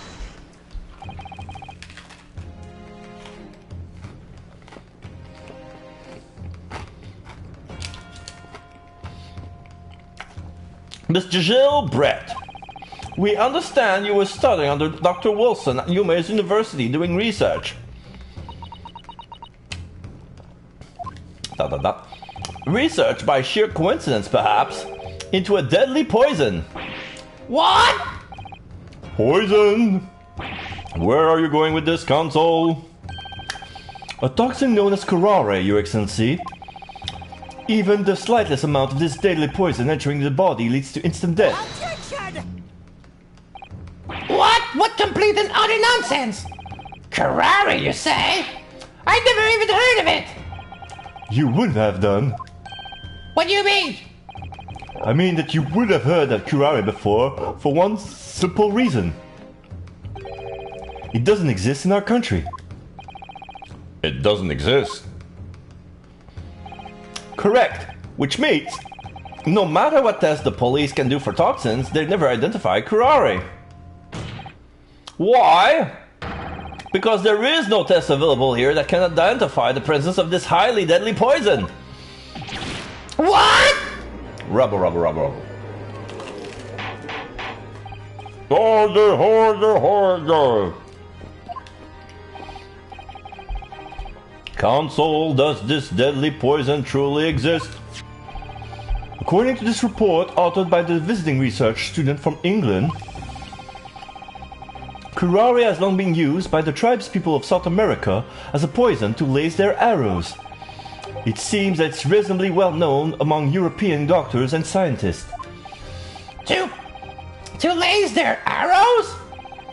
The report stated that it's produced from the extract of a tree that grows deep in the Amazonian jungle. And it was first brought back to Europe at the turn of the century by explorers. It claims that animals shot by arrows laced with curare suffer instant death. Doesn't that about sums it up, Miss Brett? ... Objection! Trumpery! These aspersions are utter trumpery! It is a real word, by the way, and we should bring trumpery back. Bring trumpery back, because this is exactly what Donald Trump is all about. Trumpery! To start with, if the victim has been administered some of this so-called deadly poison, he would have been squirming and writhing in pain, and the other diners would have surely noticed. That's true. What do you say to that, Inspector? Adjust his glasses. Yes. Obviously I would have noticed a disturbance like that. I don't remember anything like that either. I didn't notice the professor being in any kind of pain. According to this, however, it's the other way around. What do you mean, the other way around? The very fact that the victim didn't show any visible signs of distress is evidence that curare was used. Explain yourself, Console. The moment this toxin enters a person's system, it causes instant paralysis. In other words, afflicted victims lose all strength and are completely unable to move. Even if they were in total agony, there would be no visible signs of pain at all. Okay, so it was during the effect of curare when he brought the stakes. He was paralyzed, he couldn't see any pain, so then he was burned while still poisoned, and that's why he couldn't scream. Got it. How terrible. Obviously, if a man lost all strength in his muscle, he'll collapse on the floor. But with a chair under him for support, as Dr. Wilson did, the effect could go largely unnoticed. But I don't follow, Kazuma. That's just paralysis. I thought the poison caused instant death.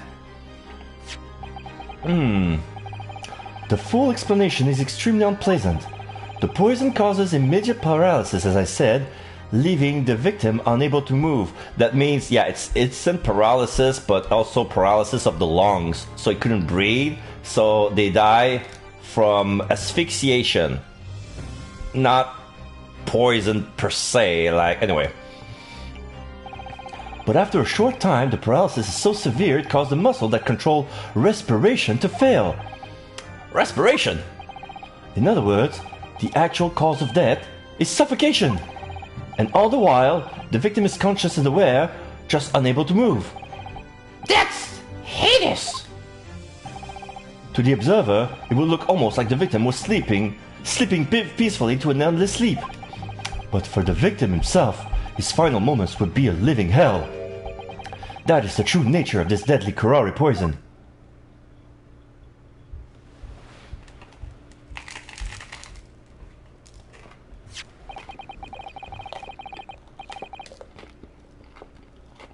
And you're suggesting that this bottle Console actually contains this terrifying poison? Objection!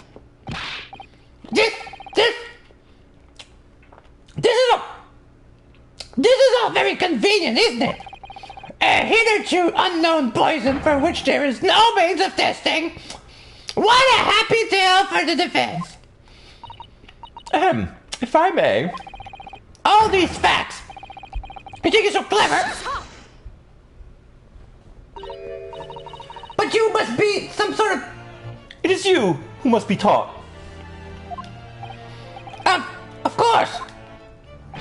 Dear lady! Da da da. So, this is how you Japanese behave, is it? What? You steal another's honest hard work and then announce the result as if you discovered them. I'm appalled! What a loathsome act! Well, Miss Brett, the feeling is mutual. Whatever you...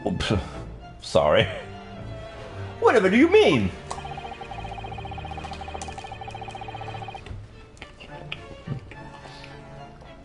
Capitalizing on the unfortunate circumstances of an innocent man to frame him for a heinous crime? That really is a loathsome act. Wouldn't you agree? Enough of this! I, for one, refuse to accept it! The idea of some poison that doesn't even exist in the great empire of Japan is... it's breaking the rules!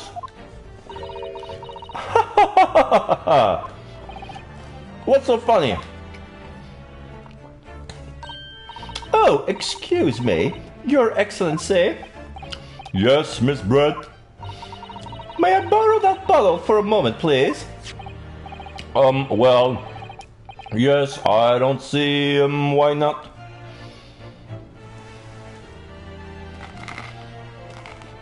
Oh. So she has a wine glass, and Osonaga pours the contents of the bottle into the glass. Okay, she's gonna say that she's gonna drink the content of the bottle, and then there wouldn't be. It's not poisonous because look, I can drink it.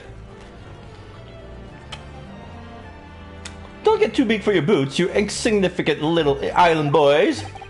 Sorry. To an English woman such as myself, this whole affair is a farcical comedy. Your little police game and these foolish courtroom antics, it's laughable, really.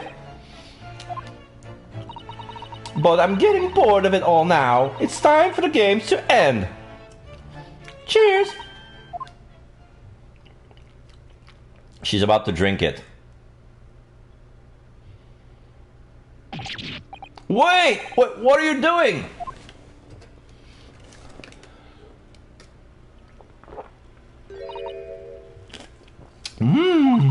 No sparkle left at all. Are appropriate for this shabby affair.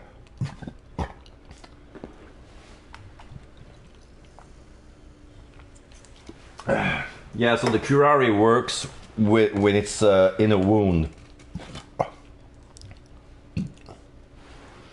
Dot.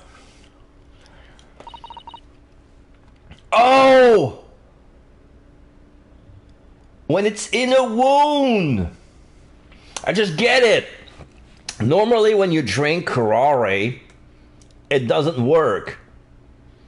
Because when you think about it, Amazonian people poison their arrows to kill animals to eat them. So they're eating poisoned animals, but they don't die from the poison. Why is that? Because it must be administered through the bloodstream. So they must hurt the animal first before. So yeah, they must hurt the animal first before introduce the poison into the wound. This is why with blow darts and arrows, like the metal make the wound, and then the poison get into the wound. When you drink it, it doesn't work, except for Watson, because he has a molar removed. He has a molar removed, so he has a wound inside of his mouth. That's why he doesn't have to eat. So if he drink the water, it would be poisoned through the molar. It just got removed. There you go. There you have it. Everything makes sense now. Goodness. Whatever is the matter? You all look quite stunned. ... So, no curare. The bottle was clean. Is that what you're saying? ha ha! You look quite incredulous, little boy, but of course, that's the simple truth. Thank you for presenting the findings of my research so concisely here in this grand venue. Most kind. Grr. Thank you, waiter. Now then, Your Excellency. Yes, Miss Barrett. I should like to be excused now, please. I think I've given more than enough of my time for the furtherance of friendship between our countries. Oh, yes, dear lady. We are most gratified with all the assistance you have given. Oh. This doesn't make sense. There has to be poison in that bottle. So how? How did she swallow a whole glass and live to tell the tale? I don't understand it. Well, I suppose if nothing else, this little Far Eastern charade will make for interesting conversation at the next party I attend in London. There has to have been poison in that bottle, doesn't there? But there can't have been, because otherwise she would have keeled over dead. Come on, Ryunosuke, we have all the clues now. That bottle of water contains poison. The culprit did put curare into Dr. Wilson's carbonated water.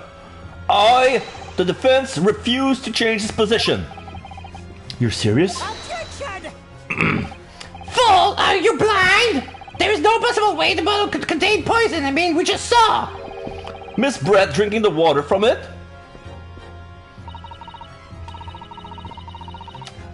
That's right. Which rather complicates your argument, I think. And I believe that complication can be explained. How exactly? ... I need to think through all the things that don't quite add up here, one by one. I'm sure the answer is in the evidence we have in the court record somewhere. It has to be. Very well. If the defense truly intend to assert this claim, then I must ask you to support the assertion with evidence. What explains how the witness was able to consume this supposedly poisoned water unscathed? It's either Giselle's report or the post-mortem report. No, wait. The medical report card. It's either one of these two. So I'm gonna go try with this one first. Yes! The answer to this riddle is right here in Miss Barrett's own research report. That's not a valid explanation.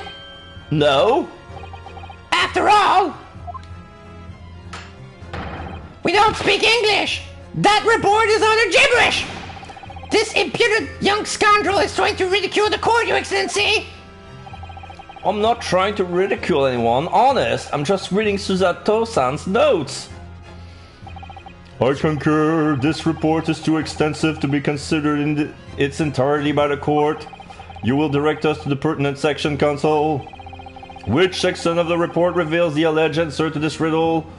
Practical application? Wait, I'm just want to make sure. Synopsis, special characteristic, route of entry. Yeah, special characteristic.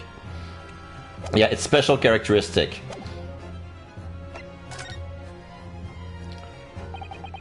We've been hearing a lot about this curare poison, and it's left me curious about something. Oh, Counsel? Well, it sounds as though indigenous hunters have been using this poison for years and years to lace the heads of the arrows that they shoot at whatever prey they're hunting. So we've been led to believe, yes. And the point of hunting is to catch prey to eat. Get to the point, please!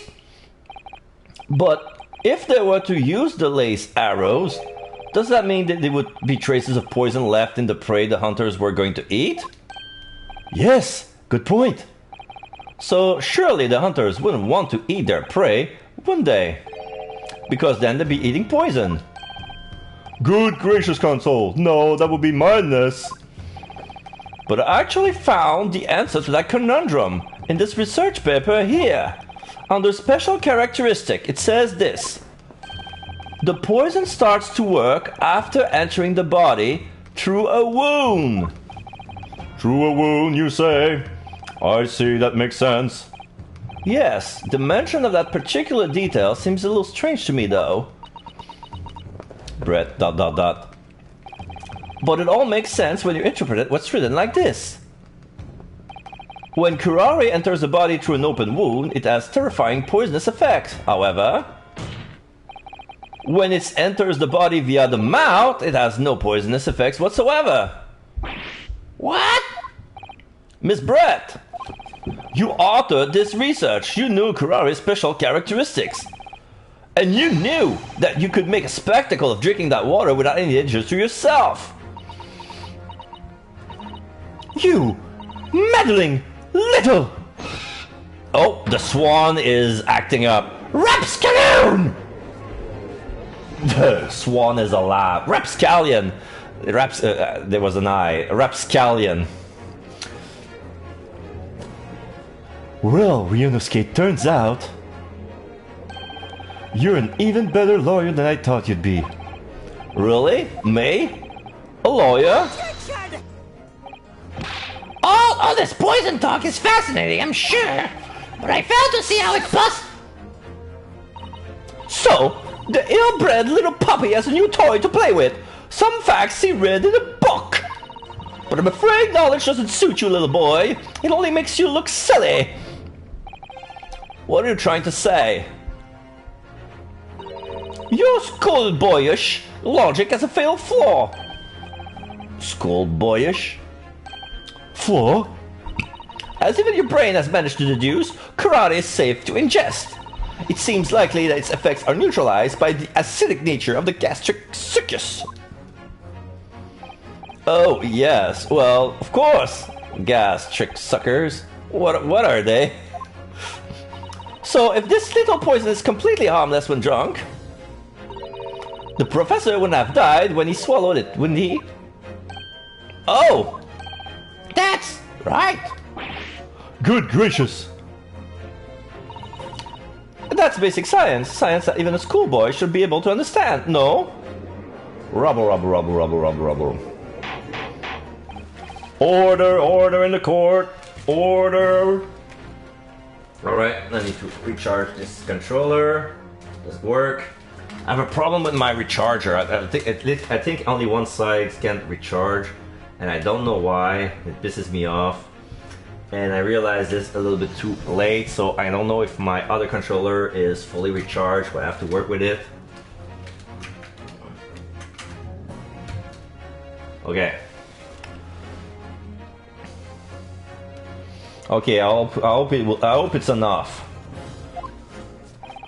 The logic holds. If the lady and the professor drank the same poison, that would be affected in the same way. Are you trying to suggest? Yes! This curare poison is completely irrelevant to the case on trial! That's right! Surely even a little cockroach like you would understand something as simple as that! ...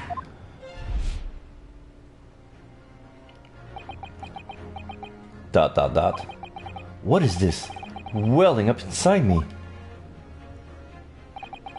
I've never felt like this before.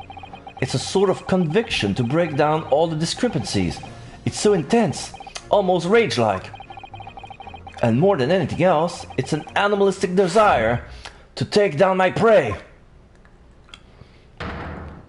Oh, now he does the pose, the Phoenix Wright pose, the pointing finger.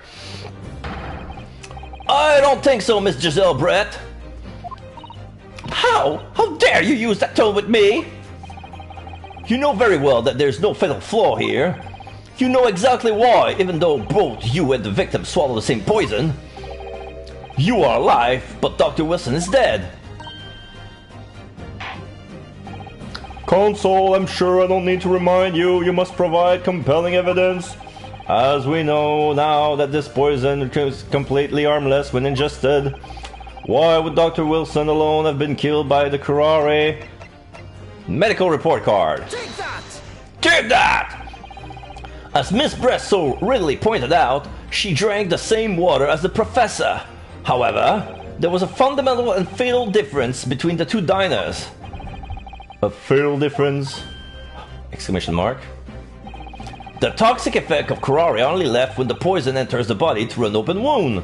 So, for a healthy person with no injuries, drinking it is completely harmless. But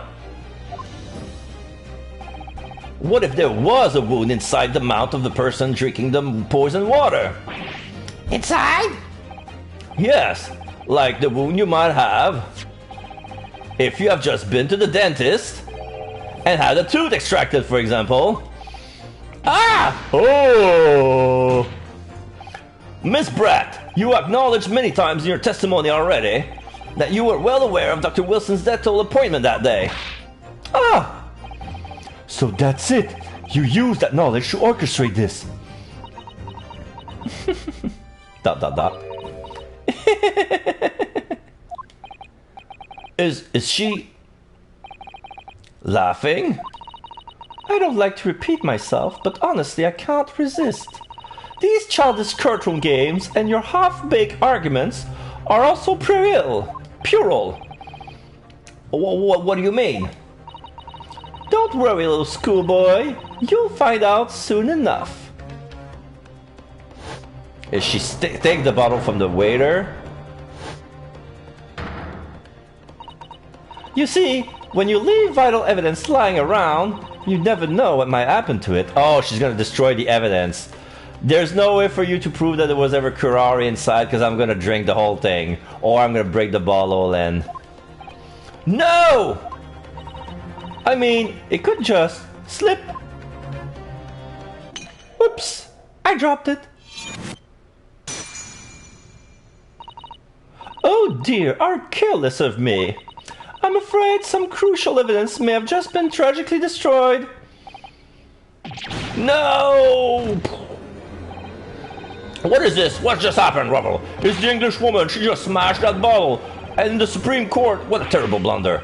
Officer, what are you waiting for? Collect up as much of the water from that broken bottle as possible at once. You're wasting your time. This delightful carpet under my feet here was a gift from the British Empire. I assure you, it will soak up the water beautifully. You have neither the technology nor the presence of mind to recover it.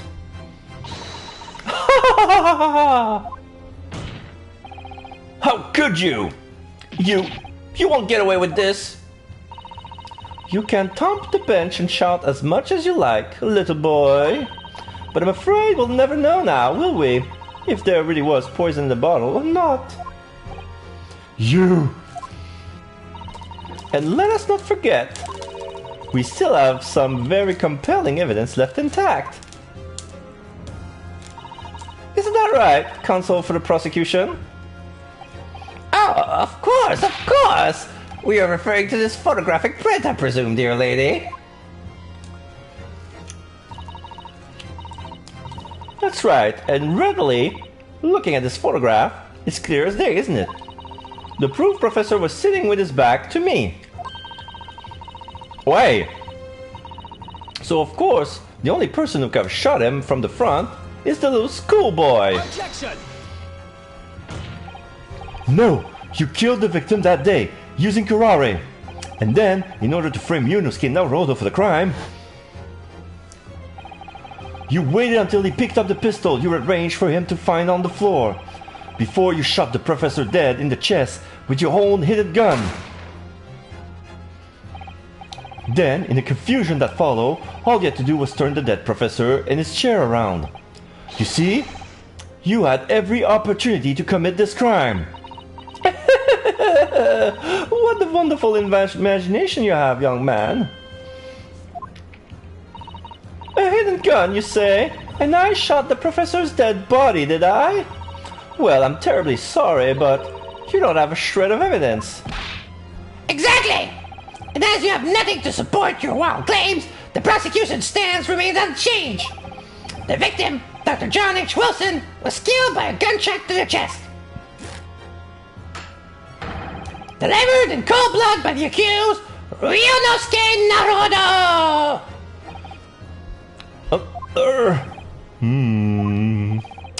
This is unbelievable. How can this be happening? We had her, but now, is she really going to get away with it? The way she destroyed the evidence was obscene. Ryunosuke, Yes? we've come this far, but now you're the only one who can finish it. What? What do you mean? We've lost a vital piece of evidence, it's true. So if there are any clues left for us to use now, there must be in your head. In my head? You told me before that your powers of observation were the one thing you could really depend upon. Well, yes, that's true, but I didn't manage to notice that this woman was a foreigner with a swan on her head. So, Think back again now. Try to remember every last detail about the scene that day. Everything you saw, everything you left, everything you felt, every color, every smell. color.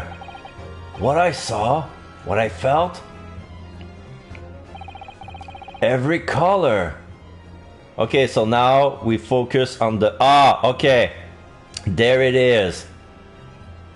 Now the element of the stake is turning into color because those are all black and white photography.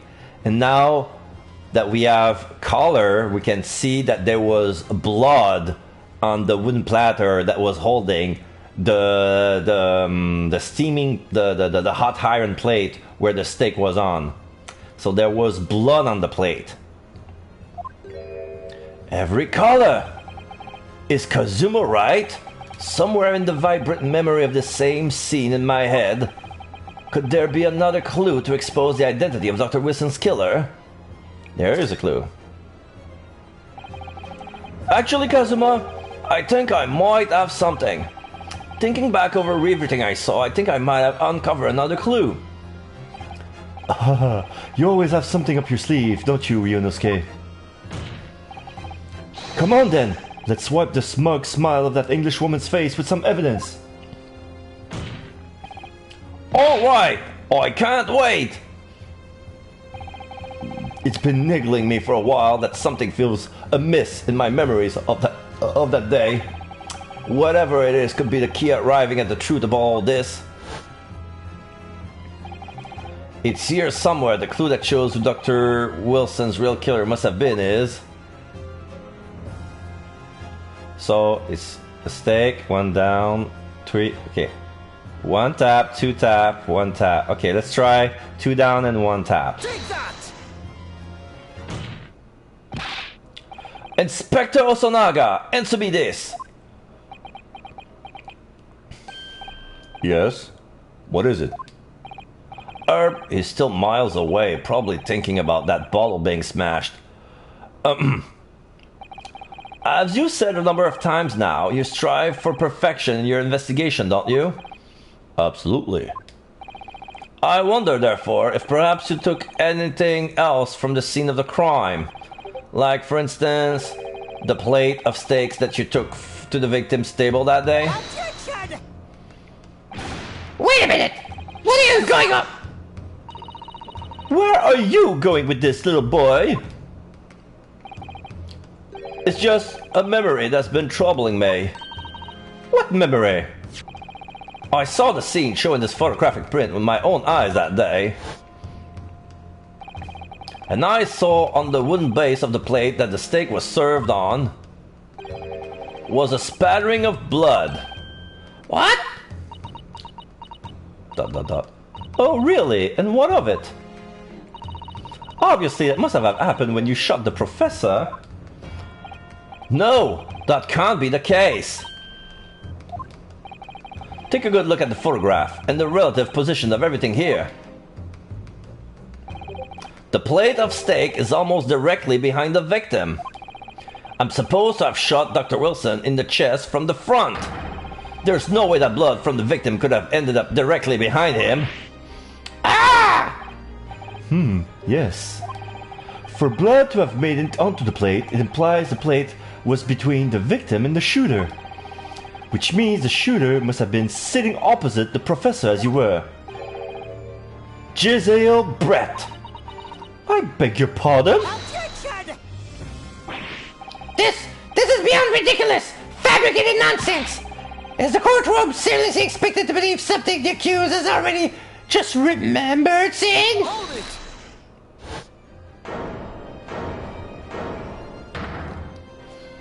Hold it. This could be the moment that my entire career in the police force has been leaning to. Inspector, you mean? Yes, I took the plate, in the interest of preserving evidence for the science of the crime. I took it, meat and all, and I don't care if they call me a crime scene thief because of it. You did what? I took the steak that you had been eating, Miss Brett. I took the steak that the surgeon had been eating. And I did it all in the name of justice. Smiled with the blood on the side of his cheek, the side of his lips. Then we can find out for sure whether or not there's a blood stain on Miss Barrett's plate. We must examine it now. Rubble. Inspector, the court wishes to examine the plate from the victim's table immediately. Yes, sir.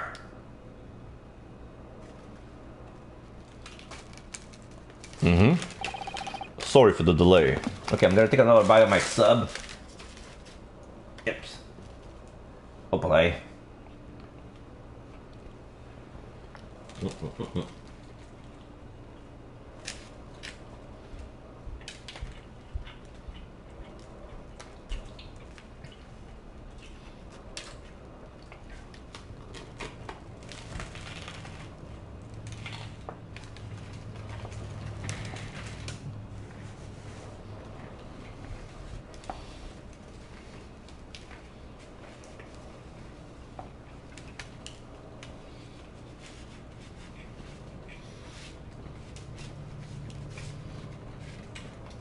Sorry about that.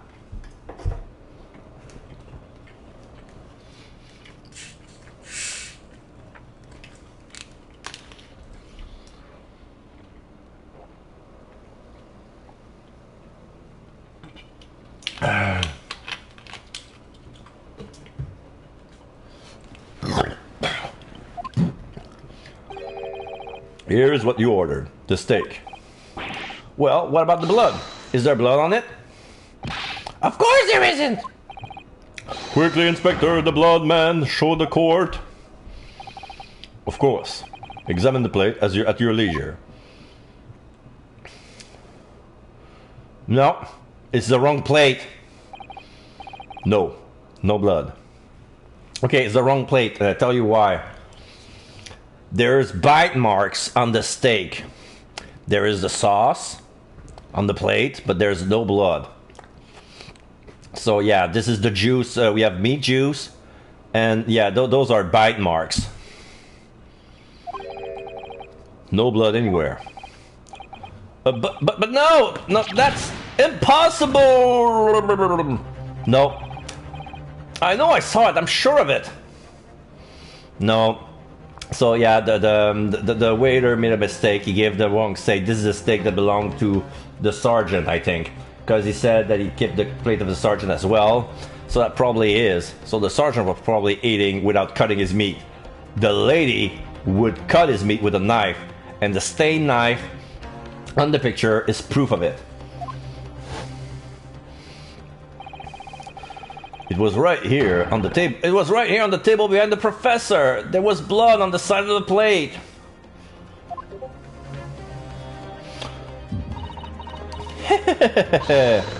What an unbecoming expression, little boy.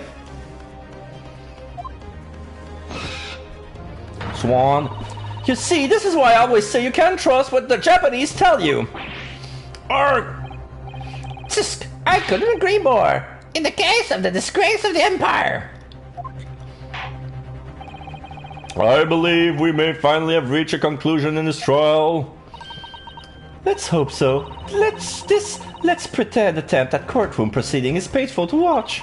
But I do promise to do my best to forget all about it when it's over. ... Ha! This sorry-looking steak reveals the fact all too clearly. If the sorry-looking accused wishes to examine it again, be my guest. The plate of steak has been entered into the court record. The meal Miss Brett ordered for lunch, it was removed from the victim's table after the incident. Was the plate I saw or thought I saw just a figment of my imagination? This is it now, I've lost. Ryunosuke, it's not over yet. Not until the final gavel.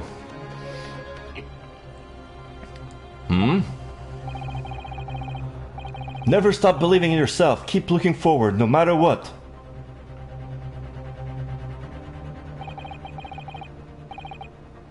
Believe in myself, really? Maybe I should at least examine the evidence for myself. As the evidence requested by the defense has not been shown to be problematic in any way, I presume any further examination of evidence in this trial will be unnecessary. Okay. Okay, we can examine it. Oh, what the fuck? I was clicking on the bite mark, and then they lifted the steak, and there is a Cuban coin underneath the steak. Huh?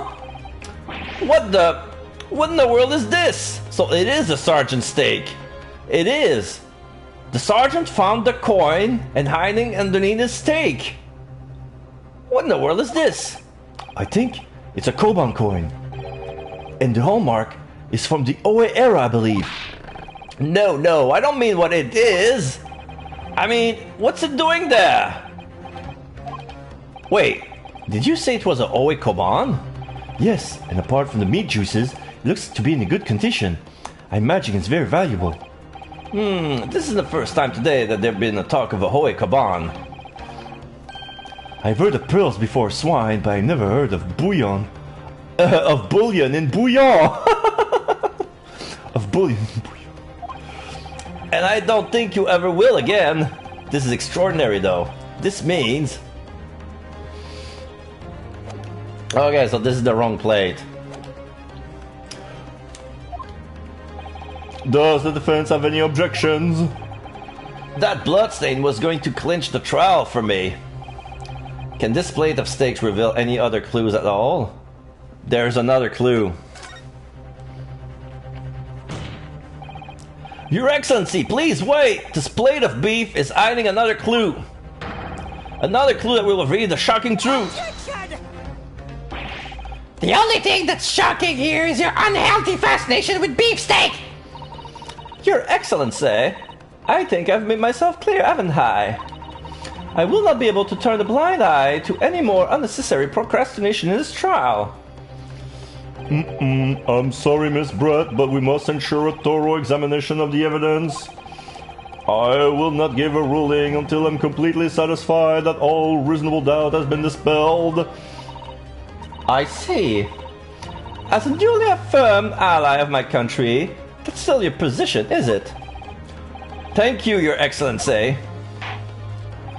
Counsel for the defense, you will now clearly show the court what you are alluding. Where precisely on this plate of beefsteak is this new clue to be found?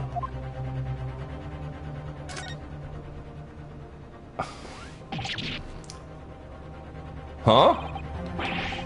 What in the world is this? I think it's okay. We already had that conversation. Oh, I mean, I think I needed to press triangle instead of X. Okay, I'm gonna take a bite.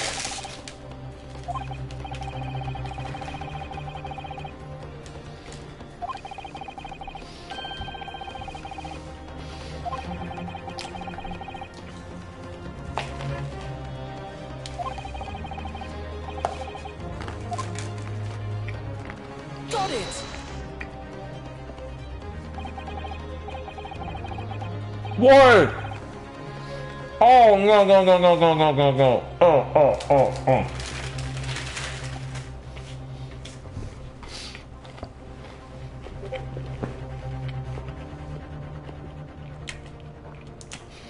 They're saying I was not on the coin, and I'm gonna lose a point for that. No console, I'm afraid that won't do. That was ambiguous at best. When you're asked to identify a detail like this, you must do so knowing there's a penalty for mistakes. The answer right there in front of me, I'm sure of it, so there's only one thing to do. Turn this stake over and over until I find something to help me out of this mess. Console for the defense. Okay. So... move.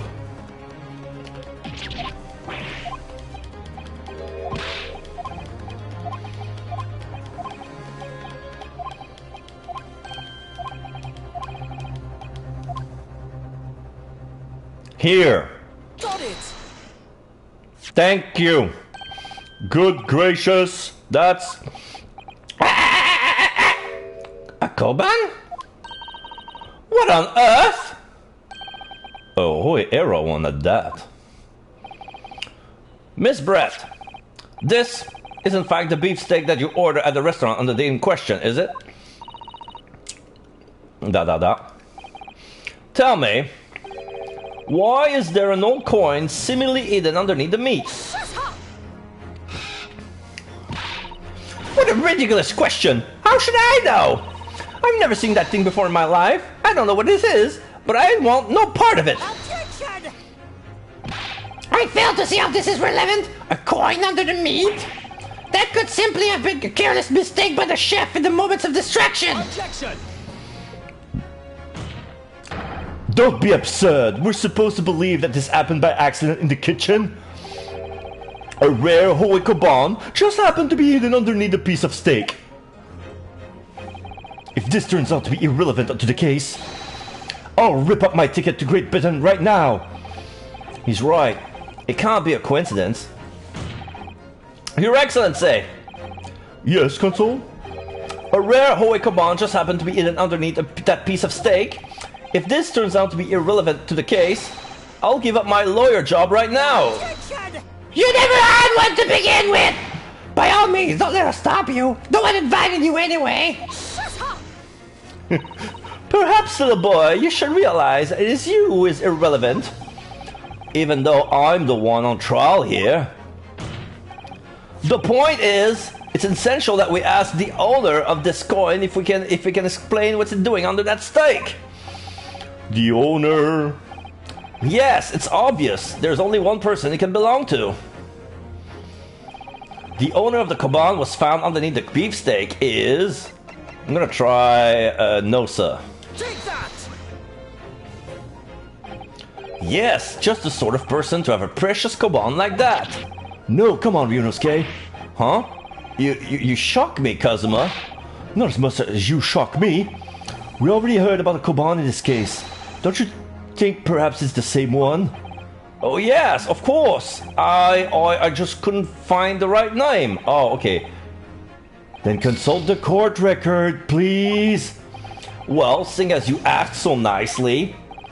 Yes, it's obvious. There's only one person it can belong to. Okay, so it's the antique dealer. So we're talking the owner. So the owner is not Nosa, it's Korekuta. But it's like, this is where I made the confusion. The owner is Korekuta, but the steak belonged to Nosa and he stole it from him. Take that! My bad. Obviously, it can only be the antiques dealer and owner of Kurasute, Kyoryu Korekuta-san. Kyuri, as in Mr. Cucumber something. Honestly, this ridiculous Japanese name are quite unfathomable. Oh, yes. The old man who testified earlier alongside the military sergeant, correct? Yes, Your Excellency. I remember him saying that he was up to something with his Koban coin when it happened. At exactly the moment the gun was fired. Yeah, the gunshot interested me not. I was far too busy on the floor. Too busy on the floor? Sorry, what were you doing? Hunting for treasure. Indeed, the Holy Erakoban, my prize coin! Then this Holy Erakoban, do you mean to tell me? No, please, why would Korekuta-san's Koban be sandwiched between the victim's beefsteak and its plate. It makes no sense. Yes! Which is why I'm asking to bring Kurikuto-san back to the witness stand so we can ask him. Officer, bring both witnesses that testified earlier back in here without a moment's delay.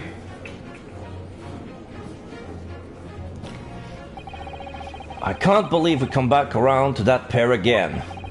But I have a hunch, a strong hunch, that if we chase down the real significance of this Koban, we'll find that it's a key element in the case.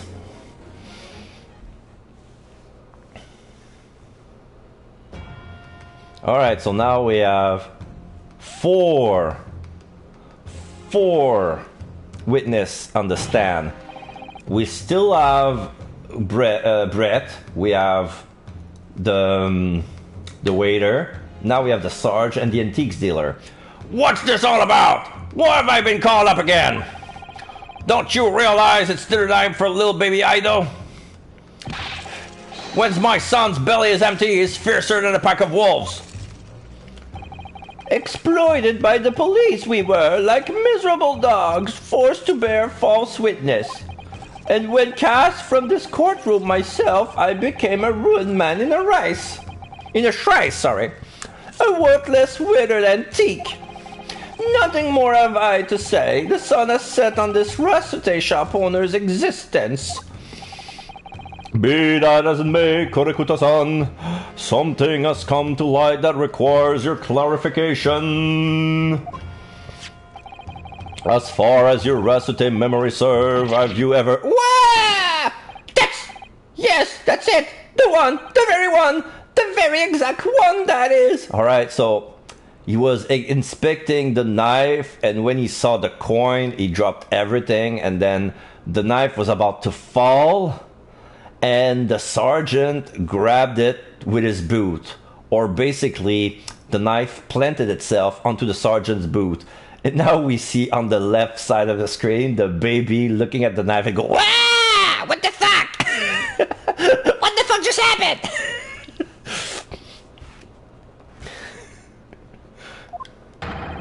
The resplendent, splendiferous Hoenn treasure that my rusty bones managed to misplace that fateful day. It can't be. As I thought. Young man! Enlighten this decrepit old fool, put me out of my misery. Where was my treasure? Where was it dropped? Oh, I'm not sure if it was dropped anywhere. We found your coin sandwiched between a beefsteak and its plate, soaking in the season's meat's juice. Sandwich? Soaking? Seriously? Clearly it wouldn't fall in there by accident, which means somebody must have hidden it in here on purpose. Somebody concealed my Hoenn treasure between a slab of meat and a metal plate? Who would do such a thing? Such an unconscionable thing! Unconscionable thing! ... Ouchie. ... Judge. ... I don't know. Fuck if I know. Excuse me, Osanaga. Could I say something? Yes, of course.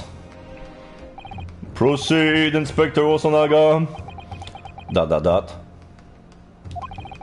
I mentioned this earlier on the trial, but I was working undercover in the restaurant in order to investigate another case. Ah, yes, that's right, the secret undercover operation. La Carnaval is a high-class Western cuisine restaurant. It attracts wealthy diners, including many foreigners. Recently, there's been a rush of similarly executed thefts targeting the restaurant's rich clientele. A number of such incidents has been reported to the police bureau. Wicked crimes indeed. We wanted to nip the case in the bud quickly, especially with so many foreigners being affected. So that's why you were sent it undercover, is it? Yes, I took on the job of a waiter at the restaurant in order to flush out the criminal. It seems likely that this Koban incident is the work of the same thief. So, unbeknownst to us, there was a master thief at work in the restaurant on a regular basis. The place was already the scene of several crimes, it seems. I don't know about the master thief's part, but the identity of the person who stole it and hid Korikuta-san's koban is all too clear. What? What? I think the court would like to hear the defense view on this matter. Tell us who is the despicable scoundrel that stole Korikuta-san's koban and hid it under the stake. It was Iesa Noda, age 38. Take that! Obviously, it can only be you!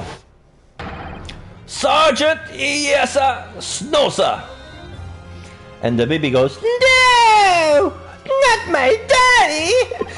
What? How? How dare you, you monster! Monster? I stole that koban, did I? I'm the master thief of La Carnival, not La Carnival, am I? You're seriously accusing me of these crimes, cadet? But it wasn't me! It was Ido!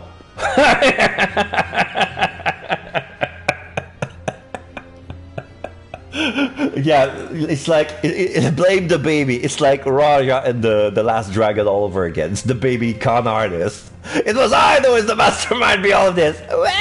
Fuck you, Dad. It's not me. Fuck you, Dad. Dot, dot, dot. Fuck you.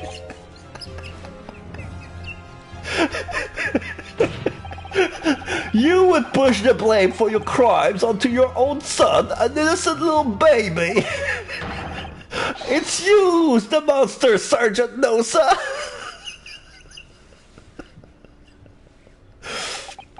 Dot, dot, dot. You... Oh, now the baby's pulling bone his mustache. Whoa!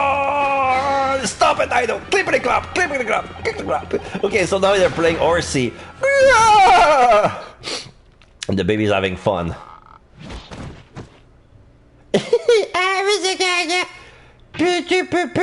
Salute! Like my daddy. Nippon Imperial Army, Sergeant Iesa Nosa, preparing to stand down in the Supreme Court, sir.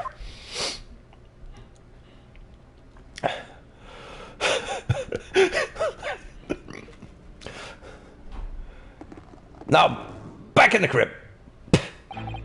Do any of you know of the extraordinary low wages the Nippon Imperial Army pays those it expects to keep our country safe? I understand that the temporary increase in taxation owing to the recently ended conflicts remain in place. And I have heard it's hard for lower-ranking soldiers to make a living, yes. All I want is to put a hot meal on the table for my son. That's why you were stealing things at the restaurant? The place is heavy with money! Every 3 days I'd go there and do reconnaissance for a target. And I would enjoy chomping my way through a good steak at the same time. It sounds like he doesn't bother with a knife and fork even, which is worryingly believable. And your target that day was the old man in his koban? Yes, sir. He was an easy mark. I slipped the coin into my pocket without any trouble at all. A veritable phantom thief you are. It was all set to leave the steak I was halfway through devouring when it happened.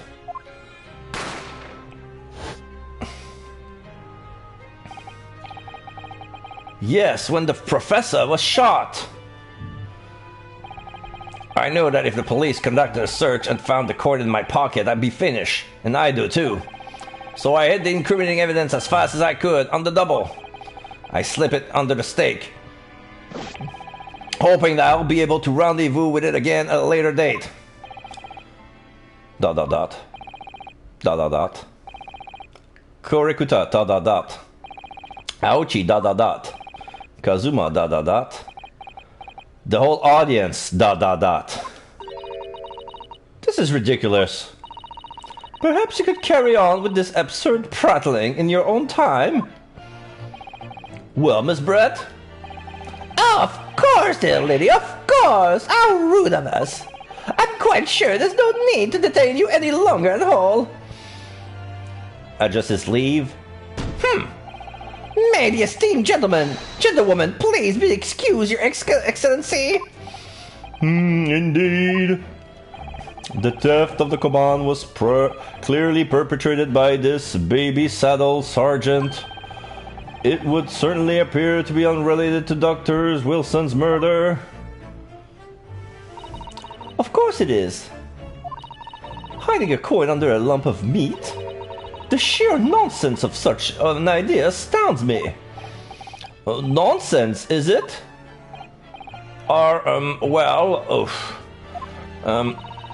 And as for picking up your steak and biting into it without using a knife and fork, it's beyond nonsense, it's pure madness.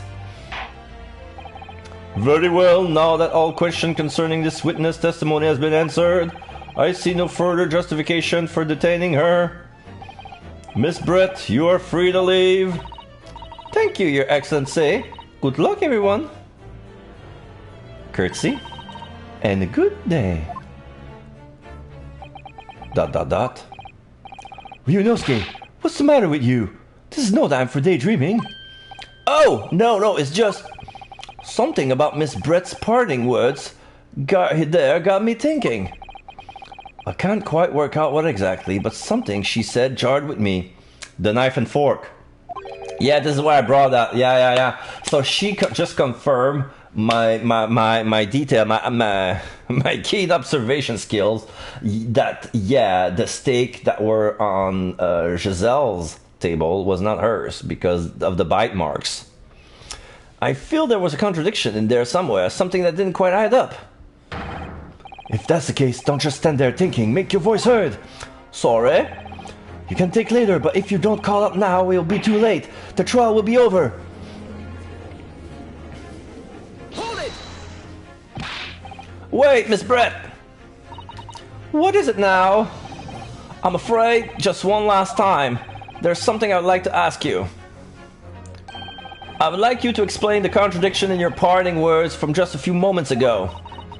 What are you talking about? What contradiction? Objection! What new student nonsense is this?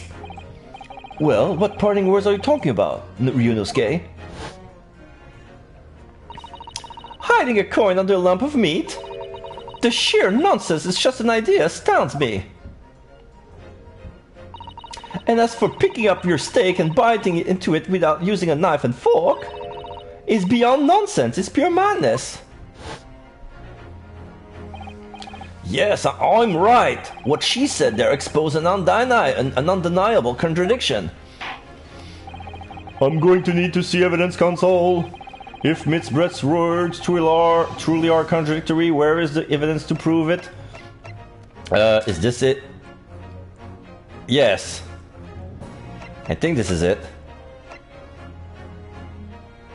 No, here.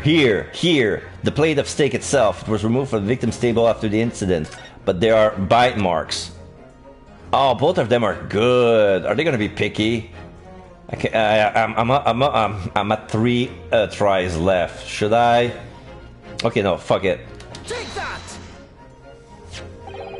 The steak that Miss Breton had been eating before the professor was killed, yes.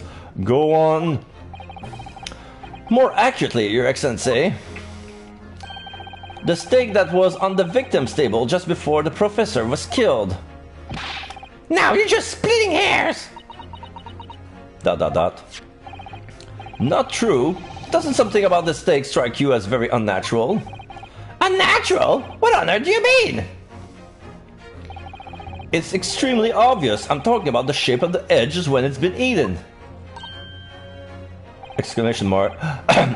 I see you noticed too, Miss Brett. Notice what exactly, Console? Just a few moments ago, Miss Brett claimed no Englishman could ever contemplate picking up a steak and biting into it without using a knife and fork. Of course she did! She's a refined English gentlewoman herself! Then take a good look at the steak, in particular the edge where it's been eaten. Bite marks. As you can see, there are clearly defined barbaric teeth marks there. Oh! ... Ah! It looks like Miss Brett has realized something. So, if the witness, as she claims, wouldn't contemplate eating anything without using a knife and fork, there shouldn't be any teeth marks in the steak at all. But what is your actual point? Perhaps the delightful Miss Brett was ravenously hungry. And now she's blushing and she's trying to wipe the sweat that we cannot see with her pink handkerchief. Oh, whatever you say, dear lady. As I said, I really must be leaving now. Afternoon tea will be the Minister of Justice cannot be possibly wait any longer. Of course. This will all be over in the blink of an eye. Rest assured, I'm about to put this rookie in his place. Just leave.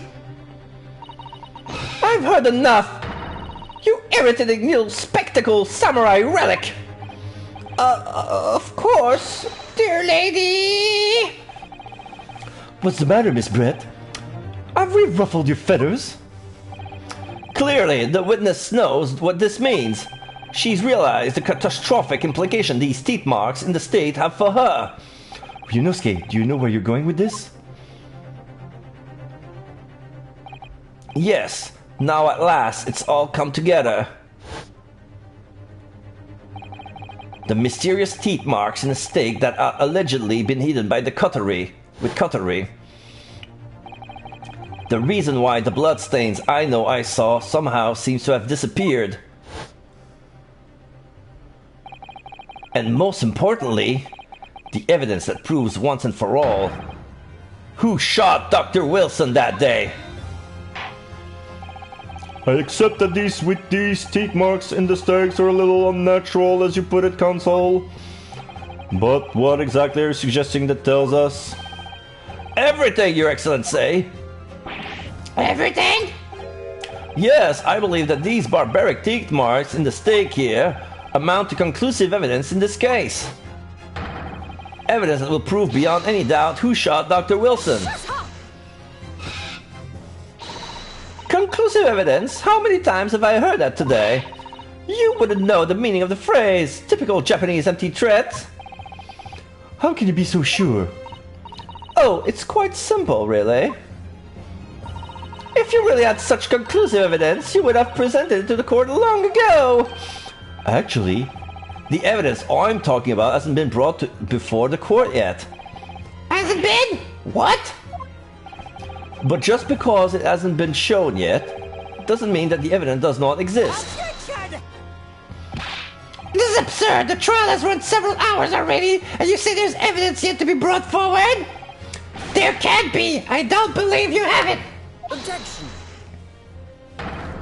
I don't, but there is someone who does have it. Someone in this very courtroom! Exclamation mark. And if that person is willing to submit the piece of evidence I'm referring to, it will solve every remaining mystery about this case. Very well. I have a feeling this will be my last request of the defense in this trial. Okay, so this is a moment I need to save because I'm not sure how to proceed. I have a good idea, but I don't know how I'm gonna present it. Save complete. Part 3. Okay, good. Who possessed the conclusive evidence that will reveal the truth about this whole affair? That would be Osonaga, because he gave us the wrong plate of steak, so he has the real plate in his possession. So I'm gonna try him. The answer is obvious. It's Inspector Osonaga. What? I have it? Yes. You think I've been withholding conclusive evidence? That's ridiculous. Blood. No, I'm not saying that. Everyone's attention has been focused on this steak with the teeth marks. Yes? Now, earlier this afternoon, Sergeant Noza told the court the following. I'd enjoyed chomping my way through a good steak, and as well as admitting to stealing Korekuta-san's coin, and he told us that he slipped it under the steak. You watched it, cadet. I'm a superior officer! Sergeant Noza, could you please confirm something for me? Was the stake that you put the coin under, in fact, your own stake? Attention! Affirmative, of course. I might be a soldier in the Bureau of the Nippon Army, but still. I'm not brave enough to ask a foreign gentle lady if she'd mind me manhandling her meat to hide something in it. In other words, the stake that the detective submitted as evidence earlier was in fact Sergeant Nosa's meal. But that makes no sense! That plate was taken from the victim's table! Yet the gentlewoman who doesn't take bites out of her steak, nor did she have any opportunities to steal the coins. Of course I didn't steal it. To even suggest such a thing would be an affront to the entire British Empire. Well then, how do you explain this paradox? Exactly! Sure you're not going to suggest that the plate has been swapped before Osonaga collected the evidence? That the surgeon switched the two stakes over? ...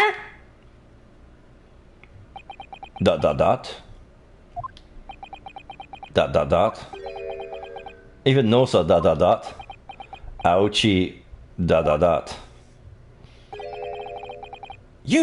You did switch the plates? ... Well, after it happened, the bang. When I saw the civilian has been murdered right in front of my eyes like that, I panicked. As I said, I immediately lifted my stake in the coin underneath it.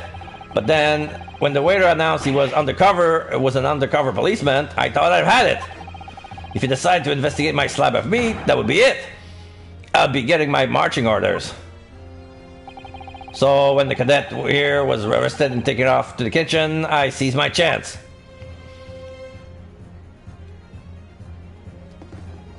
Go to sleep, Ido. With my military precision and timing, I switched my stake with the one on the foreign lady's table. What? You can't have! I never saw you do such a thing! It was called Operation Lightning Bolt. There was no time for strategic planning. It was do or die, I tell you. So yes, I did what I had to be done. Unbelievable! Rubble. However, salute. Fear not, prosecutor-san. What now? I swear on the brass button of my uniform, that's all I did, sir. All you did? That was plenty, Sergeant! Yes! So if Sergeant Nosa switched the plates over, it means he took Miss Brett's steaks and the plate it was on back to his own table. Yes, that follows. Inspector Osonaga. Yes? Earlier in this trial, you told the court this. You said that you had not only taken Miss Brett's steaks after the incident, but also the sergeant's. That to preserve evidence, you had taken both. Ah! That's correct. Then please present it to the court now. The plate that was actually on the victim's table at the precise moment he was shot. Shut up! What can that possibly tell us now? I mean, a cold slab of tough meat? It can't have the slightest bearing on the case. Objection! No, you're not wiggling your way out of it this time, lady. I beg your pardon? Are we gonna see her face? Or are we gonna see her eyes? It's like the model doesn't have any eyes to begin with. Surely you're not that forgetful. Surely you remember the reason why the steak pan promises to prove such a problem for you, no? You're the one who decided it was a problem, not me. The reason the defense asked to see that plate was to confirm something the defendant remembers seeing. Just thinks he remembers. I'm quite sure what I saw, Miss Brett. On the side of the plate that was on the table directly behind Dr. Wilson, there was a clear spattering of blood from the gunshot wound to the victim's chest. I believe the defendant's memory sums him well. Exclamation mark. And now we have the evidence to prove it. The plate you were eating from, Miss Brett. Let us not prolong this any further. Inspector, you will show the evidence to the court. Present the beefsteak and plate that was originally on the victim's table at the time of the incident. Wipes his face. Smile. Yes, sir. Oh, I can see okay, I can see the blood stain from here. Sorry for keeping you. There you go. Here is the other steak and its plate. Okay, now we see a clean straight line. The steak has been cut one slice in one go with a knife and fork. So like this has been cut by a knife, and we see blood stain on the side of the wooden plate. Here is the other steak and its plate. Please feel free to examine it. There you go. Nice cut steak. The blood stain! It's clearly visible, look! Yes! Now this makes everything clear. The blood you can see on the side of the plate shows that the moment of the victim was shot, he was facing the table with his back to me. In other words, it's impossible for Naruto-san to have shot the victim. Ah! It can't be! In fact, there's only one person who could possibly have shot Dr. Wilson from the front. I'm sure everyone knows by now who that person is. She's biting the mask. She wants to tear it apart with her teeth. That's right, Miss Jazale Brett. It was you! She's gonna panic. ...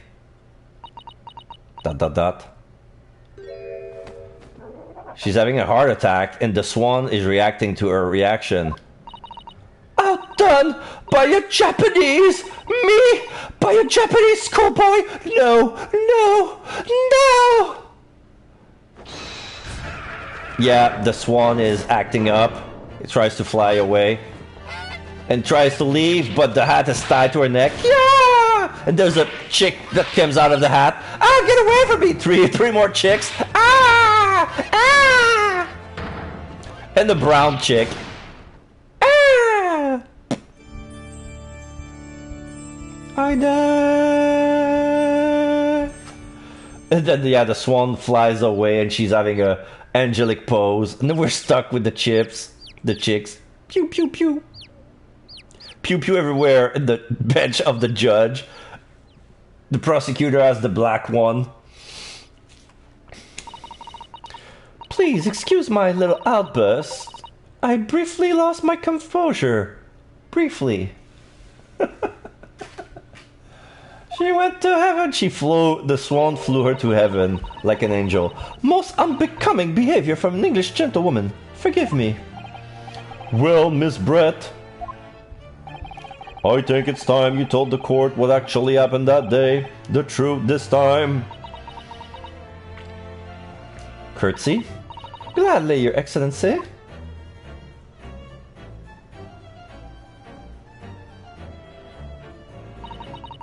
It was I who took the professor's life using curare.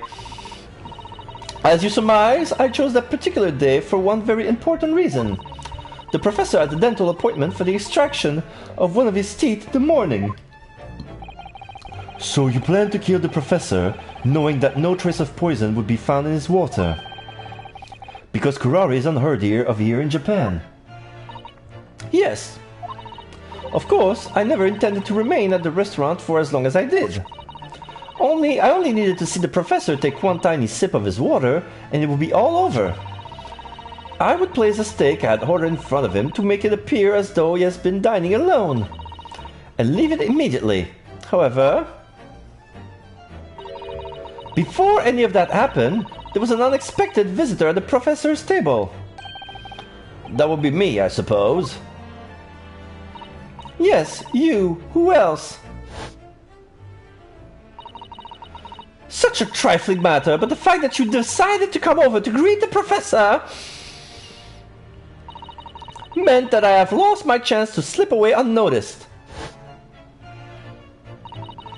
In due course, the professor took a sip of his water and was paralyzed. I made sure he was sitting in his chair such as he wouldn't fall. There was no going back at that point, so I concocted a plan on the spur of the moment.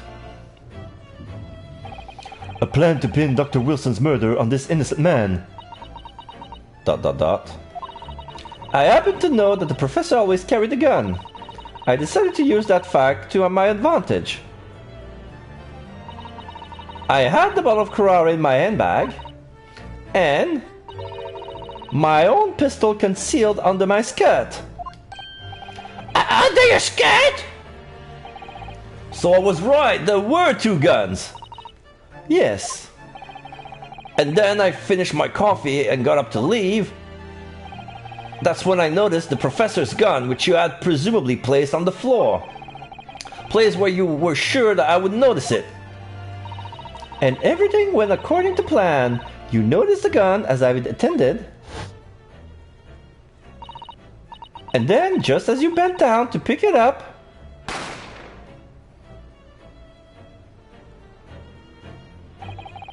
that's when you shot the professor with your own gun, even though at that point he was already dead. Naturally, the gunshot caused a commotion, at which point the waiter appeared. Obviously, I assumed that Naruhodo-san was the culprit and apprehended him. Took him from the pantry that adjoins the kitchen and locked him inside. That's when I took the opportunity to turn the professor in his chair around. Because, of course, you needed to make sure it looked like the defendant had shot Dr. Wilson from where he picked up the gun. ...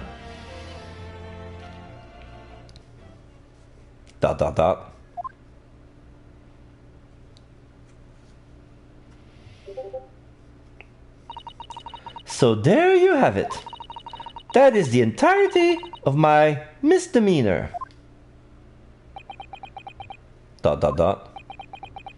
Ouchie ... Judge ... Your Excellency? Yes? I wonder,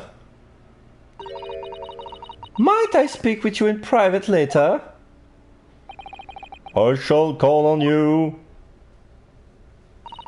Thank you. Good day then, everyone.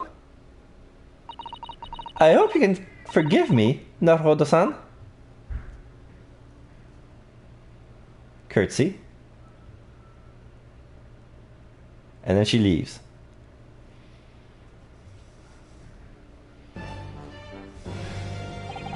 It would seem this trial has finally run its course. I presume the prosecution is in agreement. This can't be! The Katsuki Aochi does not lose! Not to the likes of this rookie student! You'd better start getting used to tough opposition. You're not scared now, Rodo! Well, yes. This insult to the Aochi family name will never be forgotten! You've become conceited with age, Consul, but the old have to stand aside and make way for the new. It's the way of the world. May you never forget that. Oh, he then takes out the katana. Oh, he cut his top bun, and now the haircut looks exactly like old Winston Payne from Apollo Justice. 1,000 millennia may pass, and still the Aochi clan will never measure up to the Naruhodo clan. This trial in the Supreme Court of Japan will, I believe, go down in history as the start of a new chapter in our country's judicial system. Despite being summoned as the accused, you, Ryunosuke Naruhodo, presented an excellent case. Thank you, Your Excellency. The use of evidence and deduction to unravel the truth is a modern methodology. After all, it has only been a few short decades since our country opened its door to the wider world. But the Western ideas of science are rapidly gaining acceptance here. I feel sure that science will soon bring new methods of investigation and new procedure to justice. A new future of law awaits, but what it will look like I cannot begin to imagine.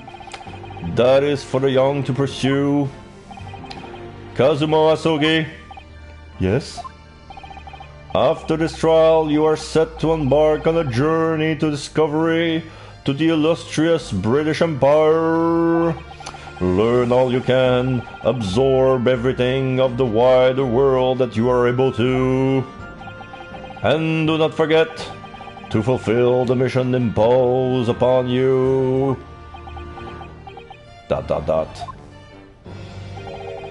I understand, Your Excellency. What was that about? Why do you look so grave all of a sudden? Never mind. As for you, Ryunosuke Naruhodo... Oh, yes? In you I sense, how can I put it, unusual potential. I very much look forward to seeing how you carry that onwards. Thank you, Your Excellency.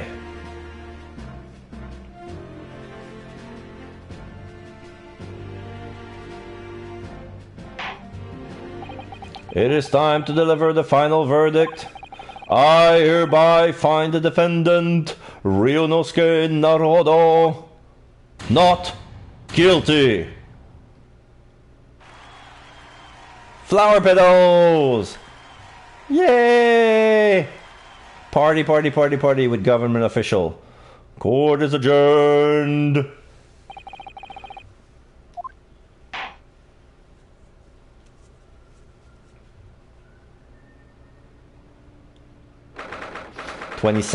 November, 2:46 p.m. Supreme Court of Judicature, defendants at the antechamber number 5. I can't believe it. I can't believe it. What's happened? I made it. I defended myself and made it through that horrendous trial. Ryunosuke, you finally put it off. Congratulations. Well, I couldn't have done it without you. Thank you, Kazuma. No. It was a pleasure to watch you at work. So, you owe me an extra large sukiyaki from the place on Yume University Street. Don't forget. Good afternoon. All your hard work has certainly paid off. Oh, this is Susato. Congratulations to both of you for proving Naruhodo-san's innocence. Our trusty judicial assistant. You worked hard for that result, too, you know. Oh no, I didn't do anything. Thank you so much! If we haven't had that research report of Miss Brett's, I don't know how things would have turned out. Your kind words should really be from my father. I was simply doing as he asked. It was his idea for me to go to the university and investigate. Your father? Ah, yes, of course. Forgive me for intruding on court proceedings, Your Excellency. Susato Mikotoba, Judicial Assistant to the Defense.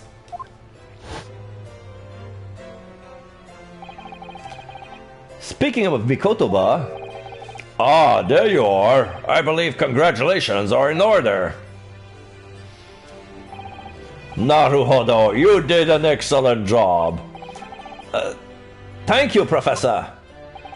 Oh no, it is I who should be thanking you, after all. Your effort exposed the true criminal that took the life of my good friend. Good friend? Oh yes, you mentioned that before. It was you actually invited Dr. Wilson to Yume University, wasn't it? Yes, that's right. Professor Mikotoba studied overseas himself. He went to study forensics medicine in Great Britain. Presumably, that's when you met Dr. Wilson? Exactly. In those days, we worked together in the same hospital. Oh, you work together?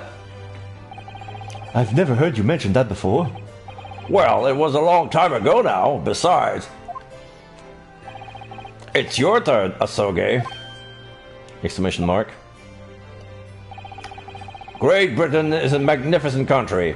It leads the world in science, medicine, engineering, culture, and of course, in law. Watch and learn, my boy. See what's happening in the world's largest melting pot. I will. I'll learn all that I can. I swear on this, the spirit of the Asogi clan. Well, you're not taking that sword to Great Britain, are you? Of course I am. A Japanese man's katana is his soul. This blade showed me where I need to go. And cuts down anything that's in my way. Oh, yes, I've definitely seen how sharp it is already with my own eyes. That reminds me, what's happened to the woman? To Giselle Brett, I mean. After all, she's guilty of murder. Oh, yes, her. Well, it's not easy to tell you this, but... What do you mean? Surely she's going to face trial herself now. She's the true culprit, after all. Well, she will be leaving Japan in the very near future. For Shanghai. What? Shanghai? ... Giselle Brett will not appear in court again in this country. I'm certain of that. What? Why not? It's a matter of consular jurisdiction. Question mark. Who said that? Oh, Inspector Osonaga. It was a hard-fought battle in the courtroom today. Very impressive to watch. I must congratulate... But what's that all about? Consular jurisdiction? Adjusting my glasses. So, we cannot try this particular foreigner for her crimes here in Japan. What? We can't try her? But then who? Who's going to bring her to justice? A British consular court will hear her case somewhere far away where our voices can't be heard. But why a consular court? Professor, I simply don't understand. I thought consular court were a thing of the past, now that we've signed the friendship treaty. Yes, in normal circumstances, you're right. Then, so long as this is not a serious incident of a highly political nature to our respective governments, they can't invoke a consular court just like that. Oh, can't they? Yes, she's a student, but it doesn't justify our governments making secret agreements about her fate, does it? Something strange is going on. ... So Miss Brett can't be held accountable for her action here in Japan? I'm afraid that's for the young student. Today's trial was nothing more than a game all along. There was never any danger of comeuppance for her. I don't believe it! The British government Foreign Affairs Ministry has demanded that we hand over custody of Miss Burrett. They're obviously taking this case of a foreign student committing murder very seriously. ... But it's all going to change from now on. We can make it change. This is a time of great turmoil. This new era heralded by the start of the 20th century. One day, I have no doubt, that woman will receive the judgment she deserves. Yes, change is coming, and we're the ones driving it. Well, I think that's enough seriousness for now. This evening calls for celebratory drink. But Professor... You're right. There's no time for gloomy faces. We should be celebrating Ryunosuke's guilty verdict. Let's start having some fun. In that case, might I suggest La Carnival? As the head waiter, I should be delighted to provide you with ample food and drink. You're a detective, Osonaga-san, aren't you? Blood. Let's not worry about details for now. To La Carnival, will you accompany us, Professor? Of course! La Carnival's food is second to none! I shall go and attend to the paperwork for Naruhodo-san's release. Oh yes, thank you.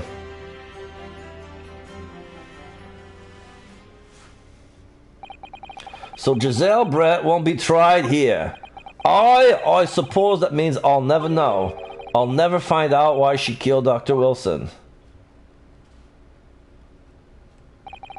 Kazuma.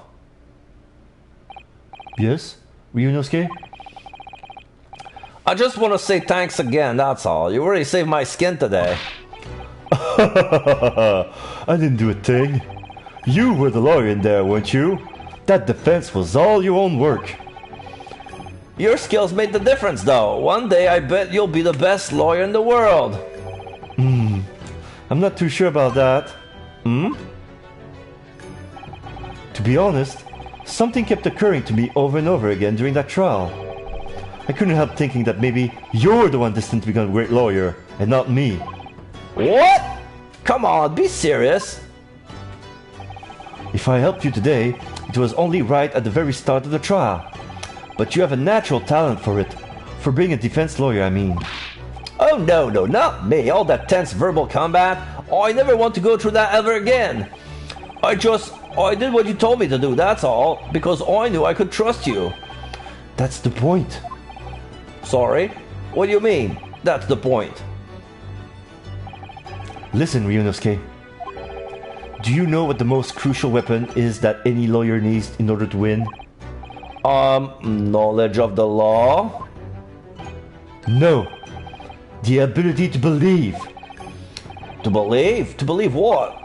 A defense lawyer has to fight for his clients. He has to believe in them at all times. Like you believe in me when I said I didn't do it. I'm human, just like you. I don't have some superhuman ability to know the truth. But you have to make a choice about what to believe in, and stick to it when you're defending someone.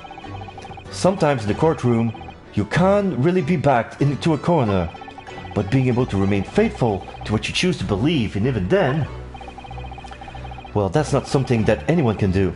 It takes a special kind of person. Believing in your client.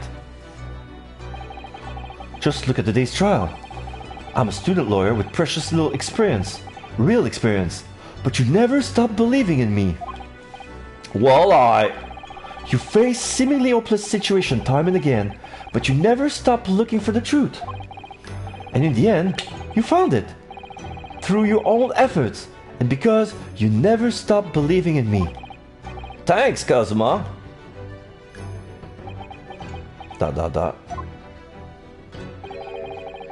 There's something I want to ask you actually, Ryunosuke. Well, it's a favor, really. Something very important to me. It sounds serious. What is... You're still here, are you? Oh, Inspector Osanaga! I've arranged some rickshaw for us. Let's go. Thank you. We'll be right there. Bows. You still have blood next to your lips. Yeah, I don't care. Let us pick up this conversation again later. We should be celebrating right now. Your first court victory. And your study tour to Great Britain, don't forget. Ah, yes. That too.